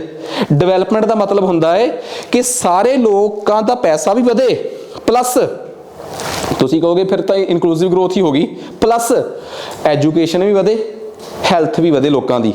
ਮਤਲਬ ਮੇਰੇ ਕੋਲ ਵੀ ਪੈਸਾ ਆ ਜੇ, ਇਹਨਾਂ ਕੋਲ ਵੀ ਆਵੇ, ਇਹਨਾਂ ਕੋਲ ਵੀ ਵਧੇ, ਇਹ ਤਾਂ ਹੋ ਗਈ ਇਨਕਲੂਸਿਵ ਗਰੋਥ। ਪਲੱਸ ਹੈਲਥ ਦੀਆਂ ਫੈਸਿਲਿਟੀਜ਼ ਸਾਰਿਆਂ ਵਾਸਤੇ ਵਧਣ। ਜੇ ਹੈਲਥ ਤੇ ਐਜੂਕੇਸ਼ਨ ਸਾਰਿਆਂ ਵਾਸਤੇ ਨਾ ਵਧਿਆ, ਉਹ ਇਨਕਲੂਸਿਵ ਗਰੋਥ ਤਾਂ ਹੋਊਗੀ, ਫਿਰ ਉਹ ਕੀ ਨਹੀਂ ਹੋਊਗਾ ਭਲਾ? ਡਿਵੈਲਪਮੈਂਟ। ਮੇਰੀ ਗੱਲ ਸਮਝ ਗਏ? ਹੁਣ ਅੱਗੇ ਆ ਜਾਓ, ਡਿਵੈਲਪਮੈਂਟ ਤੋਂ ਬਾਅਦ ਆ ਗਿਆ ਸਸਟੇਨੇਬਲ ਡਿਵੈਲਪਮੈਂਟ। ਡਿਵੈਲਪਮੈਂਟ ਵੀ ਹੋ ਗਈ, ਸਭ ਕੁਝ ਹੋ ਗਿਆ, ਠੀਕ ਆ। ਅਸੀਂ ਸਭ ਨੂੰ ਹੈਲਥ ਸਰਵਿਸਿਜ਼ ਵੀ ਦੇਤੀਆਂ, ਸਭ ਨੂੰ ਐਜੂਕੇਸ਼ਨ ਵੀ ਦੇਤੀ, ਪਰ ਜਿਹੜੀ ਪੀੜ੍ਹੀ ਨੇ ਆਉਣਾ ਸੀ, ਸਾਡੀ ਅਗਲੀ ਫਿਊਚਰ ਜਨਰੇਸ਼ਨ ਨੇ ਆਉਣਾ ਸੀ, ਉਹਨਾਂ ਦੇ ਅਸੀਂ ਰੁੱਖ ਵੀ ਕੱਟਤੇ, ਠੀਕ ਆ, ਨਦੀਆਂ ਵੀ ਖਰਾਬ ਕਰਤੀਆਂ, ਉਹਨਾਂ ਵਾਸਤੇ ਰਹਿਣ ਲਾਇਕ ਧਰਤੀ ਨਹੀਂ ਛੱਡੀ। ਇਹਦਾ ਮਤਲਬ ਅਸੀਂ ਸਭ ਕੁਝ ਕਰ ਲਿਆ, ਪਰ ਅਸੀਂ ਕਿਹੜੀ ਡਿਵੈਲਪਮੈਂਟ ਨਹੀਂ ਕੀਤੀ? Sustainable development. ਚਾਰ ਗੱਲਾਂ ਸਮਝ ਆ ਗਈਆਂ। ਕਹਿੰਦੇ ਜੇ ਤੁਹਾਡੇ ਦੇਸ਼ 'ਚ ਇਕਨੋਮਿਕ ਗਰੋਥ ਹੋ ਗਈ ਆ, GDP GNP ਵੱਧ ਗਈ ਆ, ਪਰ ਤੁਹਾਡੇ ਦੇਸ਼ 'ਚ ਡਿਵੈਲਪਮੈਂਟ ਨਹੀਂ ਹੋਈ, ਇਹਦਾ ਮਤਲਬ ਕੀ ਆ? ਇਹਦਾ ਬਸ ਇੰਨਾ ਕੁ ਮਤਲਬ ਕਿ ਨਿਕਲ ਕੇ ਆਉਂਦਾ ਕਿ ਬਈ ਜੇ ਤੁਹਾਡੇ ਦੇਸ਼ 'ਚ ਇਕਨੋਮਿਕ ਗਰੋਥ ਹੋਈ ਆ ਤਾਂ ਇੱਕ ਗੱਲ ਤਾਂ ਸ਼ੋਰ ਆ ਕਿ ਉਸ ਦੇਸ਼ 'ਚ ਹਜੇ ਅਨਇੰਪਲੋਇਮੈਂਟ ਤੇ ਪੋਵਰਟੀ ਬਹੁਤ ਜ਼ਿਆਦੀ ਆ। ਇਹਦਾ ਮਤਲਬ ਪਤਾ ਕੀ ਆ ਕਿ ਜਿਹੜੀ GDP ਵਧੀ ਆ ਨਾ, ਉਹ ਪਤਾ ਕਿਵੇਂ ਵਧੀ ਆ? 5 5 ਤੇ 90 ਓਵਰਆਲ ਤੇ GNP 100 ਰੁਪਏ ਹੋ ਗਈ, ਪਰ ਉਹ ਵੀ ਬੇਰੁਜ਼ਗਾਰ, ਮੈਂ ਵੀ ਬੇਰੁਜ਼ਗਾਰ, ਸਿਰਫ ਉਹਨਾਂ ਕੋਲ ਪੈਸਾ ਹੈ। ਆ ਦੱਸੋ ਜੀ, ਗੱਲ ਸਮਝ ਆ ਗਈ ਨਾ? ਓਵਰਆਲ GNP ਵੱਧ ਗਈ, ਬਟ ਸਾਡੀ ਕੀ ਨਹੀਂ ਹੋਈ? ਡਿਵੈਲਪਮੈਂਟ ਨਹੀਂ ਹੋਈ। ਆ ਦੂਸਰੇ ਸਵਾਲ ਦਾ ਆਨਸਰ ਸਮਝ ਆ ਗਿਆ। ਨੈਕਸਟ, ਹੁਣ ਅੱਗੇ ਆ ਜਾਓ, ਅਗਲਾ ਸਵਾਲ ਧਿਆਨ ਨਾਲ ਪੜ੍ਹਿਓ ਕੀ ਆ। ਚੌਥਾ ਸਵਾਲ ਆਪਾਂ ਨੂੰ ਕਹਿੰਦਾ despite being a high saving economy, ਕਿ ਇੱਕ ਦੇਸ਼ ਦੀ ਇਕਨੋਮੀ ਦੀ ਸੇਵਿੰਗ ਬਹੁਤ ਜ਼ਿਆਦੀ ਹੈ। ਮਤਲਬ ਉਸ ਦੇਸ਼ ਦੇ ਲੋਕ ਜਿਹੜੇ ਆ ਉਹਨਾਂ ਉਹ ਜਿਵੇਂ ਦੇਸ਼ ਦਾ ਮਤਲਬ ਆ ਮੈਂ, ਮੇਰਾ ਪਰਿਵਾਰ, ਅਸੀਂ ਇਸ ਸਾਲ ਇਸ ਮਹੀਨੇ ਸਾਡੇ ਪਰਿਵਾਰ ਨੇ ਜਿੰਨਾ ਪੈਸਾ ਵੀ ਕਮਾਇਆ ਸੀਗਾ, ਅਸੀਂ ਉਹਦੇ ਚੋਂ 1000 ਰੁਪਇਆ ਸੇਵ ਕਰ ਲਿਆ। ਹਾਈ ਸੇਵਿੰਗ ਇਕਨੋਮੀ ਆ ਸਾਡੀ। Capital formation does not result in output, ਪੈਸੇ ਤੋਂ ਕੁਝ ਬਣ ਨਹੀਂ ਰਿਹਾ। ਇਹਦੀ ਪੰਜਾਬੀ ਪਤਾ ਕੀ ਹੋਈ ਆ? ਦੇਸ਼ ਤਰੱਕੀ ਕਰ ਨਹੀਂ ਰਿਹਾ। ਕਿਉਂ? ਸਵਾਲ ਸਮਝ ਆ ਗਿਆ ਕਿ ਜਿਹੜਾ ਵੀ ਪੈਸਾ ਅਸੀਂ ਇੰਨਾ ਪੈਸਾ ਸੇਵ ਕਰ ਰਹੇ ਆ, ਅਸੀਂ 1000 ਰੁਪਇਆ ਸੇਵ ਕਰ ਲਿਆ, ਠੀਕ ਆ। ਮੈਨੂੰ ਇੱਕ ਗੱਲ ਦੱਸੋ ਯਾਰ, ਉਹ 1000 ਰੁਪਇਆ ਅਸੀਂ ਸੇਵ ਕੀਤਾ, ਅਸੀਂ ਉਸ 1000 ਰੁਪਏ ਦਾ ਕੀ ਕਰਨਾ ਚਾਹੀਦਾ ਸੀ ਸਾਨੂੰ? ਮੈਨੂੰ ਉਸ 1000 ਚੋਂ 500 ਰੁਪਏ ਦਾ ਪਤਾ ਕੀ ਕਰਨਾ ਚਾਹੀਦਾ ਸੀ? ਕਿਤੇ ਕੀ ਕਰਨਾ ਚਾਹੀਦਾ ਸੀਗਾ? ਇਨਵੈਸਟ ਕਰਨਾ ਚਾਹੀਦਾ ਸੀ। ਮੈਂ ਚੱਕ ਕੇ ਉਹ 1000 ਰੁਪਇਆ ਘਰੇ ਰੱਖ ਲਿਆ, ਠੀਕ ਆ, ਕਿ ਗਵਾਂਢੀਆਂ ਨੂੰ ਨਾ ਪਤਾ ਲੱਗ ਜਾਏ ਕਿ ਸਾਡੇ ਕੋਲ 1000 ਰੁਪਇਆ ਸੇਵ ਹੋਇਆ ਹੈ। ਅਸੀਂ ਸੇਵਿੰਗ ਚੋਂ ਪੈਸਾ ਵਰਤਿਆ ਹੀ ਨਹੀਂ ਕਿਤੇ। ਕਹਿੰਦੇ ਸਾਡੇ ਦੇਸ਼ 'ਚ ਕੁਝ ਹੋ ਨਹੀਂ ਪਾ ਰਿਹਾ, ਸਾਡੇ ਪਰਿਵਾਰ ਦੀ ਤਰੱਕੀ ਹੋ ਨਹੀਂ ਪਾ ਰਹੀ, ਅਸੀਂ ਇੰਨੀ ਸੇਵਿੰਗ ਕਰਦੇ ਆ, ਉਹ ਕਿਤੇ ਦਿਸ ਨਹੀਂ ਰਹੀ। ਕਿਉਂ ਨਹੀਂ ਦਿਸ ਰਹੀ? 4 ਆਪਸ਼ਨਸ ਦਿੱਤੇ ਹੋਏ ਉਹਨਾਂ ਨੇ। ਕਹਿੰਦਾ ਵੀਕ ਐਡਮਿਨਿਸਟ੍ਰੇਟਿਵ ਮਸ਼ੀਨਰੀ, ਦੂਜੀ ਗੱਲ ਇਲਿਟਰੇਸੀ, ਵੈਸੇ ਦੋਵੇਂ ਸਹੀ ਆ, ਠੀਕ ਹੈ ਜੀ। ਤੀਸਰਾ ਹਾਈ ਪੋਪੂਲੇਸ਼ਨ ਡੈਂਸਿਟੀ, ਕਿ ਚੌਥਾ ਹਾਈ ਕੈਪੀਟਲ ਆਊਟਪੁੱਟ ਰੇਸ਼ੋ। ਹੁਣ ਆਨਸਰ ਸਮਝ ਆ ਰਿਹਾ ਸਾਨੂੰ ਕਿ ਸਾਡੀ ਹਾਈ ਕੈਪੀਟਲ ਆਊਟਪੁੱਟ ਰੇਸ਼ੋ ਆ, ਕਿਉਂਕਿ high capital output ratio technical answer ਆ। ਹਾਈ ਕੈਪੀਟਲ ਆਊਟਪੁੱਟ ਰੇਸ਼ੋ ਦਾ ਮਤਲਬ COR ਕੀ ਹੁੰਦੀ ਹੈ ਭਲਾ? ਕਿ ਬਈ COR ਦਾ ਮਤਲਬ ਹੁੰਦਾ ਹੈ ਕਿ ਕਿੰਨੀ ਇਨਵੈਸਟਮੈਂਟ, ਕਿੰਨੀ ਸੇਵਿੰਗ ਦਾ ਕਿੰਨਵਾਂ ਹਿੱਸਾ ਤੁਸੀਂ ਕੀ ਕੀਤਾ ਭਲਾ? ਇਨਵੈਸਟ ਕੀਤਾ। ਇਹਦਾ ਮਤਲਬ ਪਤਾ ਕੀ ਆ? ਹਾਈ ਦਾ ਮਤਲਬ ਕੀ ਹੁੰਦਾ ਹੈ? ਤੁਸੀਂ ਇਨਵੈਸਟ ਜ਼ਿਆਦਾ ਕਰ ਰਹੇ ਹੋ ਕਿ ਘੱਟ? ਘੱਟ। ਤੇ ਲੋ COR ਦਾ ਕੀ ਮਤਲਬ ਹੁੰਦਾ ਹੈ? ਕਿ ਤੁਸੀਂ ਇਨਵੈਸਟ ਕੀ ਕਰ ਰਹੇ ਹੋ? ਜ਼ਿਆਦਾ। Develop countries, America England type ਲੋਕ ਜਿਹੜੇ ਆ, ਉਹਨਾਂ ਦੀ COR ਲੋ ਆ, ਤੇ ਇੰਡੀਆ ਟਾਈਪ ਕੰਟਰੀਜ਼ COR ਕੀ ਆ? ਹਾਈ ਆ। ਬਸ ਆ ਚੱਕੋ ਜੀ, ਅਗਲਾ ਆ ਗਿਆ ਅਨਇੰਪੋਰਟੈਂਟ ਕੁਐਸਚਨ ਕਿ ਬਈ GDP ਦਾ ਬੇਸ ਈਅਰ 2004-5 ਤੋਂ ਬਦਲ ਕੇ ਕਿੰਨਾ ਕਰਤਾ ਹੈ? 11-12। ਅੱਗੇ ਆ ਜਾਓ, ਨੈਕਸਟ ਅਗਲਾ ਕੁਐਸਚਨ ਆ ਗਿਆ ਆਪਣੇ ਕੋਲ। Which of the following statement is correct with respect to the composition of national income in India, ਠੀਕ ਆ। ਇਹ ਆਪਣੇ ਆਪ 'ਚ ਇੱਕ ਨਾ ਪੂਰੀ ਸਟੋਰੀ ਆ, ਠੀਕ ਆ, ਕਿ 1950 ਤੋਂ ਲੈ ਕੇ, ਠੀਕ ਆ, ਇਹ ਇਸ ਚੈਪਟਰ ਦਾ ਸਵਾਲ ਬਣਦਾ ਹੀ ਨਹੀਂ ਵੈਸੇ, ਠੀਕ ਆ। ਇਹ ਪਤਾ ਕਿਹਦਾ ਸਵਾਲ ਬਣਦਾ ਹੈ? Economic development of India since independence. ਆਪਣੀ ਕਲਾਸ ਦੇ ਅਕੋਰਡਿੰਗ ਚੌਥਾ ਚੈਪਟਰ ਇਹ ਫਿਲਹਾਲ ਹਜੇ ਚੌਥਾ ਹੈ ਕਿ ਤੀਸਰਾ। ਇਹ ਪੂਰੀ ਸਟੋਰੀ ਆ ਕਿ 1950 ਤੋਂ ਲੈ ਕੇ ਇੰਡੀਆ ਨੇ ਹੁਣ ਤੱਕ ਕਿਹੜਾ ਸੈਕਟਰ ਆ ਜਿਹੜਾ ਉਹ ਇੰਡੀਆ ਦਾ ਗਰੋ ਕੀਤਾ ਹੈ, ਕਿਹੜਾ ਸੈਕਟਰ ਆ ਜਿਹੜਾ ਡਾਊਨ ਗਿਆ ਹੈ, ਤੇ ਕਿਹੜਾ ਸੈਕਟਰ ਆ ਜਿਹੜਾ ਉੱਥੇ ਦਾ ਉੱਥੇ ਹੀ ਖੜਾ ਹੈ, ਠੀਕ ਹੈ ਨਾ। ਇੱਥੋਂ ਜਦੋਂ ਮੈਂ ਸਾਰੀ ਸਟੋਰੀ ਸੁਣਾਉਂਗਾ ਫਿਰ ਤੁਹਾਨੂੰ ਇੱਕ ਗੱਲ ਸਮਝ ਆਊਗਾ ਕਿ 1950 'ਚ ਇਹ ਦੇਸ਼ ਆਜ਼ਾਦ ਹੋਇਆ, ਤੇ ਅਸੀਂ 2000 'ਚ ਉਦੋਂ ਜਦੋਂ ਆਪਾਂ ਮਤਲਬ ਕਿ ਸਾਰੇ ਜਦੋਂ ਉਸ ਦੌਰ 'ਚ ਸੀ, ਜਦੋਂ 21ਵੀਂ ਸਦੀ ਸ਼ੁਰੂ ਹੋਈ, ਅਸੀਂ ਉਦੋਂ ਇੱਕ ਗੱਲ ਸੁਣਦੇ ਹੁੰਦੇ ਸੀ, made in China, made in China. Made in China ਅਸੀਂ 2000 ਦੇ ਨੇੜੇ ਹੀ ਸੁਣ ਲਿਆ ਸੀਗਾ, ਪਰ ਮੇਕ ਇਨ ਇੰਡੀਆ ਅਸੀਂ 2015 'ਚ ਸੁਣਿਆ ਜਾ ਕੇ। ਮੇਕ ਇਨ ਇੰਡੀਆ ਆਖਰ ਕਿਉਂ? ਆਖਰ ਸਾਡੇ ਦੇਸ਼ ਦੇ ਪ੍ਰਧਾਨ ਮੰਤਰੀ ਨੂੰ 2015 'ਚ ਕਿਉਂ ਕਹਿਣਾ ਪਿਆ ਕਿ ਇੰਡੀਆ 'ਚ ਮੈਨੂਫੈਕਚਰਿੰਗ ਵਧਾਓ? ਕੀ ਚੱਕਰ ਸੀਗਾ? ਇਹਦਾ ਮਤਲਬ ਇੰਡੀਆ ਦਾ ਮੈਨੂਫੈਕਚਰਿੰਗ ਸੈਕਟਰ ਬਹੁਤ ਡਾਊਨ ਸੀਗਾ। ਇਸ ਸਵਾਲ ਦਾ ਜਵਾਬ ਇਸ ਸਟੋਰੀ 'ਚ ਲੁਕਿਆ ਹੋਇਆ ਹੈ, ਇੱਥੇ ਡਿਸਕਸ ਕਰਨ ਦਾ ਕੋਈ ਮਤਲਬ ਬਣਦਾ ਹੀ ਨਹੀਂ। ਆ ਜਾਓ ਜੀ ਅੱਗੇ, ਠੀਕ ਆ ਜੀ। ਨੈਕਸਟ ਅਗਲਾ ਸਵਾਲ ਆ ਗਿਆ ਇੰਡੀਅਨ ਇਕਨੋਮੀ ਦੇ ਰੈਫਰੈਂਸ 'ਚ। ਕਹਿੰਦਾ with reference to Indian economy, ਇਹ IAS ਦਾ ਸਵਾਲ ਆ। With reference to Indian economy, ਠੀਕ ਆ, ਦੋ ਗੱਲਾਂ ਨੇ। ਰੀਅਲ GDP ਲਾਸਟ ਡੈਕੇਡ, ਪਿਛਲੇ ਸਾਲ ਵਧੀ ਆ, ਨੋਮੀਨਲ GDP ਮਾਰਕੀਟ ਪ੍ਰਾਈਸ ਵਾਲੀ ਜਿਹੜੀ GDP ਹੈ ਸਾਡੀ, ਠੀਕ ਹੈ ਨਾ, ਇਹ ਪਿਛਲੇ ਇੱਕ ਡੈਕੇਡ 'ਚ ਲਗਾਤਾਰ, ਡੈਕੇਡ ਦਾ ਮਤਲਬ ਆ 10 ਸਾਲ, ਪਿਛਲੇ ਇੱਕ ਡੈਕੇਡ 'ਚ ਲਗਾਤਾਰ ਵਧੀ ਆ। ਇਹਨਾਂ 'ਚੋਂ ਕਿਹੜੀ ਸਟੇਟਮੈਂਟ ਸਹੀ ਆ, ਕਿਹੜੀ ਗਲਤ ਆ? ਹੁਣ ਇੱਕ ਗੱਲ ਤੁਸੀਂ ਕਹੋਗੇ ਇਸ ਤਰੀਕੇ ਦਾ ਸਵਾਲ ਅਸੀਂ ਸੋਚ ਵੀ ਨਹੀਂ ਸਕਦੇ, ਅਸੀਂ ਕਿਵੇਂ ਜਵਾਬ ਦੇਵਾਂਗੇ? ਅਸੀਂ ਪੂਰੀ ਥਿਊਰੀ ਪੜ੍ਹੀ ਹੈ, ਚੈਪਟਰ ਪੜ੍ਹਿਆ ਹੈ, ਉਹਦੇ 'ਚ ਇਹ ਗੱਲ ਕਿਉਂ ਨਹੀਂ ਆਈ? ਹੁਣ ਮੈਨੂੰ ਇੱਕ ਗੱਲ ਦੇਖੋ, ਜਦੋਂ ਅਸੀਂ ਇਹ ਗੱਲ ਕਹਿੰਦੇ ਆ ਕਿ ਅਸੀਂ ਕਰੰਟ ਅਫੇਅਰਸ ਪੜ੍ਹਦੇ ਆ ਜਾਂ ਆਪਾਂ ਕਰੰਟ ਅਫੇਅਰਸ ਪੜ੍ਹਾਂਗੇ, ਕਰੰਟ ਅਫੇਅਰਸ ਦੀ ਇੰਪੋਰਟੈਂਸ ਪਤਾ ਕਿਉਂ ਹੁੰਦੀ ਆ? ਕਿਉਂਕਿ ਇਹੋ ਜਿਹੇ ਸਵਾਲ ਕਰੰਟ ਨਾਲ ਸੰਬੰਧਿਤ ਆ। ਕੀ ਪਤਾ ਜਿਹੜੇ ਸਾਲ ਇਹ ਸਵਾਲ ਪੇਪਰ 'ਚ ਆਇਆ ਸੀਗਾ ਉਸ ਸਾਲ ਸਾਡੇ ਦੇਸ਼ ਦੀ GDP ਨਾਲ ਕੋਈ ਬਹੁਤ ਵੱਡੀ ਦੁਰਘਟਨਾ ਹੋਈ ਹੋਵੇ, ਤੇ ਜਦੋਂ ਸਾਡੇ ਦੇਸ਼ ਦੀ GDP ਨਾਲ ਕੋਈ ਬਹੁਤ ਵੱਡੀ ਖਬਰ ਜੁੜੀ ਹੋਊਗੀ, ਤੁਹਾਨੂੰ ਲੱਗਦਾ ਨਹੀਂ ਕਿ ਅਖਬਾਰਾਂ 'ਚ ਉਸ ਸਾਲ ਵਾਰ-ਵਾਰ ਲੋਕ ਕਿਹਦੀ ਗੱਲ ਕਰਦੇ ਹੋਣਗੇ? GDP ਦੀ। ਤੇ ਫਿਰ ਉਹ ਜਦੋਂ ਲੋਕ GDP ਦੀ ਗੱਲ ਕਰਨ ਲੱਗ ਪੈਂਦੇ ਆ, ਫਿਰ ਬਦੋ ਬਦੀ ਗੱਲ ਤੁਰ ਪੈਂਦੀ ਆ ਕਿ ਪਿਛਲੇ 5 ਸਾਲਾਂ 'ਚ ਸਾਡੇ ਦੇਸ਼ ਦੀ GDP ਦਾ ਕੀ ਹਾਲ ਸੀਗਾ, ਪਿਛਲੇ 10 ਸਾਲਾਂ 'ਚ ਕੀ ਹਾਲ ਸੀਗਾ। ਇਟ ਮੀਨਸ ਜਿਹੜੇ ਸਾਲ ਇਹ ਸਵਾਲ ਪੇਪਰ 'ਚ ਆਇਆ ਹੋਊਗਾ ਉਸ ਸਾਲ 2016 'ਚ ਆਇਆ ਸੀ ਇਹ, ਤੇ 2015 'ਚ ਇੱਕ ਨਵਾਂ ਹਾਦਸਾ ਸਾਡੇ ਦੇਸ਼ ਦੀ GDP ਨਾਲ ਹੋ ਕੇ ਹਟਿਆ ਸੀ। ਪਤਾ ਸਾਰਿਆਂ ਨੂੰ ਹੀ ਆ ਕਿ ਮੋਦੀ ਜੀ ਨੇ GDP 'ਚ 3 ਵੱਡੇ ਸੁਧਾਰ ਕੀਤੇ ਸੀ। ਤਾਂ ਉਸ ਸਾਲ ਇਹ ਖਬਰਾਂ 'ਚ ਕਿੰਨੀ ਰਹੀ ਹੋਊਗੀ ਇਹ ਗੱਲ? ਤਾਂ ਇਹ ਉਸ ਸਾਲ ਦਾ ਰੈਲੀਵੈਂਟ ਸਵਾਲ ਸੀ। ਵੈਸੇ ਵੀ ਇੱਕ ਗੱਲ ਦੱਸਦਾ, ਸਾਡੇ ਦੇਸ਼ ਦੀ ਜਿਹੜੀ ਰੀਅਲ GDP ਹੈ ਨਾ, ਠੀਕ ਹੈ ਨਾ, ਰੀਅਲ GDP ਦਾ ਮਤਲਬ ਆ ਕੌਨਸਟੈਂਟ ਪ੍ਰਾਈਸ ਵਾਲੀ GDP, ਉਹ ਪਿਛਲੇ 10 ਸਾਲਾਂ 'ਚ ਲਗਾਤਾਰ ਵਧੀ ਆ। ਇਹ ਬਿਲਕੁਲ ਗਲਤ ਆ। ਹਾਂ, ਜਿਹੜੀ ਮਾਰਕੀਟ ਪ੍ਰਾਈਸ ਵਾਲੀ GDP ਆ ਉਹ ਲਗਾਤਾਰ ਵਧੀ ਆ, ਬਟ ਅੱਜ ਇਸ ਸਵਾਲ ਦੀ ਸਿਗਨੀਫੀਕੈਂਸ ਕੋਈ ਰਹਿ ਨਹੀਂ ਜਾਂਦੀ, ਕਿਉਂਕਿ ਇਹ ਉਸ ਸਾਲ ਦਾ ਖਬਰਾਂ ਦਾ ਸਵਾਲ ਆ ਜਿਹੜੇ ਸਾਲ ਮਤਲਬ ਕਿ GDP ਜਿਹੜੀ ਸੀ, ਖਬਰਾਂ ਸੀ, ਕਰੰਟ ਨਾਲ ਰਿਲੇਟਡ ਸੀ, ਲੋਕ ਲਗਾਤਾਰ ਇਹਨੂੰ ਫੋਲੋ ਕਰ ਰਹੇ ਸੀਗੇ। ਠੀਕ ਆ, ਅੱਜ ਦੇ ਟਾਈਪ 'ਚ ਸੋਚ ਕੇ ਦੇਖੋ, ਕੋਈ ਸਵਾਲ ਕਿਸੇ ਸਾਲ ਪੇਪਰ 'ਚ ਆਇਆ ਹੋਵੇ, ਇਹਦਾ ਕਦੇ ਮਤਲਬ ਨਹੀਂ ਕਿ ਅੱਜ ਵੀ ਉਨਾ ਹੀ ਰੈਲੀਵੈਂਟ ਆ। ਪਰ ਮੈਂ ਇਹ ਤਾਂ ਵਿੱਚ ਰੱਖਿਆ ਸਵਾਲ ਤਾਂ ਕਿ ਤੁਹਾਨੂੰ ਪਤਾ ਲੱਗੇ ਕਿ ਕਈ ਵਾਰੀ ਨਾ ਤੁਸੀਂ ਦੇਖ ਕੇ ਹੀ ਕੋਈ ਪੁਰਾਣਾ ਸਵਾਲ ਦੇਖ ਕੇ ਇਹ ਨਾ ਕਹਿ ਦਿਓ ਇਹਨੂੰ ਯਾਦ ਹੀ ਕਰ ਲਓ, ਕਿਉਂਕਿ ਜ਼ਰੂਰੀ ਨਹੀਂ ਕਿ ਜਿਹੜਾ ਸਵਾਲ ਅੱਜ ਤੋਂ 4 ਸਾਲ ਪਹਿਲਾਂ ਪੇਪਰ 'ਚ ਆਇਆ ਹੈ ਅੱਜ ਉਹ ਰੈਲੀਵੈਂਟ ਹੈਗਾ ਹੈ। ਤੇ ਇਹ ਵੀ ਨਾ ਕਹਿ ਦਿਓ ਕਿ ਇਹ ਤਾਂ 5 ਸਾਲ ਪੁਰਾਣਾ ਆਇਆ, ਰੈਲੀਵੈਂਟ ਨਹੀਂ। ਹੁਣ ਆ ਦੇਖੋ, ਕੋਈ ਵੀ ਸਵਾਲ ਆ, ਜਿਵੇਂ ਸਪੋਜ਼ ਕਰੋ ਆਹ ਸਵਾਲ ਆ, ਇਹ ਜਦੋਂ ਮਰਜ਼ੀ ਪੇਪਰ 'ਚ ਆਇਆ ਹੋਵੇ ਅੱਜ ਵੀ ਉਹਨਾਂ ਰੈਲੀਵੈਂਟ ਆ। ਤਾਂ ਆ ਉਮੀਦ ਕਰਦਾ ਆਨਸਰ ਵੀ ਦੱਸਦਾ ਮੈਂ ਤੁਹਾਨੂੰ, ਆਨਸਰ ਕੀ ਤਾਂ ਹੈ ਹੀ ਆ, ਬਟ ਫਿਰ ਵੀ ਤੁਹਾਨੂੰ ਇੱਕ ਗੱਲ ਕਲੀਅਰ ਹੋਈ ਗਈ ਹੈ। ਅਗਲੇ ਸਵਾਲ ਤੇ ਪੜੋ। A decrease in tax to GDP ratio indicates, ਪਹਿਲੀ ਗੱਲ ਇਹ ਦੱਸੋ what is meaning of tax to GDP ratio? ਮੈਨੂੰ ਇੱਕ ਗੱਲ ਦੱਸੋਗੇ, ਟੈਕਸ ਟੂ GDP ਰੇਸ਼ੋ ਦਾ ਕੀ ਮਤਲਬ ਹੁੰਦਾ ਹੈ? ਤੇ ਇੰਡੀਆ ਦੀ ਟੈਕਸ ਟੂ GDP ਰੇਸ਼ੋ ਜ਼ਿਆਦੀ ਆ ਕਿ ਘੱਟ ਆ, ਇਹ ਦੱਸ ਦਿਓ ਬਸ। What is tax to GDP ratio? ਇਹਦਾ ਮਤਲਬ ਆ ਮੇਰੇ ਦੇਸ਼ ਦੀ GDP ਜੇ 1000 ਰੁਪਏ ਆ, ਉਹ ਚੋਂ ਕਿੰਨਾ ਰੁਪਈਆ ਟੈਕਸ ਚੋਂ ਇਕੱਠਾ ਹੋਇਆ ਹੈ? ਮੇਰੇ ਦੇਸ਼ ਦੀ GDP ਜੇ 1000 ਰੁਪਏ ਆ, ਉਹ ਚੋਂ ਕਿੰਨੇ ਰੁਪਏ ਟੈਕਸ ਚੋਂ ਇਕੱਠੇ ਹੋਏ ਆ? ਬਸ ਇਹ ਦੱਸੋ। ਇੱਕ ਦੇਸ਼ ਬਹੁਤ ਅਮੀਰ ਆ, ਠੀਕ ਆ, ਜਿਵੇਂ ਅਮਰੀਕਾ, ਕੈਨੇਡਾ ਵਰਗੇ ਦੇਸ਼ ਬਹੁਤ ਅਮੀਰ ਕੰਟਰੀ ਆ, ਜਿਨ੍ਹਾਂ ਨੂੰ ਆਪਾਂ ਡਿਵੈਲਪ ਕੰਟਰੀਜ਼ ਕਹਿੰਦੇ ਆ, ਉੱਥੇ ਟੈਕਸ ਜ਼ਿਆਦਾ ਇਕੱਠਾ ਹੁੰਦਾ ਕਿ ਘੱਟ? ਜ਼ਿਆਦਾ, ਓਬਵੀਅਸ ਜੀ ਗੱਲ ਆ। ਤੇ ਇੰਡੀਆ ਵਰਗੇ ਦੇਸ਼ 'ਚ ਘੱਟ। ਬਸ ਇੱਕ ਗੱਲ ਪੱਲੇ ਬੰਨ ਲਿਓ ਕਿ ਜਿੰਨੀ high tax to GDP ratio ਹੁੰਦੀ ਆ ਓਨਾ ਉਹ ਦੇਸ਼ ਡਿਵੈਲਪ ਹੁੰਦਾ ਹੈ, ਜਿੰਨੀ ਘੱਟ ਟੈਕਸ ਟੂ GDP ਰੇਸ਼ੋ ਹੁੰਦੀ ਆ ਓਨਾ ਉਹ ਦੇਸ਼ ਡਿਵੈਲਪਿੰਗ ਹੁੰਦਾ ਹੈ। ਡਿਵੈਲਪਿੰਗ ਦਾ ਦੂਜਾ ਮਤਲਬ ਹੁੰਦਾ ਕਿ ਉਹ ਦੇਸ਼ ਤਰੱਕੀ ਕਰ ਰਿਹਾ ਹੈ। ਠੀਕ ਆ ਨਾ, ਜਦੋਂ ਆਪਾਂ ਕਿਸੇ ਨੂੰ ਕਹਿ ਦਿੰਦੇ ਆ ਕਿ ਯਾਰ ਹਜੇ ਉਹ ਕਰੀ ਜਾਂਦਾ, ਇਹਦਾ ਮਤਲਬ ਅਸਲੀ ਮਤਲਬ ਪਤਾ ਕੀ ਹੁੰਦਾ? ਕਿ ਉਹਦੇ ਕੋਲ ਹੋਇਆ ਨਹੀਂ ਹਜੇ। ਠੀਕ ਆ ਨਾ, ਡਿਵੈਲਪਿੰਗ ਦਾ ਸਹੀ ਨਾਮ ਹੁੰਦਾ ਮਤਲਬ ਕਿ ਅਨਡਿਵੈਲਪ, ਕਿ ਹਜੇ ਉਹ ਡਿਵੈਲਪ ਨਹੀਂ ਹੋਇਆ। ਚਲੋ ਐ ਆ ਕਿ ਉਹਦਾ ਹੌਸਲਾ ਰੱਖਣ ਵਾਸਤੇ ਉਹਨੂੰ ਡਿਵੈਲਪਿੰਗ ਕਰ ਦਿੰਦੇ ਆ। ਠੀਕ ਆ, ਤਾਂ ING ਤਾਂ ਇੱਕ ਇਹੋ ਜਿਹੀ ਚੀਜ਼ ਹੈ ਕਿ ਚਲੋ ਹੋ ਰਿਹਾ ਹੈ, ਕਿਸੇ ਦਿਨ ਹੋ ਜਾਊਗਾ। ਤਾਂ ਇੰਡੀਆ ਫਿਲਹਾਲ ਡਿਵੈਲਪ ਕੰਟਰੀ ਨਹੀਂ ਗਾ। ਇਹਦਾ ਮਤਲਬ ਇੰਡੀਆ ਦੇ ਕੇਸ 'ਚ ਟੈਕਸ ਟੂ GDP ਰੇਸ਼ੋ ਜ਼ਿਆਦਾ ਆ ਕਿ ਘੱਟ ਆ? ਘੱਟ ਆ ਵੀ। ਹੁਣ ਗੱਲ ਇੰਡੀਆ ਦੀ ਨਹੀਂ, ਇਹ ਤਾਂ ਸਿਰਫ ਲਾਈਨ ਦਾ ਮਤਲਬ ਸੀਗਾ, ਕੁਐਸਚਨ ਤਾਂ ਆਪਾਂ ਹੁਣ ਸਮਝਣਾ ਹੈ। ਕਹਿੰਦਾ ਕਿਸੇ ਦੇਸ਼ ਦੀ ਟੈਕਸ ਟੂ GDP ਰੇਸ਼ੋ ਬਹੁਤ ਘੱਟ ਆ, ਇਹਦਾ ਕੀ ਮਤਲਬ ਆ? ਇਹਦਾ ਪਹਿਲਾ ਮਤਲਬ ਆ ਕਿ ਉਸ ਦੇਸ਼ 'ਚ ਇਕਨੋਮਿਕ ਗਰੋਥ ਸਲੋ ਆ। ਇਹ ਸਹੀ ਹੈ ਕਿ ਗਲਤ ਆ? ਪਹਿਲਾ, ਟੈਕਸ ਟੂ GDP ਰੇਸ਼ੋ ਘੱਟ ਆ, ਤਾਂ ਕੀ ਇਹਦਾ ਮਤਲਬ ਨਿਕਲ ਕੇ ਆਊਗਾ ਕਿ ਉਸ ਦੇਸ਼ ਦੀ ਇਕਨੋਮਿਕ ਗਰੋਥ ਸਲੋ ਆ?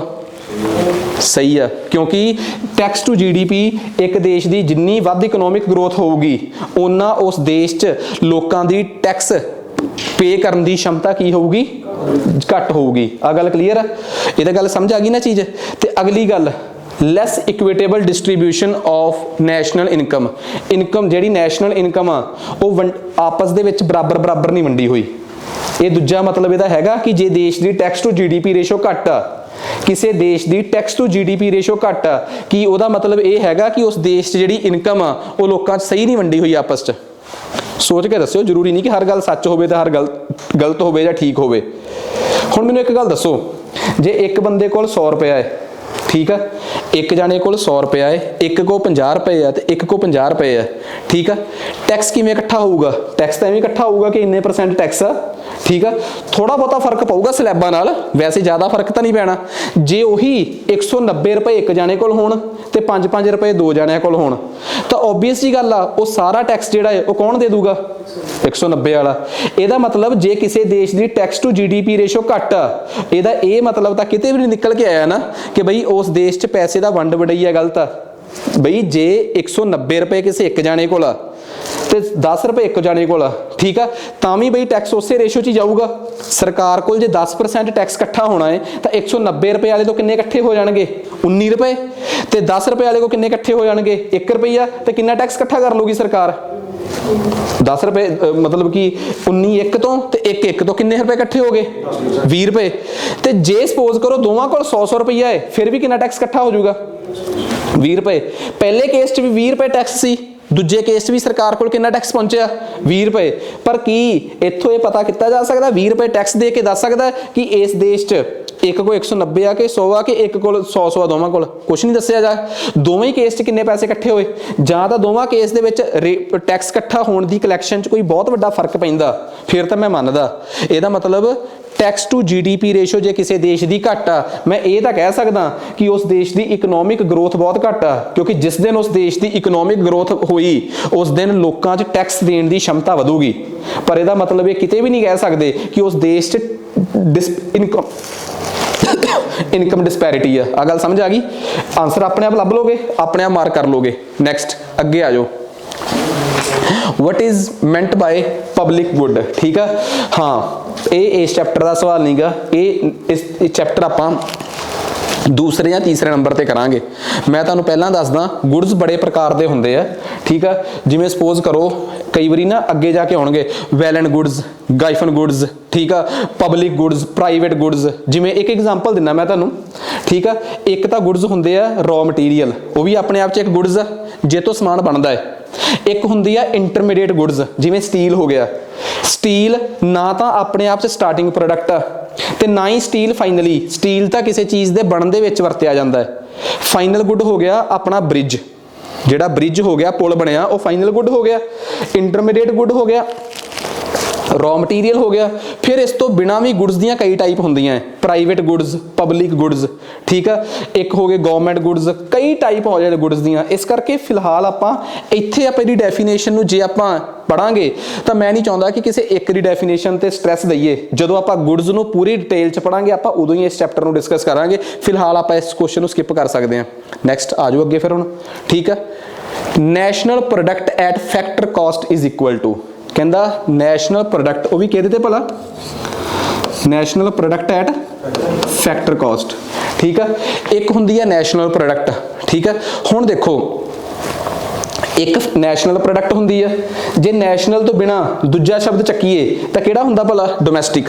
कल भी मैं दस्सिया सीगा, जे किसी नूं याद आ तो मैनूं एक गल दसोगे, डोमैस्टिक प्रोडक्ट का एक फार्मूला हुंदा है। डोमैस्टिक प्रोडक्ट दे विच की जोड़ दो भला? टैक्स जोड़ांगे, ठीक है। डायरैक्ट जो आप अपने को सीगा की ना दा, sorry, direct product domestic product आ, ये आपां की जोड़ांगे? आपां net income from abroad, net income from abroad. ये किहड़ा प्रोडक्ट बन जाऊगा? National product. बई एक गल देखो, उन्होंने अपने अगे ये जी आ कि एन आ नहीं पाया, आपां भी नहीं पाया। आपां जिहड़ा ज़्यादा 3 अखर हुंदे सी GNP जां NNP, स्टार्टिंग वाला एन उन्होंने पाया नहीं, आपां उस तो बिना ही लिख लिया। डोमैस्टिक प्रोडक्ट ते नैशनल प्रोडक्ट, डोमैस्टिक प्रोडक्ट च नैट इनकम फ्रॉम अब्रॉड जोड़ दो, वो किहड़ी प्रोडक्ट बन जाता है? National product. ਇਹਦਾ मतलब जे मैं उन्होंने कहा किहदी वैल्यू पूछी है? ਇਹਦੀ। जे ये पूछी है एक ये दसो कि पहला आंसर सही आ गया domestic product plus net income from abroad, ਇਹਦਾ मतलब पहला ही आंसर ਇਹਦਾ सही आ गया। जे किते इन्हां ने इत्थे माइनस पाया हुंदा फिर आपां दूसरे ऑप्शन ते जांदे, ठीक है। हुण एक गल देखो, पेपर च ऑप्शन पाउण वाला किवें कन्फ्यूज कर सकता है। जे उन्होंने ये लिखिया हुंदा कि ग्रॉस प्रोडक्ट, सपोज करो उन्होंने लिखिया हुंदा इत्थे नैशनल ना पाया हुंदा, आ देखो ਜੇ ਇੱਥੇ ਲਿਖਿਆ ਹੁੰਦਾ ਉਹਨਾਂ ਨੇ ਨੈਟ ਪ੍ਰੋਡਕਟ, ਕੀ ਲਿਖਿਆ ਹੁੰਦਾ ਨੈਟ ਪ੍ਰੋਡਕਟ, ਤਾਂ ਮੈਨੂੰ ਇੱਕ ਗੱਲ ਦੱਸੋਗੇ ਨੈਟ ਪ੍ਰੋਡਕਟ ਦਾ ਰਿਲੇਸ਼ਨ ਕਿਹਦੇ ਨਾਲ ਕਢਾਉਂਦੇ ਹੋ ਗ੍ਰੋਸ ਨਾਲ, ਤੇ ਡੋਮੈਸਟਿਕ ਦਾ ਕਿਹਦੇ ਨਾਲ ਕਢਾਉਂਦੇ ਆ ਉਹਦੇ ਨਾਲ। ਤੇ ਜੇ ਨੈਟ ਪ੍ਰੋਡਕਟ ਦਾ ਇੱਥੇ ਰਿਲੇਸ਼ਨ ਗ੍ਰੋਸ ਨਾਲ ਕਢਾਉਂਦੇ ਹੁੰਦੇ ਤਾਂ ਕਿੰਨਾ, ਕੱਲ ਮੈਂ ਦੱਸਿਆ ਸੀਗਾ ਕਿ ਨੈਟ ਪ੍ਰੋਡਕਟ ਕਿਵੇਂ ਨਿਕਲਦਾ ਭਲਾ, ਜੇ ਤੁਸੀਂ ਗ੍ਰੋਸ ਪ੍ਰੋਡਕਟ ਚੋਂ ਕੀ ਘਟਾ ਦੋਗੇ ਡੈਪਰੀਸੀਏਸ਼ਨ, ਫਿਰ ਇੱਕ ਆਪਸ਼ਨ ਐਵੇਂ ਦੀ ਪੱਕੀ ਹੁੰਦੀ ਗ੍ਰੋਸ ਮਾਈਨਸ ਡੈਪਰੀਸੀਏਸ਼ਨ। ਮੇਰੀ ਗੱਲ ਸਮਝ ਗਏ ਨਾ, ਜ਼ਰੂਰੀ ਨਹੀਂ ਕਿ ਉਹ ਸਟਾਰਟਿੰਗ ਵਾਲਾ ਜੀ ਪਾਇਆ ਹੋਵੇ, ਉਹ ਵਿੱਚ ਵਾਲੇ ਐਨ ਤੋਂ ਵੀ ਉਲਝਾ ਸਕਦੇ ਆ।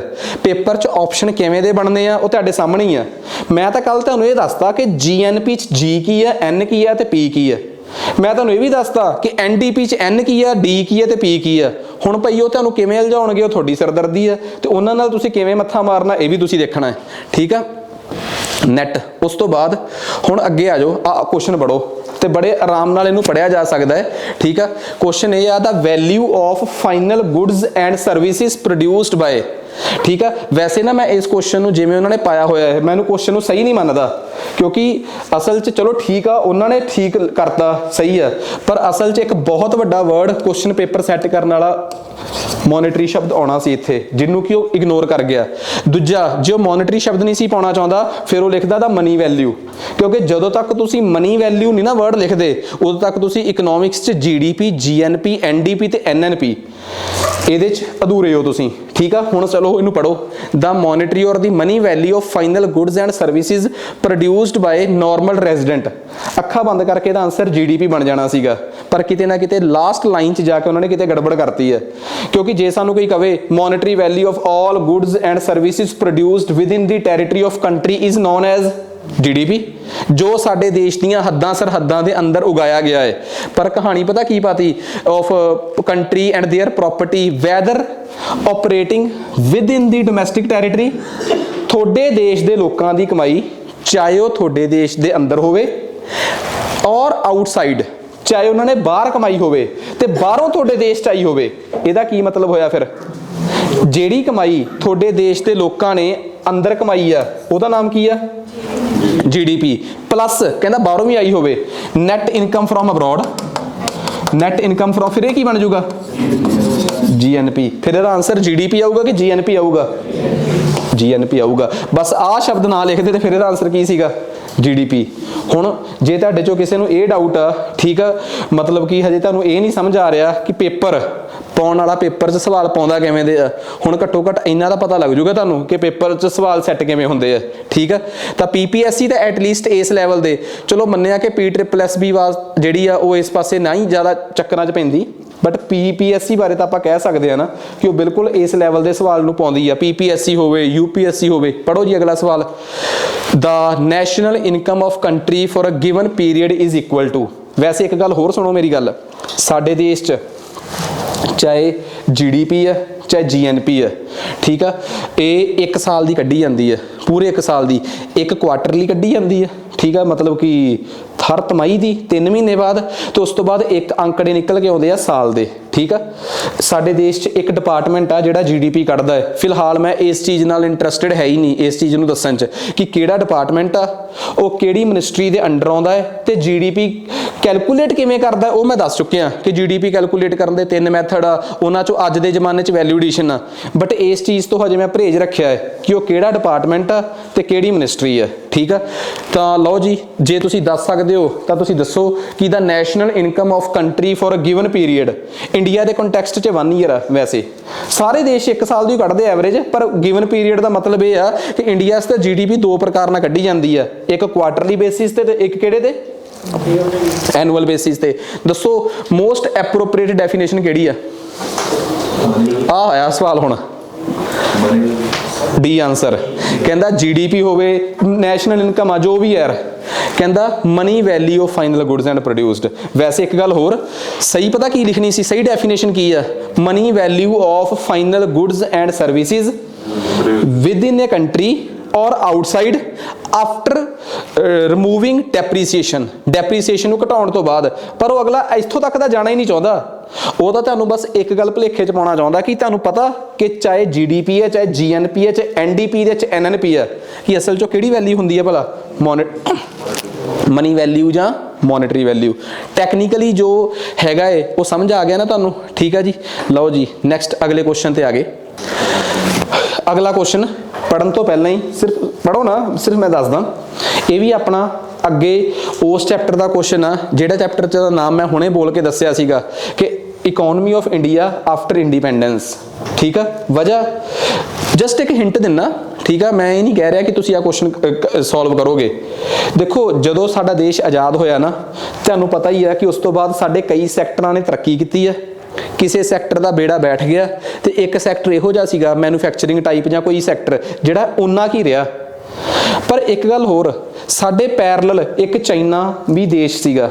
ਮੈਂ ਆਪਾਂ ਇਕਨੋਮਿਕਸ ਪੜ੍ਹ ਰਹੇ ਹਾਂ ਨਾ, ਤਾਂ ਇਕਨੋਮਿਕਸ 'ਚ ਕਿਸੇ ਦੇਸ਼ ਨੂੰ ਦੇਸ਼ ਨਹੀਂ ਕਹੀਦਾ, ਕਿਸੇ ਵੀ ਦੇਸ਼ ਨੂੰ ਇਕਨੋਮੀ ਕਹੀਦਾ।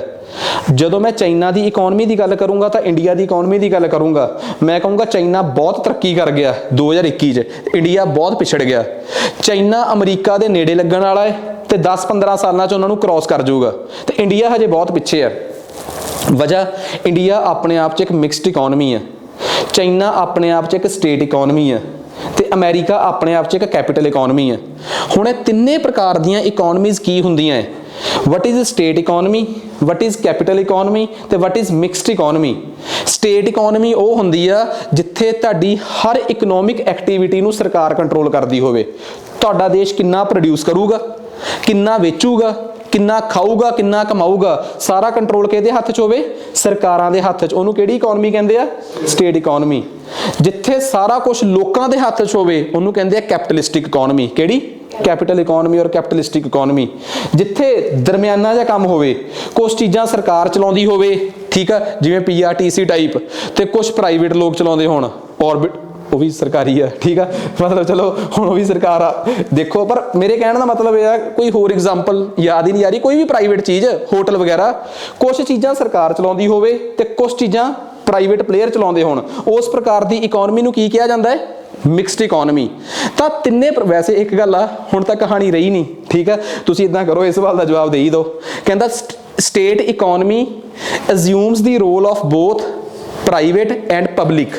ਪਬਲਿਕ ਦਾ ਮਤਲਬ ਹੁੰਦਾ ਗਵਰਨਮੈਂਟ, ਪਬਲਿਕ ਦਾ ਕੀ ਮਤਲਬ ਹੁੰਦਾ? ਗਵਰਨਮੈਂਟ। ਬਈ ਇਹ ਦੱਸੋ ਸਟੇਟ ਇਕਨੋਮੀ ਦੇ ਵਿੱਚ ਪ੍ਰਾਈਵੇਟ ਤੇ ਸਰਕਾਰ ਦੋਵੇਂ ਹੁੰਦੇ ਆ? ਗਲਤ। ਉਹ ਕਿਹਦੇ 'ਚ ਹੁੰਦੇ ਆ ਭਲਾ? Mixed economy. ਦੂਜੇ 'ਚ ਆ ਜਾਓ, mixed economies are where both the roles are responsibility of private. ਜਿੱਥੇ ਸਾਰਾ ਕੁਝ ਪ੍ਰੋਡਿਊਸ ਕਰਨ ਦਾ ਰੋਲ ਵੀ, ਤੁਸੀਂ ਕਹੋਗੇ ਬੋਥ ਦਾ ਕੀ ਮਤਲਬ ਆ? ਬੋਥ ਦਾ ਮਤਲਬ ਆ ਕਿਸੇ ਚੀਜ਼ ਨੂੰ ਪ੍ਰੋਡਿਊਸ ਕਰਨਾ ਤੇ ਕਿਸੇ ਚੀਜ਼ ਨੂੰ ਸਪਲਾਈ ਕਰਨਾ। ਦੋਵੇਂ ਰੋਲ ਪ੍ਰਾਈਵੇਟ ਪਲੇਅਰ ਦੇ ਹੁੰਦੇ, ਸਹੀ ਕਿ ਗਲਤ? ਗਲਤ। ਕਿਹਦੇ ਕਿਹਦੇ ਹੁੰਦੇ ਆ? Private as well as public. ਤੀਸਰੇ ਤੇ ਆ ਜਾਓ, capitalist economy keeps at least one of the role for the state. ਕੀ ਕੈਪੀਟਲਿਸਟਿਕ ਇਕਨੋਮੀ ਉਹ ਹੁੰਦੀ ਆ ਜਿੱਥੇ ਪ੍ਰੋਡਕਸ਼ਨ ਜਾਂ ਸਪਲਾਈ ਚੋਂ ਕੋਈ ਇੱਕ ਰੋਲ ਸਰਕਾਰ ਕੋਲ ਹੁੰਦਾ ਹੈ। ਸਟੇਟ ਮਤਲਬ ਸਰਕਾਰ, ਸਹੀ ਕਿ ਗਲਤ? ਕੈਪੀਟਲਿਸਟਿਕ 'ਚ ਸਾਰਾ ਰੋਲ ਕਿਹਦੇ ਕੋਲ ਹੁੰਦੇ ਆ? ਪ੍ਰੋਡਿਊਸ ਤੇ ਸਪਲਾਈ ਦਾ ਕਿਹਦੇ ਕੋਲ ਹੁੰਦਾ ਹੈ? ਪ੍ਰਾਈਵੇਟ ਪਲੇਅਰ ਕੋਲ। ਸਟੇਟ ਇਕਨੋਮੀ 'ਚ ਸਾਰੇ ਰੋਲ ਕਿਹਦੇ ਕੋਲ ਹੁੰਦੇ ਆ? ਸਟੇਟ ਕੋਲ ਜਾਂ ਗਵਰਨਮੈਂਟ ਕੋਲ। ਕਿਹੜੇ ਕਿਹੜੇ ਰੋਲ ਦੀ ਗੱਲ ਕਰ ਰਿਹਾ ਮੈਂ? ਕਿਸੇ ਚੀਜ਼ ਨੂੰ ਪ੍ਰੋਡਿਊਸ ਕਰਨਾ ਪਲੱਸ ਕਿਸੇ ਚੀਜ਼ ਨੂੰ ਸਪਲਾਈ ਕਰਨਾ। ਦੋਵੇਂ ਰੋਲ ਕਿਹਦੇ? ਸਟੇਟ ਇਕਨੋਮੀ 'ਚ ਦੋਵੇਂ ਰੋਲ ਕਿਹਦੇ ਕੋਲ ਹੁੰਦੇ ਆ? ਸਟੇਟ, ਦੇਖੋ ਹੁਣ ਧਿਆਨ ਨਾਲ ਸੁਣਿਓ, ਇੱਕ ਹੁੰਦੀ ਆ ਸਟੇਟ ਇਕਨੋਮੀ, ਇੱਕ ਹੁੰਦੀ ਆ ਕੈਪੀਟਲਿਸਟਿਕ ਇਕਨੋਮੀ, ਇੱਕ ਕਿਹੜੀ ਹੁੰਦੀ ਆ? Mixed economy. ਰੋਲ ਦੋ ਨੇ, ਇੱਕ ਕਿਸੇ ਚੀਜ਼ ਨੂੰ ਪ੍ਰੋਡਿਊਸ ਕਰਨ ਦਾ ਤੇ ਇੱਕ ਕਿਸੇ ਚੀਜ਼ ਨੂੰ ਕੀ ਕਰਨ ਦਾ? ਸਪਲਾਈ ਕਰਨ ਦਾ। ਸਟੇਟ ਇਕਨੋਮੀ 'ਚ ਇਹ ਦੋਵੇਂ ਰੋਲ ਕਿਹਦੇ ਕੋਲ ਹੁੰਦੇ ਆ? ਗਵਰਨਮੈਂਟ ਕੋਲ। ਮਿਕਸਡ ਇਕਨੋਮੀ 'ਚ ਇਹ ਰੋਲ ਕਿਹਦੇ ਕੋਲ ਹੁੰਦੇ ਆ? ਗਵਰਨਮੈਂਟ ਪਲੱਸ ਪ੍ਰਾਈਵੇਟ ਕੋਲ। ਕੈਪੀਟਲਿਸਟਿਕ ਇਕਨੋਮੀ 'ਚ ਦੋਵੇਂ ਰੋਲ ਕਿਹਦੇ ਕੋਲ ਹੁੰਦੇ ਆ? ਪ੍ਰਾਈਵੇਟ ਕੋਲ। ਇਹਦਾ ਮਤਲਬ ਤੁਹਾਨੂੰ ਲੱਗਿਆ ਕਿ ਇਹਨਾਂ 'ਚੋਂ ਕਿਹੜੀ ਸਟੇਟਮੈਂਟ ਆ ਜਿਹੜੀ ਬਿਲਕੁਲ ਸਹੀ ਆ? ਕੋਈ ਵੀ ਨਹੀਂ ਸਹੀ, ਮੀਨਸ ਕਿ ਕਿਤੇ ਨਾ ਕਿਤੇ ਗੜਬੜ ਹੋ ਗਈ ਆ। ਤਾਂ ਇੱਥੇ ਜੇ ਨੋਟ ਆਉਂਦਾ ਤਾਂ ਇੱਥੇ ਆਨਸਰ ਕੀ ਆ ਜਾਂਦਾ? ਡੀ ਆ ਜਾਂਦਾ, ਠੀਕ ਆ। ਦੇਖੋ ਪਹਿਲੀ ਗੱਲ ਇਹ ਆ, ਸਟੇਟ ਇਕਨੋਮੀ ਉਹ ਆ ਜਿੱਥੇ ਦੋਵੇਂ ਰੋਲ ਜਿਹੜੇ ਆ ਉਹ ਪ੍ਰਾਈਵੇਟ ਤੇ ਪਬਲਿਕ ਕੋਲ ਹੁੰਦੇ ਆ। ਬਿਲਕੁਲ ਗਲਤ। ਸਿਰਫ ਕਿਹਦੇ ਕੋਲ ਹੁੰਦੇ ਆ? ਪਬਲਿਕ, ਯਾਨੀ ਕਿ ਸਰਕਾਰ ਕੋਲ। ਗਵਰਨਮੈਂਟ ਦਾ ਦੂਜਾ ਨਾਮ ਪਬਲਿਕ, ਠੀਕ ਆ। ਦੂਜੀ ਚੀਜ਼ ਆ ਗਈ ਮਿਕਸਡ ਇਕਨੋਮੀ, ਇਹ ਹੁੰਦੀ ਆ ਜਿੱਥੇ ਪ੍ਰੋਡਿਊਸ ਤੇ ਸਪਲਾਈ ਦੋਵੇਂ ਰੋਲ ਪ੍ਰਾਈਵੇਟ ਪਲੇਅਰ ਕੋਲ ਹੁੰਦੇ ਆ। ਬਿਲਕੁਲ ਗਲਤ। ਦੋਵੇਂ ਕਿਹਦੇ ਕੋਲ ਹੁੰਦੇ ਆ? Private as well as government. ਤੀਸਰਾ ਆ ਜਾਓ, capitalistic economy kept at least one role to the state. ਕਿ ਕੈਪੀਟਲਿਸਟਿਕ ਇਕਨੋਮੀ 'ਚ ਘੱਟੋ ਘੱਟ ਇੱਕ ਰੋਲ ਤਾਂ ਸਟੇਟ ਕੋਲ ਹੁੰਦਾ ਹੀ ਹੁੰਦਾ ਹੈ। ਕੋਰੀ ਨਾ, ਸਾਰੇ ਰੋਲ ਕਿਹਦੇ ਕੋਲ ਹੁੰਦੇ ਆ? ਪ੍ਰਾਈਵੇਟ ਵਾਲੇ ਕੋ ਹੁੰਦੇ ਆ। ਇਟ ਮੀਨਸ ਸਿਰਫ ਇੱਕ ਗੜਬੜ ਹੋ ਗਈ ਇੱਥੇ ਕਿ ਹੋਣਾ ਕੀ ਚਾਹੀਦਾ ਸੀਗਾ, ਇੱਥੇ ਹੋਣਾ ਚਾਹੀਦਾ ਵਿਚ of the following is R note correct, ਤੇ ਜੇ ਇਹ ਇੱਥੇ ਨੋਟ ਕਰੈਕਟ ਹੁੰਦਾ ਤਾਂ ਆਪਣੇ ਕੋਲ ਆਨਸਰ ਕੀ ਆ ਜਾਂਦਾ, ਡੀ ਆ ਜਾਂਦਾ। ਦੱਸੋ ਜੀ ਸਮਝ ਆ ਗਈ ਚੀਜ਼, ਕਲੀਅਰ? ਤਾਂ ਆਪਾਂ ਇਦਾਂ ਕਰਦੇ ਹਾਂ, ਅੱਜ ਵਾਸਤੇ ਇੰਨਾ ਹੀ ਬਹੁਤ ਆ, ਠੀਕ ਆ। ਤੇ ਮੈਂ ਤੁਹਾਨੂੰ ਇਹ ਜਿਹੜਾ ਅਗਲਾ ਪੋਰਸ਼ਨ ਇਹਦੇ MCQs ਆ ਤੁਸੀਂ ਜ਼ਰੂਰ ਟਰਾਈ ਕਰਕੇ ਆਓਗੇ, ਠੀਕ ਆ। ਜਿੰਨੇ ਵੀ ਤੁਹਾਡੇ MCQs ਕੋਈ ਡਾਊਟ ਰਹਿ ਜਾਣਗੇ ਉਹਨਾਂ ਨੂੰ ਆਪਾਂ ਡਿਸਕਸ ਕਰਾਂਗੇ, ਤੇ ਉਸ ਤੋਂ ਬਾਅਦ ਆਪਾਂ ਕੱਲ ਸਟਾਰਟ ਕਰਾਂਗੇ ਆਪਾਂ ਅਗਲਾ ਚੈਪਟਰ, ਠੀਕ ਆ। ਸੋ ਅਗਲਾ ਚੈਪਟਰ ਆਲਰੇਡੀ ਮੈਂ ਤੁਹਾਨੂੰ ਦੱਸ ਹੀ ਦਿੱਤਾ ਹੈ, ਠੀਕ ਆ। ਤਾਂ ਅਗਲਾ ਚੈਪਟਰ ਆਪਾਂ ਕੱਲ ਸ਼ੁਰੂ ਕਰਾਂਗੇ, ਮਿਨਿਸਟਰੀਜ਼ ਰਿਲੇਟਡ ਟੂ ਫਾਈਨਾਂਸ, ਠੀਕ ਆ ਜੀ।